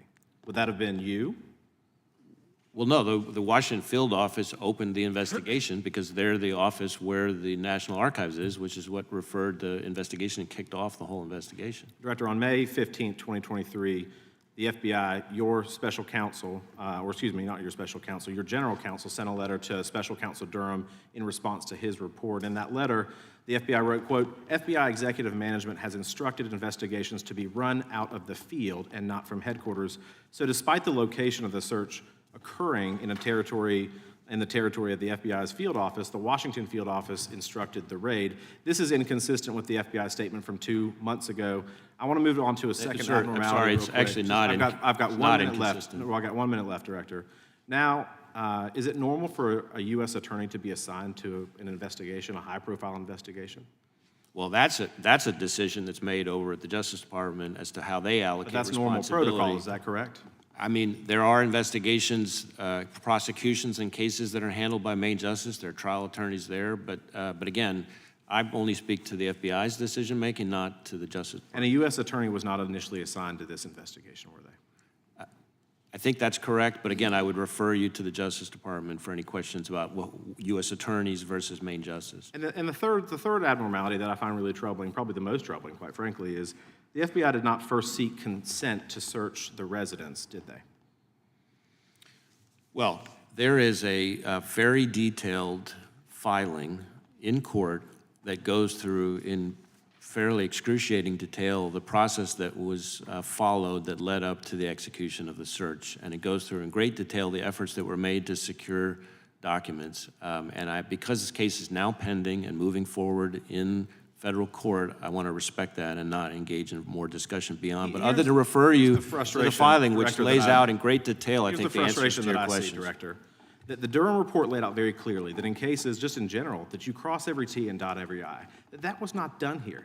You didn't run it out of the field office. You didn't have a U.S. attorney assigned to the case. Senior officials did not listen to people on the ground, as the testimony of Mr. Dan Tuono talked about. You didn't ask for consent from their attorney. You didn't ask for a consent search, despite the president having cooperated and handed over documents for a long period of time. And you refused to wait for President Trump's own attorney to get to Mar-a-Lago to do this with you. And so what has changed since Durham? You've acknowledged this in 2023 that things should be run out of the field, that you've made internal process changes, but nothing has really changed since 2016, and that's my big concern. With that, I yield back. I could not disagree more, but we'll just have to disagree on that one. Well, here's what he said. This is questions from the Democrat lawyer in the depositions to in the deposition of Mr. D'Antuono. Can you explain to the attendees here why the case was not assigned to, for example, the Miami field office? And Mr. D'Antuono's answer was, I have absolutely no idea. And then they said the investigation was handled differently. And he said, his answer was, it was handled differently than I would have expected to be than any other case is handled. So I think that was the member's point, and that's the concern that we have, in spite of the letter we got from your general counsel. Chair now recognizes the gentleman from Texas for 5 minutes, and then we'll go to Wisconsin. A recent poll found that 37% of Americans have a positive view of the FBI. And that's from an NBC poll. I wouldn't exactly call that right media propaganda, and I think I know why. Here's what the American people know and believe about the FBI today, sir. If you are a Trump, you'll be prosecuted. If you are a Biden, you'll be protected. And the American people that I represent are sick and tired of this double standard. It seems like every single hearing that we have in this room, we talk about the two-tiered justice system of Biden's DOJ and the FBI, and as we were talking earlier, here we are again. President Trump endured an unprecedented raid at his home in Mar-a-Lago. President Biden's home, however, was respectfully browsed. President Trump is facing up to 400 years in federal prison for allegedly being in possession of classified documents he obtained as the commander-in-chief of these United States of America. And meanwhile, President Biden is facing no charges for the classified documents he had held at his time as a senator and a vice president, not the president of these United States of America. And last I checked, he had no legal authority to declassify those documents. Assuming President Trump was in possession of said classified documents, would those documents be more secure, surrounded by Secret Service at Mar-a-Lago, or in a box, in a garage, behind your Corvette? You know the answer to that question. Question for you, sir. What can you tell us about the status of the FBI's investigation of President Biden's classified documents found next to his Corvette in Delaware and those found at the Penn Biden Center? Do we have an update on that, sir? What I can tell you is that there is an ongoing special counsel investigation led by Mr. Robert Hur, and we have FBI agents affiliated with it, working on it, working very actively and aggressively with him on that case. I obviously disagree with your description of the two standards. In my view, at least under my watch, we have one standard. Okay. And that is we're going to pursue the facts wherever they lead, no matter who likes it. And I add that last part because especially in sensitive investigations, almost by definition, somebody's not going to like it. So I understand, and that's actually why I led with the sentiment of the American people. I understand that's your sentiment. I do want to finish this. So I want everybody to talk about this dichotomy that we have seen. I get your point, sir, but that's just not what we see as the public, as we the people. We see one case being fast-tracked and one case being slow-walked. We see one president's home being raided, the other president's home being kindly searched. You have one government agency, the Secret Service, protecting the former president and his home, and another government agency, the FBI, raiding the same home. Now, to me, sir, that's tragically ironic. And we expect more from a functional constitutional republic, and these things shouldn't be happening. Now, it's my opinion that Joe Biden is the most unpopular president we have seen in a century, and that's why he knows the only way to stop President Trump from beating him in November is by putting him in jail. You talked about this, Mr. Fry. In the 247 years of this existence of this great nation, only one president has ever been indicted by the DOJ and has home raided by the FBI. Now, some have said that President Trump's indictment means that no one is above the law. Okay, all right, I would love to see that. But what about Hillary Clinton? And what about Joe Biden? And what about Hunter Biden, who is America's favorite son? And let me tell you something, I got a 4-year-old daughter and a 2-year-old daughter at my house. Hunter Biden to me is like glitter. He is on everything and you cannot get rid of him. And yet nothing is going to be done about this. We're sick of it. James Comey decided not to prosecute Hillary Clinton despite overwhelming evidence that she committed crimes. And as I recall, it was the position of the FBI to not prosecute because they didn't want to interfere with the presidential election. What do you call this? The Iowa caucuses are in 6 months. 6 months. I think the American public would expect to see this from Cuba and from Venezuela and from Russia and from China, but not here. The people expect us to have blind justice. They expect equal justice under the law. It is not the job of the DOJ or the FBI to prosecute Joe Biden's top political opponent who is leading in every single primary poll, and the Iowa caucuses are in 6 months. Let the people decide. It's our job to uphold the Constitution. As a West Point grad and military veteran, this is the Constitution I give my life to protect, and I expect us all to uphold it likewise. Thank you so much for being here. Mr. Chairman, may I briefly respond? Sure. So number one, as to the investigations related to Mrs. Clinton, as you noted, that happened under my predecessor, and I'm not going to attempt to speak for or defend that decision. I recognize that. Second, as to your descriptions of the investigations related to Hunter Biden, as you know, there is an ongoing investigation being led by the Delaware U.S. Attorney appointed by President Trump, and we are actively working on that investigation with him. We look forward to seeing the results of this quickly and swiftly. And third and finally, to your point about the American people and their views, I worry less about NBC polls or polls by any other news outlet, but I will tell you that the number of people in Texas applying to work for us since I've been in this job has gone up 93%, and in fact, I'm not going to quote Matt Gaetz. I heard his response to this earlier. In fact, we have that's great, more applicants from the state of Texas annually in the last several years than any other state in the country. And that makes sense because Texas is the greatest state in the country. Then I think that speaks very well of the view of Texans about the FBI.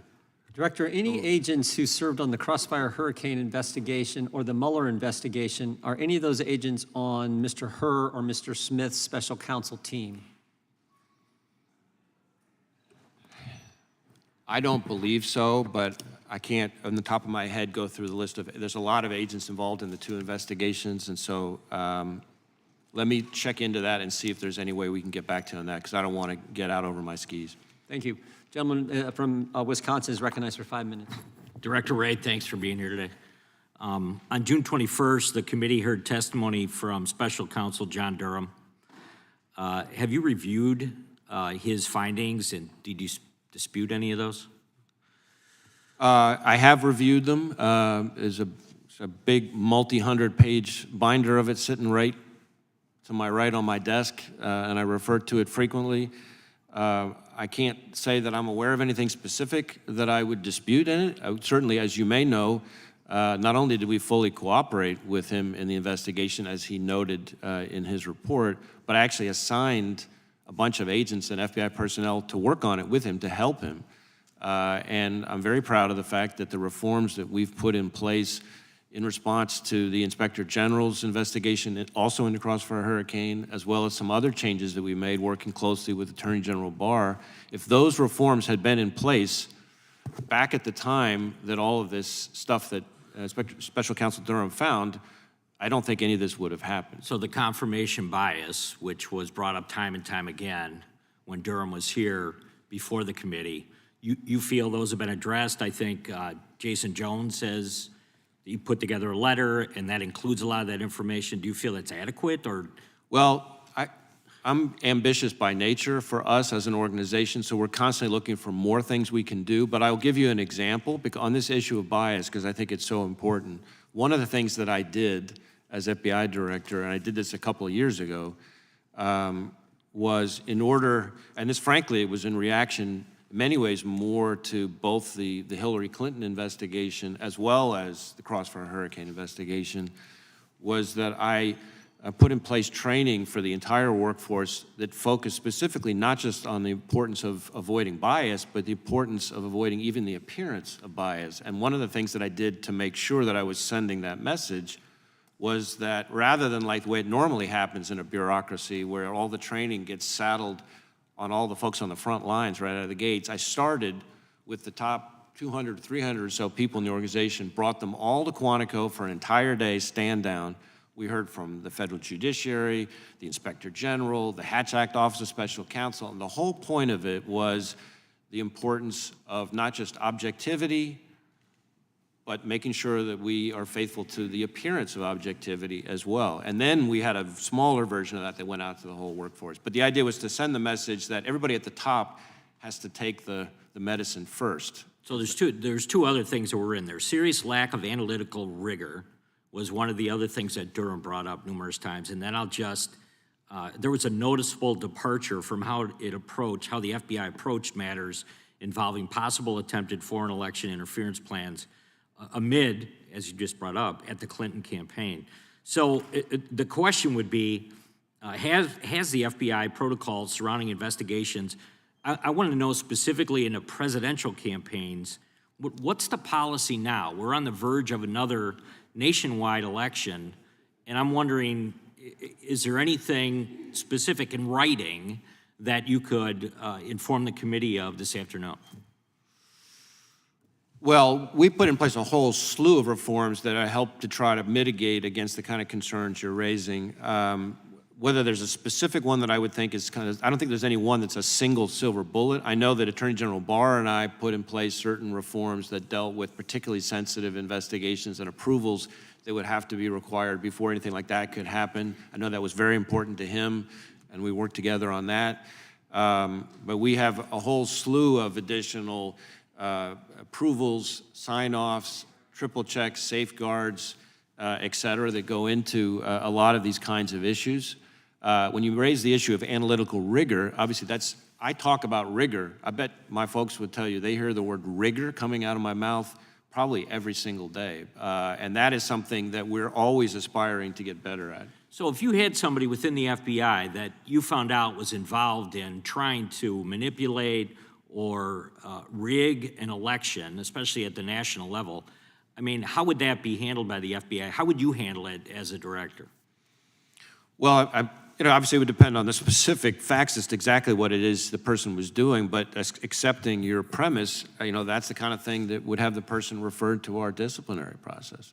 To be fired or terminated? And the process would play itself out. I mean, we have a whole offense code that goes into, what different rules we have and different punishments, and there's a whole complicated system that goes into the disciplinary process. Our disciplinary process is, for the most part, I think one of the better ones in federal law enforcement, but there is a process that we have to follow. Has anybody that was involved in that type of action in the past been disciplined for that at the FBI? Well, let me answer that this way. Obviously, former employees, the important point here is that all the senior managers in any way involved in the Crossfire Hurricane investigation are all gone from the FBI for a variety of reasons in a variety of ways. To the extent that there's anybody left, you're talking about a small handful of currently line-level employees, all of whom have been referred to this disciplinary process. That process, as you may have heard me say in response to an earlier exchange, as is typical, working with Special Counsel Durham, we had to put that kind of on hold until he could finish his case, because the criminal case had to come first. And that process is now fully underway. But again, you're talking about a few relatively line-level people where we erred on the side of inclusion. So anybody who touched it, we sent them to the process, and we'll see where that plays itself out. But the key point is that all the main players, if you will, the senior people, are all gone. I put in place an entirely new leadership team. Very good. I yield back. Gentleman yields back. Gentleman from Oregon is recognized. Thank you, Mr. Chair, and thank you, Director, for your patience. So you're very, very good at your job, and as is illustrated by the last 4 hours. And I just want to say that you're way better at defending than you are at explaining what you're going to do about the problems that have led to your dismal public profile. And I wish it was better, but I have the most recent poll here from, I think it's from Harris. Yes, it is, the Harvard CAPS Harris poll. 70% of respondents said that they were either very or somewhat concerned about interference by the FBI and other intelligence agencies in elections. 71% agreed that changes post-2016 had not done enough to prevent further interference and that wide-ranging reform still required. Now, I also, pretty interesting article in the Inquirer, the damning Durham report, and I'll just read from you this quote from Mr. Durham. The promulgation of additional rules and regulations to be learned in yet more training sessions would likely prove to be a fruitless exercise.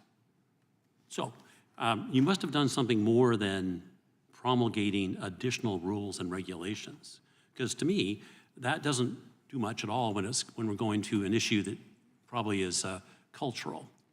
And to that end, I just want to share with you some of the things I hear from my sheriffs across my 20 counties. So I have 20 county sheriffs.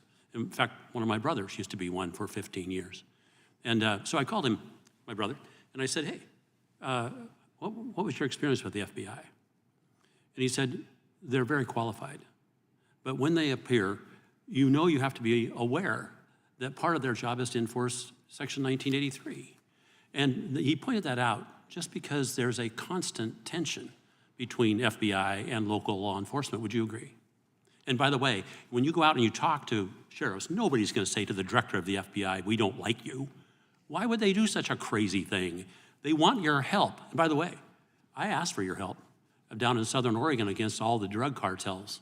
And to your credit, and your office out of Portland's credit, you did your best to help. You don't have very many people there, but you did your best to help. But for you to come in here and say, I've never heard from a sheriff that we're doing a bad job. Well, no, you haven't. But now tell me, am I wrong? Am I saying that sheriffs would walk right up to you and say, you know, you're doing a bad job? I mean, how many have said that to you?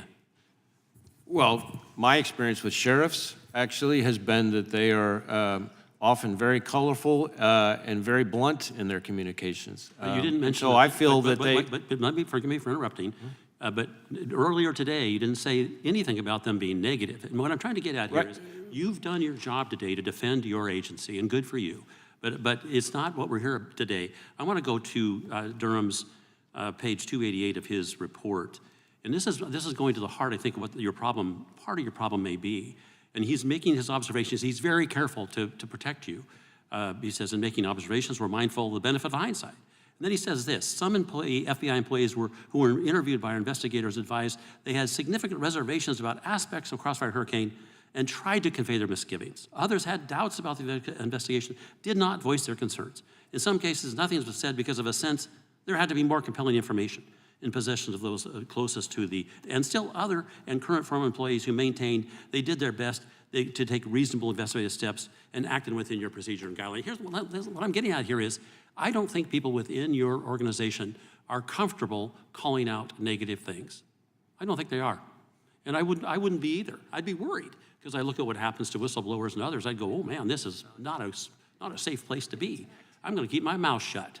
And I think that is not a good thing for your agency. But you know where it starts? It starts with actually admitting that you got a problem.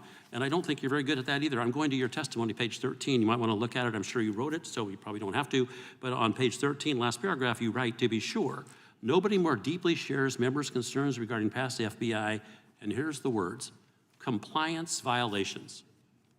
Compliance, is that all they did? Aren't there a whole bunch of better terms? I went to ChatGPT to find out, and I found these words that might have been better. But I'm really asking you: is that all they did? Didn't they break a law? Didn't they do something more than fail to comply? I'm asking you: if the culture is the issue, doesn't the leader have to at least call out bad acts a little more aggressively? That's my question. Number one, depending on what the violation is, that may or may not be the right description. Some of the things that have happened in the past are things that I have deplored in the strongest possible terms. Some of the things that have happened in the past, I think, are described as compliance violations. So there's no one description that fits everything that has gone wrong at the FBI over the last 5 or 10 years.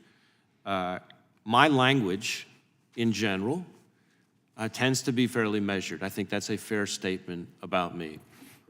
Some people refer to me as low-key, but no one should ever mistake my demeanor for what my spine is made out of. And I have made it very clear to our people over and over and over again that I expect them to do their work in the right way with rigor and objectivity. And as to FBI employees' willingness to speak freely and to complain, much like our exchange about sheriffs, I will tell you, your description of our employees doesn't fit with my experience. When I get out to all 56 field offices, one of the things that I do, especially on this last round, my second round, was to meet with employees without their executive management present, just me and them, including people who are retirement eligible. And we have a term, an affectionate slang term for people who are retirement eligible. It's called KMA. You can guess what KMA stands for, and it reflects their ability, because they're retirement eligible, to be able to speak freely. And they complain to me about all kinds of things, and we have a very lively conversation. So I'm quite confident that my employees feel comfortable talking to me about problems and things that we need to fix. But my demeanor is part of what you're reacting to. Yeah, forgive me for interrupting, but my time is over. I want to thank you for your candor, and I yield back.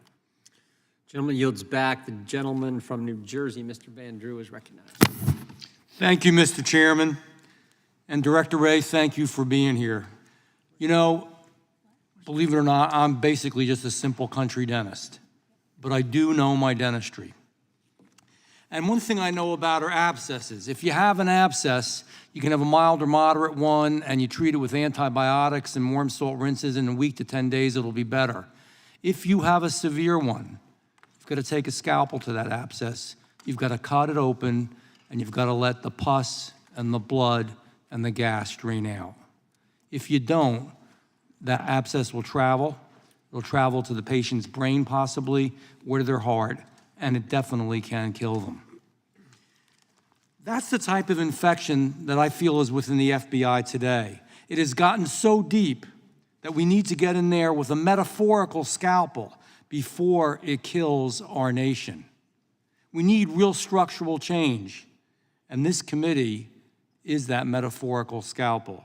A clear sign of the rot is a memo where your agents, and I know you say you feel bad about this too, but nevertheless, and I don't think you like to talk about it, but your agents in the field office attempted to spy on Catholic churches and their congregations and frame them as extremists. This is unbelievable. How do we get there? Who exactly are the Catholics you're going to go after here, or they were going to go after? The charitable men of the Knights of Columbus that help their communities, that help charities, that help people in every way they can? Or maybe we meant the folks that are fighting for the sanctity of life?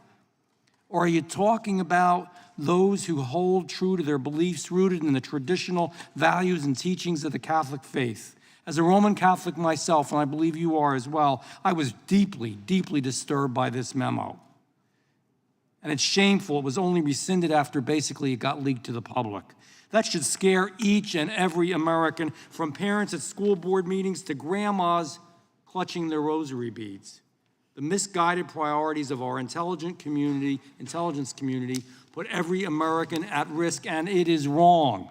It is un-American, and it undermines two of our most important tenets: freedom of speech and freedom of religion. It's what our nation is built upon. Director Wray, you work for the American people. They pay your salary. They pay all of our salaries. They don't work for us. You work for them. You are supposed to protect them from the bad guys.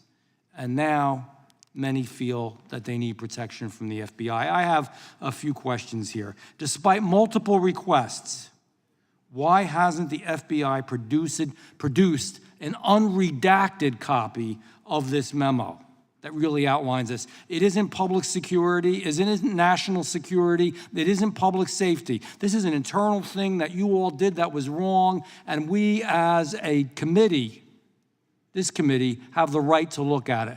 When are we gonna get it? Why haven't we gotten it already? Unredacted.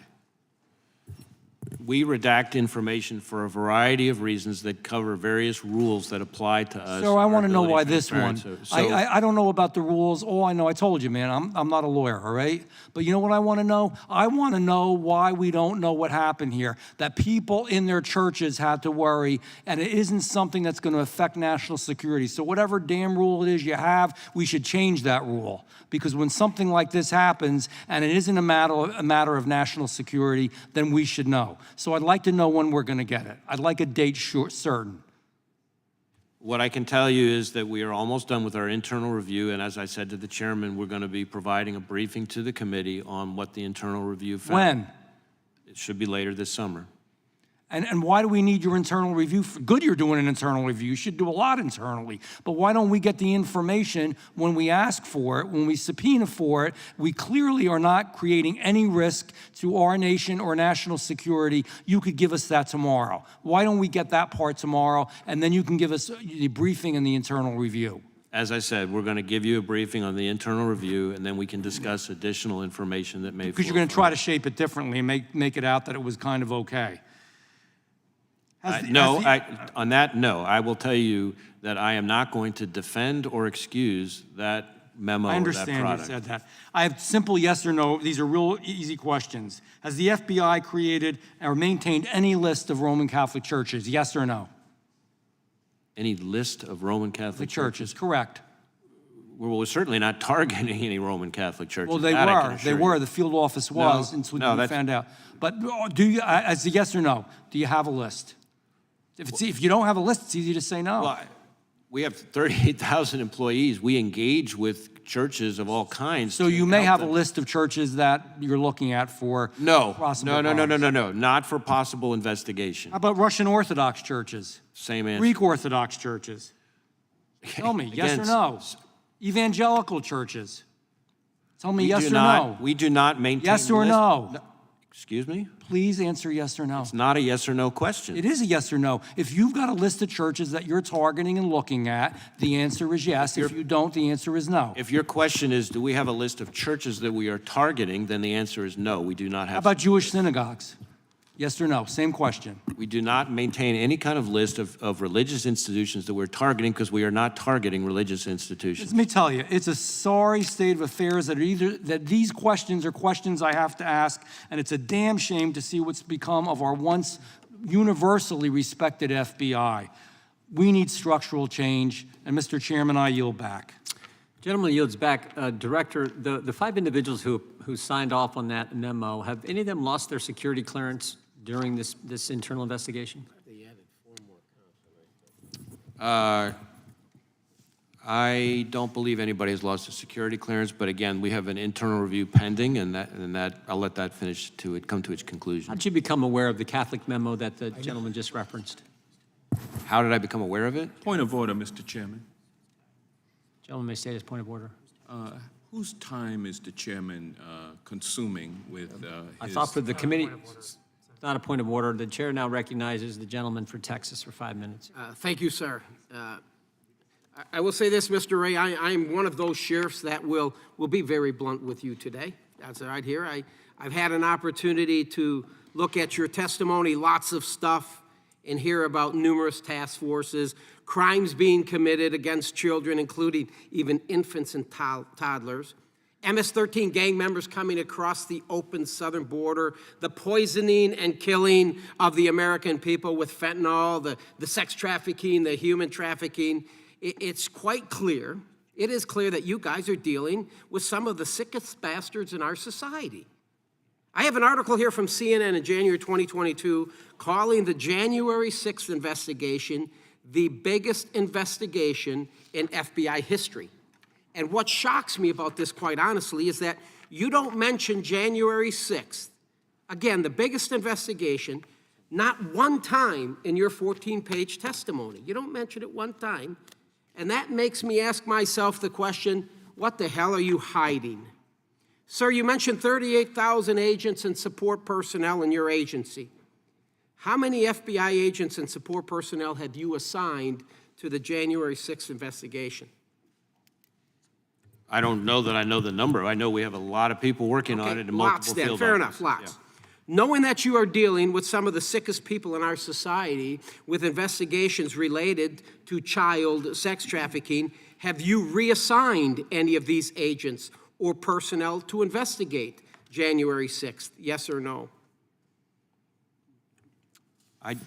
I don't believe we have reassigned people away from child exploitation to January 6th. Now, let me just say this, Director. I find that answer knowledge. disturbing because last month, Steve Friend, he testified before the Weaponization Committee. Mr. Friend was a domestic terrorism investigator for you, and he was told by one of his superiors that January 6th was, I quote, a higher priority than pursuing child pornography cases, end quote. And for those of you watching in America, understand today's FBI is more concerned about searching for and arresting Grandma and Grandpa for entering the Capitol building that day than pursuing the sick individuals in our society who prey on our children. And Mr. Ray, your priorities are flawed.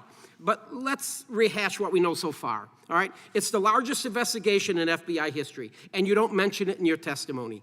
Agents have been reassigned from child exploitation cases and so on. So now let's get into the money, Mr. Ray. How much taxpayer money has been spent on January 6th? I don't know that I have the figure You don't have in it? my Okay, head, fine. but Mr. Ray, I got an article here, December 22, 2022, 2 years after the events of January 6th, and it says the Justice Department has requested another $34 million from Congress. And number one, you shouldn't get another dime. The FBI shouldn't get another dime for this political witch hunt against the greatest president in my lifetime, Donald J. Trump. I want to turn my attention now to this fella, this character, Mr. Ray Epps. We've all heard of him. We've heard of Mr. Ray Epps. He was number 16 on your FBI most wanted list. He was encouraging people the night prior and the day of to go into the Capitol. And Mr. Ray Epps can be seen at the first breach of Capitol grounds at approximately 12:50 p.m. Play the clip, please. We need to go into the Capitol. Into the Capitol. Into the Capitol. What? We are going to the Capitol, where our problems are. It's that direction. Please spread the word. All right, noted. Okay, but one more thing. Yeah, so can we go up there? No? When we go in, Are we going to get arrested if we go up there? Yeah, you don't need to get Just shot. arrest us.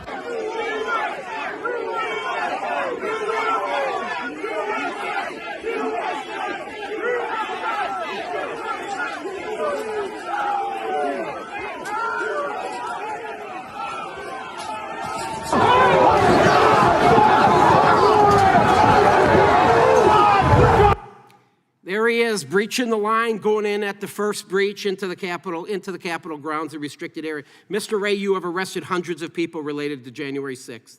And there have been people arrested for breaching Capitol grounds. Cooey Griffin is an example. Rachel Genko is an example. And then we go to Mr. Brandon Strecka. Brandon was arrested for disorderly and disruptive conduct, which included yelling, I quote, "Go, go, go," as rioters tried to empty the Capitol. These three never went into the Capitol. They never assaulted anyone. So let's be honest with each other. There is very little difference between the actions of Ray Epps and Brandon Strecka that day, but yet Strecka was arrested and Epps wasn't.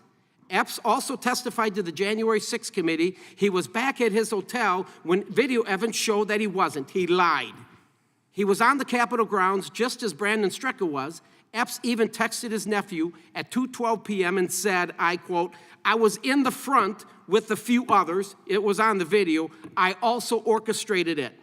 Now look into the camera, sir, when you answer my next question. Are you going to arrest Mr. Epps, yes or no?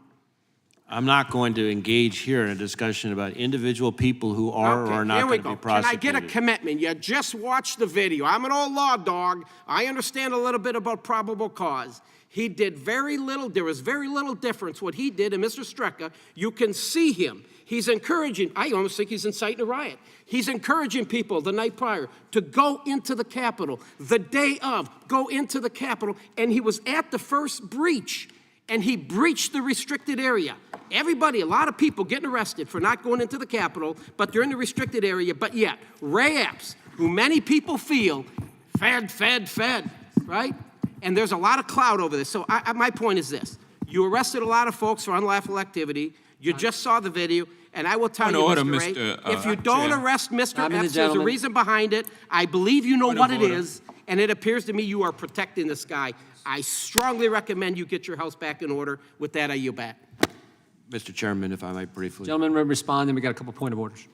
It is Not never, unanimous consent, excuse me. Go ahead. it has never been appropriate for an FBI director in congressional testimony to be weighing in on who is or isn't going to be arrested and who is or isn't going to get charged, which is a prosecutor's decision.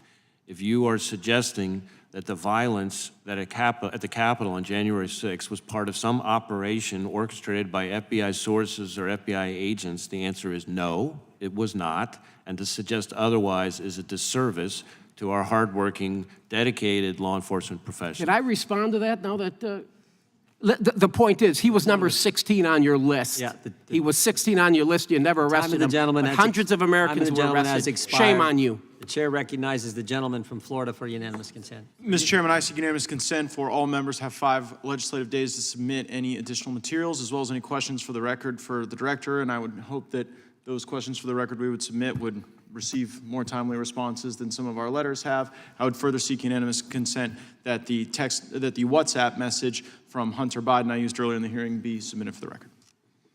Well, without objection, the gentleman from Georgia is recognized. Thank you, Mr. Chairman. I have a unanimous consent request that a article from the Daily Mail dated today with the headline, January 6th protester Ray Epps reveals he's forced to live in an RV in hiding after death threats over FBI informant conspiracy. Feds confirm he's never worked for them as he slams right-wing theorists using him as a scapegoat. I'd like to offer this into the record. Without objection, chair recognizes the gentleman from Texas. Thank you, Mr. Chairman. Director Ray, thank you for your time today. You said earlier in response to Representative Iss's questions that the job of the FBI is to, 1, undertake criminal investigations, and 2, protect the U.S. from national security threats. Would you agree with me that in doing those activities, the FBI has to do a lot of that in what are effectively confidential conditions? Is that correct? Yes. And when you're undertaking those activities in those confidential conditions, you're going to require tools that have been appropriated by Congress in the past, tools that say to you, we're going to trust you to use those tools correctly, and in return, the FBI then is expected to not abuse the trust of those tools that are provided to the FBI to undertake its activities. Is that a correct statement as well? Yes, I would agree with that. So trust is a very important thing, both the giving of trust when you get those tools, and then making sure that you do not abuse those that trust once those tools have been given to you. Were you aware that according to a recent poll by Harvard Capps Harris, 70% of respondents in the United States said that they were either very or somewhat concerned about interference by the FBI and other intelligence agencies in the elections? Were you aware of that? I'm not aware of the particular survey or poll or study or whatever it is. In that same poll, 71% of Americans, which is certainly a bipartisan group, agreed that internal FBI changes post-2016 had not done enough to prevent further interference in elections, and that, quote, wide-ranging reform was still required. And again, you're not aware of those numbers? No. Does any of that shock you? You know, I don't spend a lot of time as FBI director worrying about polls. What I do look at is whether people want to work with us, whether people want to work for us. And on both of those metrics, we're actually going up quite significantly. In fact, in your home state of Texas, we've got a 93% increase in the number of Texans applying to work for the FBI. since I've even been if in you this don't job. look at- And in fact, it's the highest, Texas has more people applying to work for the FBI than any other state in the union. Even if you do not watch polls, certainly you appreciate the fact that you want the trust of the American people. Would you agree with that? Absolutely. All right. Does it bother you that so many Americans do not trust the FBI presently? Well, again, I don't spend a lot of time worrying about polls. I do care about what I hear I'm from the asking about American the people trust. otherwise. But it bothers me anytime any American has lost trust in the FBI. Of course, that concerns me. Earlier, you're talking to Representative Hageman, and you said where we can take action where possible to remove them from the chain of command, and then you ended your time, you got cut off because we had to get some votes. You were going to say something further on that. Do you have any plans to remove anybody from the chain of command or go through a process to determine who should be removed from the chain of command? Well, I have already removed any number of people from at different stages of my tenure from the chain of command. I have also referred people to our disciplinary arm, which has resulted in some cases in termination. Do you have any plans to do any more of that? If somebody has violated a rule, absolutely. When we talk about a good faith basis for trust to Americans, both Republicans and Democrats, does it bother you that these illegal FISA queries have continued even with efforts of the FBI to try to reduce them, that we now have somewhere between a couple 100,000 and at least 1 million of illegal FISA queries? Well, there are two things going on there. One, I think your numbers of what are actually illegal are off. But second, and more importantly to me, all of the changes that we have put in place to address compliance failures that I consider unacceptable have pointed to the effectiveness of the reforms that we put in place. So that I'm talking about. What number of illegal FISA queries would you put on the table as those that you know of? Well, here's what I can tell you. The most recent FISA court opinion found, I think it's a like 98% compliance rate. The most recent DOJ audit found a 99 or 98% compliance rate. Is that acceptable to you? Is that 1% or 2%? We strive, no, we strive for 100%. But all of those things, whether it's the FISC, the FISA court, whether it's ODNI, the Office of the Director of National Intelligence, whether it's DOJ, whether it's our own Office of Internal Audit, which I created, by the way, all four of those things have shown that the reforms that we've been putting in place have already had dramatic positive impact. Am I satisfied with that? No. Has anybody been fired or removed as a result of their inappropriate use of FISA? Well, the last time somebody has had truly abusive behavior with respect to FISA, it goes back a ways, but those people have been gone from the organization. Are you making a distinction between truly abusive and just abusive? What's the distinction there? Well, the distinction I would draw is between intentional or reckless conduct versus somebody who makes a good faith mistake. To me, a good faith mistake is still a compliance violation, and still somebody needs to be counseled and trained and coached and taught to do it right, but that's different from somebody who intentionally or recklessly breaks the rules. Director Wray, I'm going to go back where I started, and that is with trust. We trust you when we give the FBI tools. We trust that those tools would not be abused. I think in the last 6 years, certainly we've seen a number of abuses of the tools given, and I think as a result of that, you're going to see a curtailment of some of the tools that are provided to the FBI. That's not a choice that we're in a position that we want to make, but we have to make as a result of the abuses of the trust of the American people. Thank you for your time today. Gentleman yields back. Director, I have just a couple extra questions, but in fairness to the minority, I'll recognize Mr. Johnson, so he'll go for a few questions. I'll have a few, and then we appreciate you being here for this length of time, and then we'll be able to adjourn the hearing. But the gentleman from Georgia is recognized. Thank you. Director Wray, you have acquitted yourself admirably today under severe and constant fire. And so your day is about to come to a close with your head still standing, your head still held high, and your soul, I'm sure, further empowered to continue doing the right thing on behalf of the American people through your service as director of the FBI, and I thank you for that.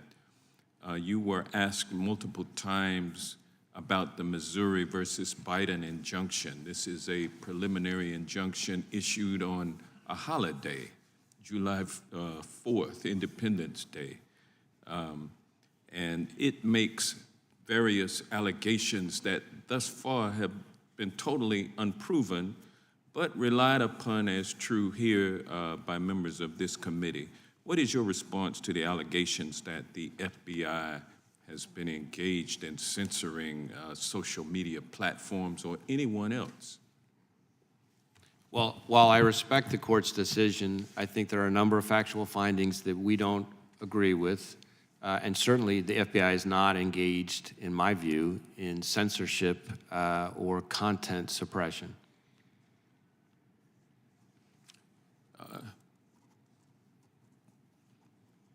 My Republican colleagues also seem to think that the FBI is being weaponized against the American people.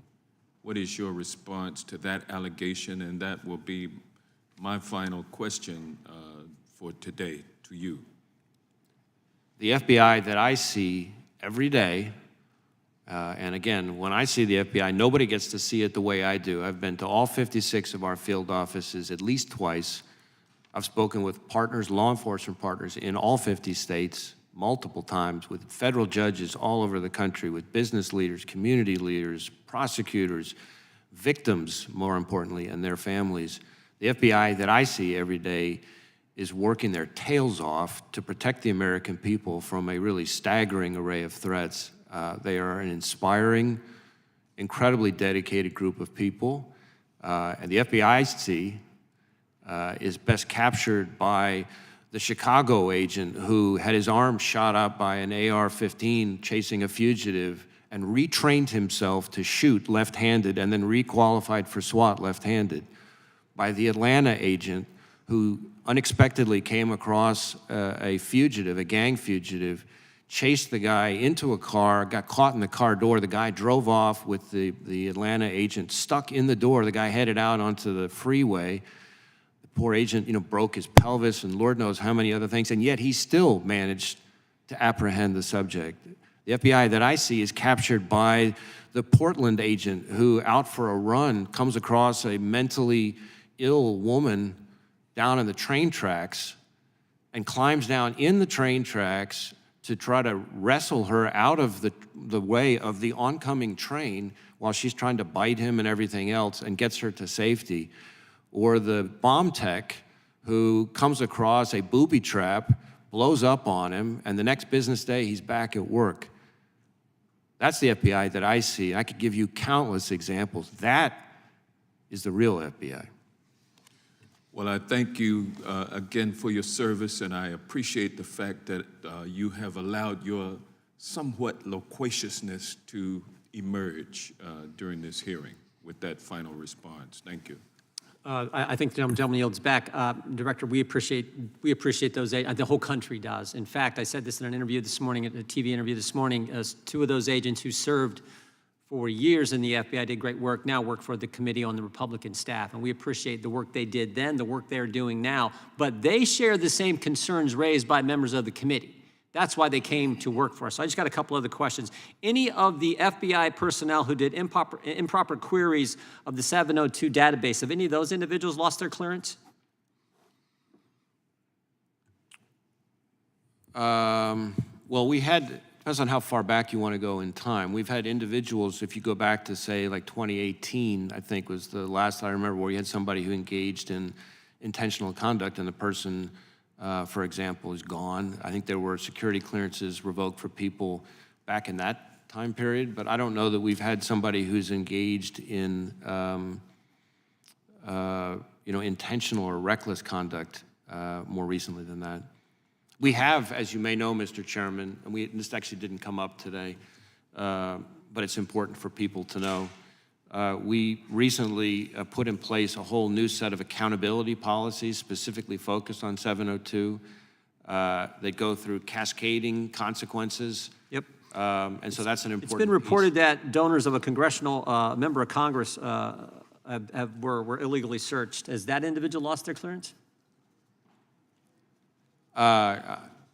I'm not sure I'm familiar with the specific example, so. Well, it's been widely reported that the donor base for a member of Congress has been searched, and I just wonder if the person responsible for that has had any consequences, like a loss of a security clearance. I don't know the answer. Okay. Is the FBI assisting the Secret Service in the investigation as to how cocaine wound up at the White House?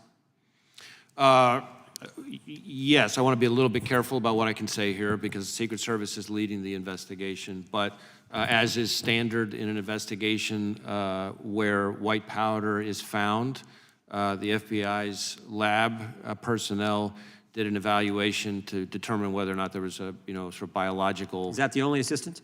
That's the only assistance we've done so far. We have offered the full range of our assistance to the Secret Service if they want to use us for that purpose. But beyond that, I would refer you to the Secret Service. Is that offer's been denied? Is that what you're saying? No, I didn't say that. We've offered it to the Secret Service, Okay. but beyond that, I would refer to them. In October of 2020, when Facebook asked the FBI, is the Biden laptop story Russian disinformation? The FBI's answer was no comment. Who gave that answer? And before you answer, sir, if I might just interject the fact that we agreed that I would have 2 questions and you would have 2 questions. I think I said a couple questions. Yeah, and you've asked a couple. In fact, I don't with think I know I said a several couple questions, subparts. but I give you 5 minutes. But I'll. Do you want another question? No, I want us to conclude this hearing, and I And respect we will be your done in 2 prerogative minutes as the and chair. 10 seconds. Thank you. We appreciate that, and we obviously appreciate the director being here. In October 2020, when Facebook asked the FBI, is the Biden laptop story Russian disinformation, the FBI's response was no comment. Do you know who gave that response? I do not. The court knew, and the court said it was Laura Demlow. Do you know who Laura Demlow is? I do know who Laura Demlow is. And what does she do? Laura Demlow is an agent in our counterintelligence division, and she currently works with the Foreign Influence Task Force. Doesn't she head the Foreign Influence Task Force? I think she leads it, yeah. She leads the Foreign Influence Task Force. Did you tell her to give that comment? Did I what now? Did you instruct anyone, when Facebook asked, did you instruct them to give the no comment? I don't remember giving any instruction along those lines, although I should say I'm not sure whether Laura Demlow was in that role at the time frame that you described, but Again, the court in Louisiana said she was, and said when Facebook asked her specifically, she said no comment. And this is the Foreign Influence Task Force leader, Foreign Influence Task Force that you created as director of the FBI, correct? Oh, that's correct. You created the Foreign Influence Task Force. I did create the Foreign Influence Task Yeah, Force. you put that together, and she heads it up. Okay. How did you become aware of the Catholic memo? The one in Richmond that we talked about a couple times today.